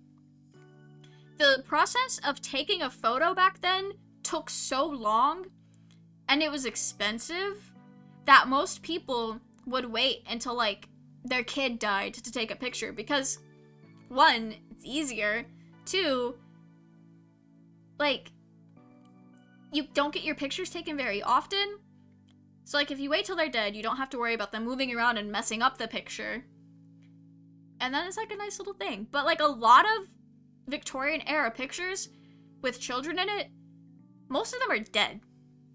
That's a fun fact.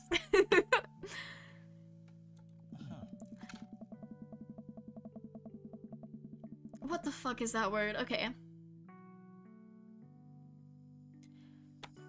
The minutiae? The minutiae of mourning was so complex that there were set periods of grieving that were deemed acceptable based on who in your life had passed. Now, we don't have any of that. If you lose someone, you end up feeling lost yourself because we have no modern equivalent to those formalities. We need to allow ourselves time to grieve, to feel that loss fully, but not allow it to consume us. So now, I'm not afraid of death. I believe it is a waste to spend your life dreading the end of it. The time we have here is brief and fleeting, and occasionally cruel, but it is at all times precious. To stare death in the face and live despite that, I think is a noble existence. Let's save the mourning for the dead. Damn. Wow, that's beautiful. I can see the moonlight in the bay glitter off Damien's eyes. He smiles. We turn to the harbor and watch ships pass, breathing in the salty sea air. I look to Damien again and can't help but be entranced by his charm. His mystery, I find. Everything about him so fascinating. I lean in closer to Damien, closing my eyes as I do so. Guys, I think we're about to kiss. Victorian era parents be like, hee hee, hacks. Literally. It's like, financial tips. Just wait for your kids to die to take a nice family photo because they can't mess it up by moving around, and you only need the one because it's not like they're gonna age and change, so that's just kind of like cute, quirky Victorian things, I guess. I'm so sorry. As someone who is like on the ace spectrum and also just recently very repulsed by like all forms of romance and intimacy, Damien's route is so fun for me. Because as soon as something starts to happen, he's like, alright, gotta dip. I have to take this phone call. I love this so much. So much more like shirtless wolf cult dudes, forever expressionless main characters, shiny man. Okay. A lot of that, issues with the source material. A movie can only do so much with its source material. The expressionless main character, though, I think that was a directing decision. That was not a good one. That is an issue with the movie. Damien steps away to answer his phone. I hope it isn't Lucian again. After speaking in hushed tones for a few moments, Damien returns to me. Everything okay? Oh my. There's an emergency. Lucian? No, thankfully, but I must take my leave. Oh. Okay. Is there anything I can do to help? Dads do have to stick together, right? You know it. Then come, there isn't time to waste. A short drive in silence and we arrive at a rundown building on the outskirts of town. Okay, so if we're driving him everywhere, is this town small enough that he could have walked there quickly? Or would we have to have driven him there anyway? Where are we? It's better if I just show you. Oh. I push a surprisingly heavy door open and find myself in a dimly lit waiting room. A few rickety chairs line the walls, and there doesn't seem to be anyone behind the front desk. There are a few paintings and pictures on the wall, but they are nondescript. I'm still unsure of what kind of place this even is. Just looks like she either wanted to take a shit 24/7 or was constipated 24/7. I'm pretty sure I remember seeing somewhere that that was a directing decision. And even if it wasn't, like, the director totally has the ability to kind of... They can't directly tell the actor what to do, but there are ways to nudge an actor into giving a performance that's a little bit better. But, hey, what do I know? I'm not a director. Wait here for a moment, I'll be right back. Damien walks off down a corridor, his boot heels echoing through the... We love a man in boots. Amazing, he's got the demonias. Distant howls echo from some place I can't see. Is he a veterinarian? Like, Frisk, is that you? Frisk did it better. What have I gotten myself into? Suddenly, the lights shut off. Hello? Unsure where I am or how I can get out, I stumble through the darkness. Why don't I just stay fucking put? Damien? Lights finally turn back on. Ew. Ew. Frisk from Wish. Oh, yeah, for some reason I was thinking of Frisk from Undertale. I'm not familiar with Frisk from Wish. But then I remembered that Wish is a website where you can buy things that are suspiciously too cheap. Probably knockoffs. Mary, what are you doing here? You aren't here for the fight club? I don't want to get punched in the face. Great, because this is an animal shelter. A what? We take care of stray animals and then people adopt the stray animals? Didn't you see the pets when we walked in? I am dumb, Mary. She didn't really expect to see you volunteering in an animal shelter. Wow. Okay, kid. Way to put me in a box. Dames, you hear this baloney? Just one moment. I see. Damien? Who is that man? My favorite thing about people who are into very elaborate fashions is when they have to go to work and they're a whole different person. Like, I don't know who this is. Hey. It's Damien. It looks completely different. No cloak, no Victorian era clothing, no makeup. I wasn't planning to share this side of me until much later, but I'm not as goth as you think. I'm a systems administrator for the IT department of a realty company. I wear tennis shoes to work, and I listen to Bruce Springsteen. I enjoy going to the hardware store and looking at storage solutions, and I volunteer at this animal shelter in my spare so he's a dad. The ponytail does. It does. It's very cute. I'm boring. I'm fascinated with Victorian history and the goth lifestyle. That much is true. It's just not all that I am. And I need you to know that. Oh, I hate to kill the moment here, but there's some pressing business I need to be attending to. Right. Duchess Cordelia. Again? Who's Duchess Cordelia? Oh my god. She's... I hate Mary. Shut the fuck up. She's one of the pups who gets out all the time. She somehow learned how to open doors, and now she's unstoppable. Good for her.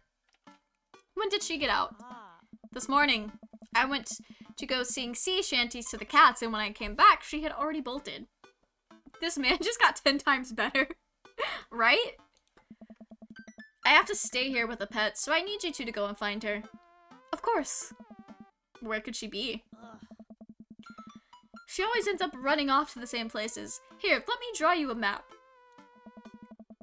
So I'm pretty sure if you go the route to romance her husband, you break up their marriage. And I kind of want to do that if I ever, like, start this game over.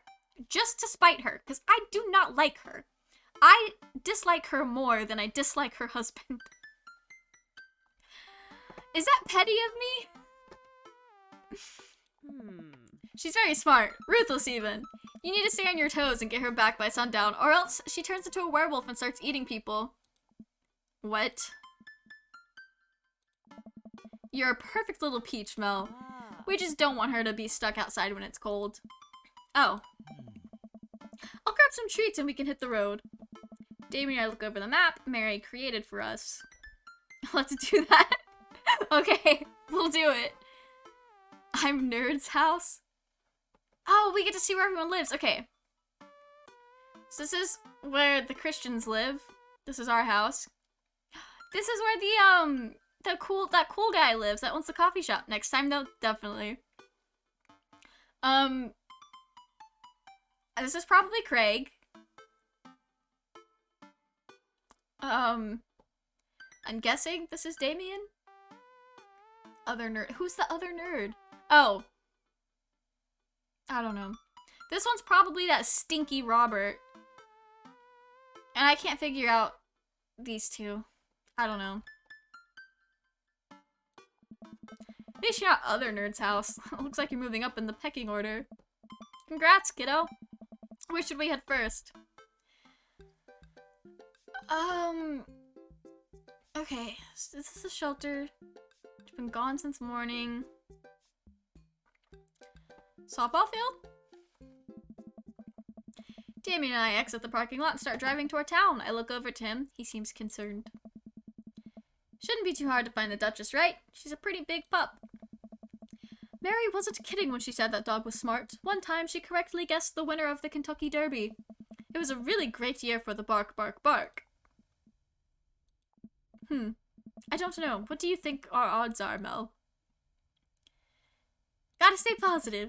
My dad once told me, Mel, you can't shove raisins up your nose. That hurt my feelings. I felt discouraged. But I kept a positive attitude, and you know what? I made it happen. My brother had to go to the hospital once because he had a pea stuck in his nose because of this very type of shit. Ew. Might have landed me in the ER and forced me to have 10 golden raisins removed from my nasal cavity, but on that day I learned that anything is possible if you have a good attitude and abnormally large nostrils. Young children really are resilient, I suppose. Yes, young children. I'm 16. Pop off. We are dumb. Let's just hope for the best. We got this. Drive to the softball field. It looks like Craig's team is practicing. I wonder if any of the kids saw something. Craig spots us and jogs. He just always has... When you talk about his baby River, he's like, I always got this thing on me. Always. Just wondering how a dog predicted which sports teams would win, but yeah, that makes sense. Just don't think about it. Perfect sense. Hey bros, what's up? Craig, you wouldn't have happened to see a dog around here, have you? One escaped from the animal shelter and we're trying to locate her. I don't think so. Baby, she is so cute, but she always looks like she's surprised. Or she's like, I don't know how I got here, but here I am. Maybe one of the girls saw something. Girls! Hi, Amanda's dad. Hi, Lucian's dad. We have names. Girls, have you seen any dogs around? Yeah, a huge dog ran through here a second ago. You just missed it. We tried to play fetch with her, but she just took the softball and ran. I think she ate it, like, actually. She was a lot of dog. Here? Take another softball. Might come in handy later. Many thanks, Craig. So she was just there. I don't know which direction she would have gone. Aquarium? Damien and I stopped by the aquarium. Everything looks in order here, but it might help to get out of the car and take a look. You seen anything? No dog here. Not even a sign of her. Did you know that penguins are considered the goths of the sea? Is that true? Damien, I want to believe you so badly. I guess that wasn't true. It's better than what my sister looks like. FYI, she looks pissed, confused off 24/7. Amazing. We park in front of Matt's coffee shop and walk inside. It seems like a slow day. Matt sits behind the counter reading a book. Hey, Matt. Hey. Didn't expect to see you two here today. What's up? Have you seen any stray dogs around? Can't say I have. You looking for one? Can you describe them to me? Enormous. That pretty well covers it. Cool. I find strays digging for food scraps in the alley out back sometimes. I'll be sure to keep an eye out. We head back to the car. I guess we're just gonna have to go everywhere. Like, a constant... honestly, though, like, mood. We drive through the cul-de-sac and everything's pretty normal. Looks like Brian's doing some yard work. We pull into Brian's driveway and hop out. Hey, don't step on the grass. I just mowed. Have you seen any unusual activity in the area today? Aside from your underwater lawn. Oh, here we go. How dare you! I take my lawn care very seriously. Oh no. Oh, please. Huh. You haven't seen a dog run through you, have you? Well, a few hours ago I heard Maxwell barking at something. When I came outside, my garden had been torn to shreds. It's going to take forever to retill the soil. That could be a dog. Or rather feisty raccoon. Like hatred or hatred confused. Oof. Whatever it was, must have been hungry, ate all my tomatoes. I'm very sorry to hear about your garden. If you need assistance restoring it to its former glory, please don't hesitate to contact me. Will do, buddy. Good luck finding that dog. She's probably still hungry. I wonder if she's looking more food elsewhere. I fear that the hours are growing short. We must make haste if we're to find the Duchess by sundown. Damien's looking more stressed out by the minute. I gotta think of something to lighten the mood. This is giving me nothing. I'll go with this. I would imagine it would be unwise for a vampire to take up the company of a smaller mammal for the means of companionship. Be too tempting to. A bloodhound. I was gonna say bloodhound, Damien. Oh, yes. Ha! He didn't like that. Jeez. I keep reading Damien directions from the map as we drive around town. Bayside's the only place we haven't checked. Just like old times, eh? I remember it as if it were yesterday. I mean, earlier today. So what do you think? Any side of the pooch? None yet, although who knows if she made it onto any of these ships. The Duchess would do that? I wouldn't put it past her to know how to navigate in rough seas and without a compass. Very smart. Pops? Damien and I turned to see my daughter. Amanda, what are you doing here? Did you think I just stayed inside all day, vegging out on the couch and watching TV? Oh, sorry. What are you doing? Yeah. I'm heading home to go veg out on the couch and watch TV. I had to get a burrito first. Young miss, have you seen a dog around here? Oh, you bet!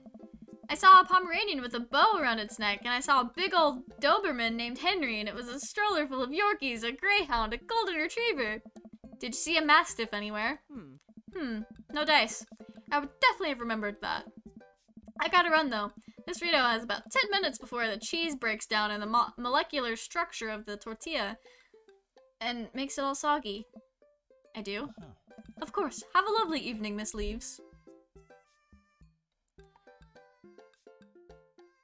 The coffee spoon.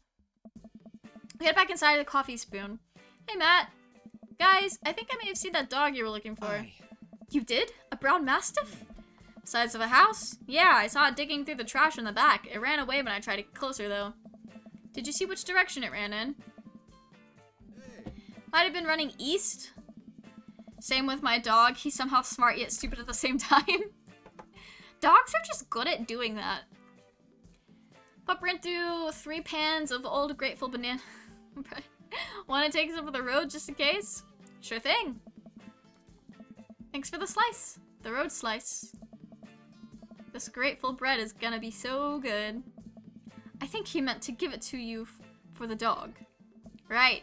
I meant it's gonna be so good for the dog to eat. I feel like we're on the right track. You think? If we keep this up, we'll find the Duchess in no time. If you like dogs so much, why don't you have any? Lucian is severely allergic. I wouldn't put him through that. But there are still dogs in my life, so for that, I am grateful. There's about to be one more dog in your life, buddy. Splendid attitude. Let's not waste any more time. Verily.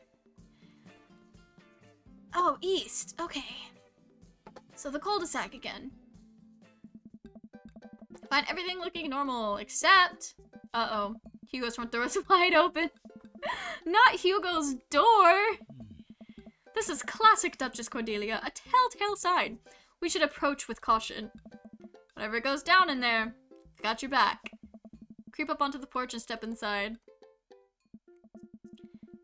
That's a big unit!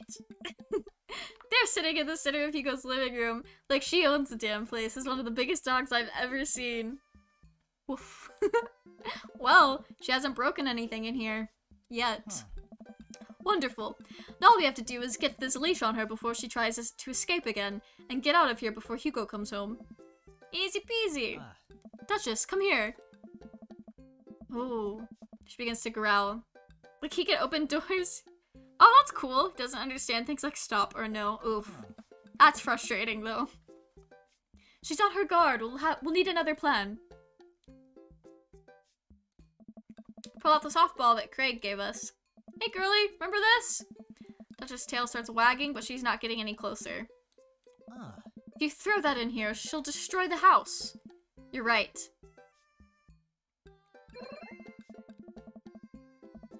Why was he so happy about that? I reach into my pocket and pull out the slice of the grateful bread Matt gave me. Duchess sniffs the air and hones in on the bread. Come here, girl. Nice and easy. I've got some yummy homemade vegan and possibly gluten-free banana bread, if that's what you're into. Duchess cautiously approaches me and gives me the bread. Approaches me and gives the bread a good sniff before gently taking it from my hand and dropping it on the ground, like dogs always do for some reason. She goes up and starts munching on the bread.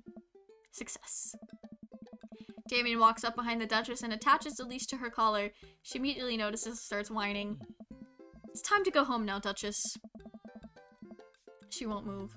Duchess, what happened to our rapport? You and I used to be bosom buddies. She still doesn't move. She's huge. There's no way we could even try to lift her. Well, this is a weird situation to be in. I think we're literally trespassing in our friend's house with this large dog. What are you nerds doing? Ernest stands in the doorway with a plate of pizza rolls. Don't tell your dad about this. I'm definitely telling Hugo about this. Hey man, be cool. I am cool. Cool enough to not tell your dad? You're good. Why is this dog in my house? It's a long... Oh no. The unit! She's taking him out! Oh no! This is bad. Ernest, are you okay? He's gone. Hey, she likes pizza rolls! Ernest sits up but the dog keeps licking his face. Oh, hey! Hugo stands at the door looking like he's at a loss for words. What? What? Why are you guys? Whose dog is this? It's a long story, but it involves a large dog who knows how to open doors. Oof. Hugo, may I present you Duchess Cordelia? I don't know. How do you do? Borf. We're friends. She's from the local animal shelter. She's got out, and we've been chasing her all around town. Your house was her final stop. Dad, can we keep her? Ernest, I don't know if we're set up to take care of a... Huh? Wait, did you just call me Dad? Come on, please. Look how cute she is. Oh. Amazing. We've got this family a new dog. Like he has something in his mouth, and I'd like say something like, no, drop it. And he'll look at you in the eye, start chewing faster, and run away. That dog knows what it's doing. We've been talking about adopting a dog for a while. But you have to promise me you'll take care of her. Yeah, I'll give her all the pizza rolls that her little heart desires. Got the forms ready for you if you're interested. I'll even waive the adoption fee since, you know, we're technically broke into your household. Oh. Well, alright. It's a deal. Free dog. What a deal. Hugo steps onto the porch with us and signs the form while Ernest plays with Duchess inside. He sure seems to be happy with his new friend. Oh. I know, he called me Dad. Can you believe it? Damien places a hand on Hugo's shoulder. I certainly can. I think this will be really good for Ernest. Should teach him some responsibility. You should probably look into getting better locks on your doors, though. The Duchess is a wily one, but do right by her and she'll love you two forever. Thank you.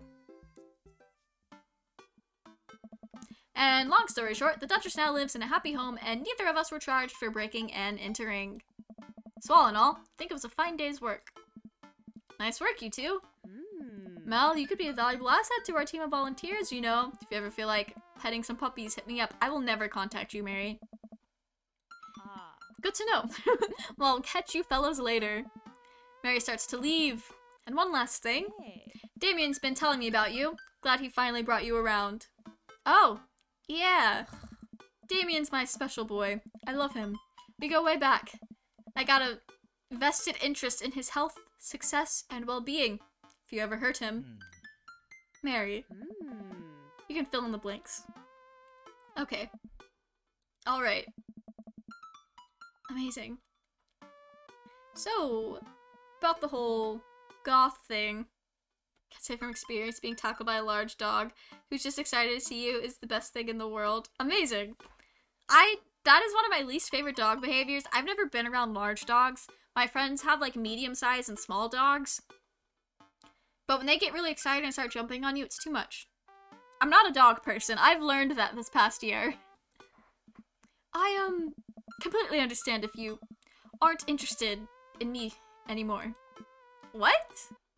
Am I missing something here? I'm not a cool goth prince. I'm boring. I own 5 pairs of tennis shoes. I wear dumb glasses. Don't you care?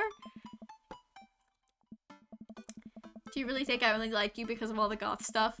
That's all cool. The best thing about you is how passionate you are about the things you love.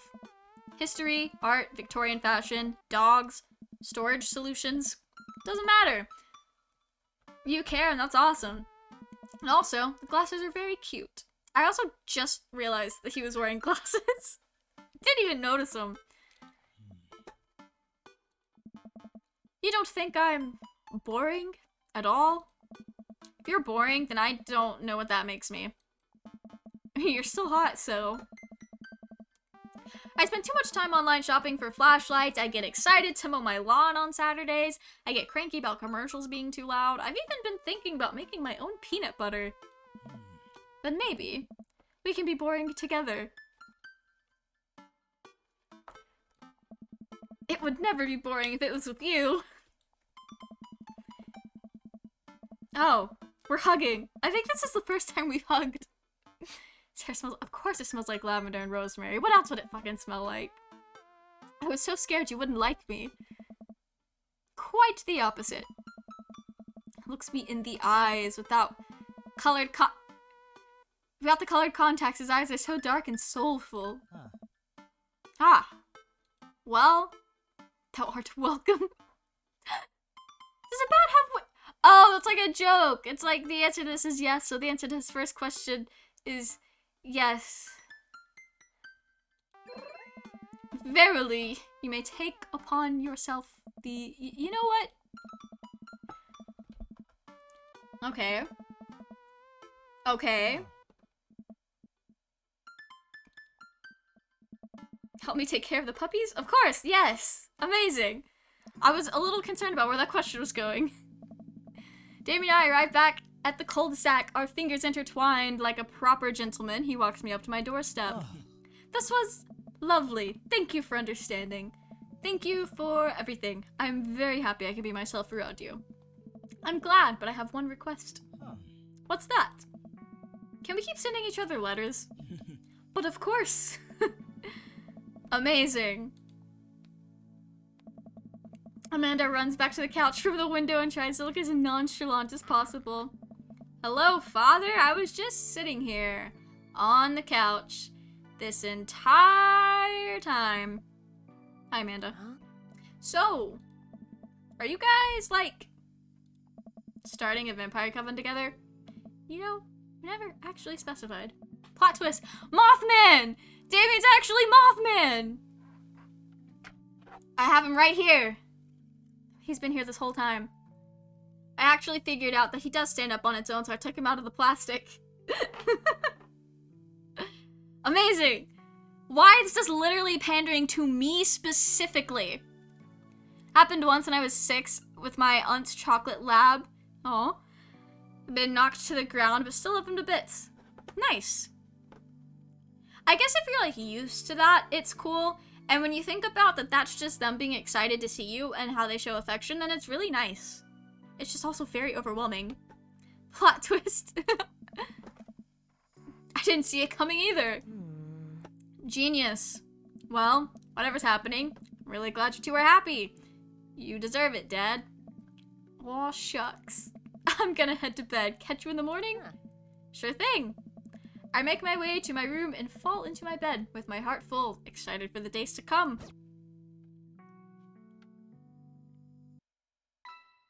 Date complete! Did I get a good grade on my date? We told a bad joke that didn't quite land, so it might affect her. Okay, we still got an S. My stars, this... Never in a million moons have I had a date such as exquisite as this one. I don't know if I'd say all that. Like, I'm cool. I got a good grade on this date, but I don't think I'd say all that. Okay.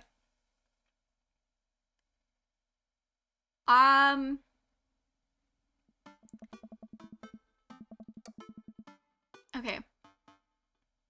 I'm saving it, and I think I'm gonna call it there. I think. I don't know how much of this game there is, but it's also been almost 5 hours, and I am kind of tired. Alright. Thank you guys so much for coming and hanging out with me while we dreamed about fathers and dated a goth dad who was apparently Mothman. I know that was a joke, but that would have been really cool if it was true. Okay. I really appreciate you guys coming and hanging out with me. I'm gonna see if there's anybody to raid. Doc is live with Minecraft. I think he's playing on his hardcore world today. Not really sure. But I'm gonna send you guys over to Doc. I hope you have a good night, and I will see you guys on Saturday with, I think, Egg SMP. We'll see. But yeah, I hope you guys have a good night, and I hope you enjoyed Doc's stream, and I'll see you guys on Saturday.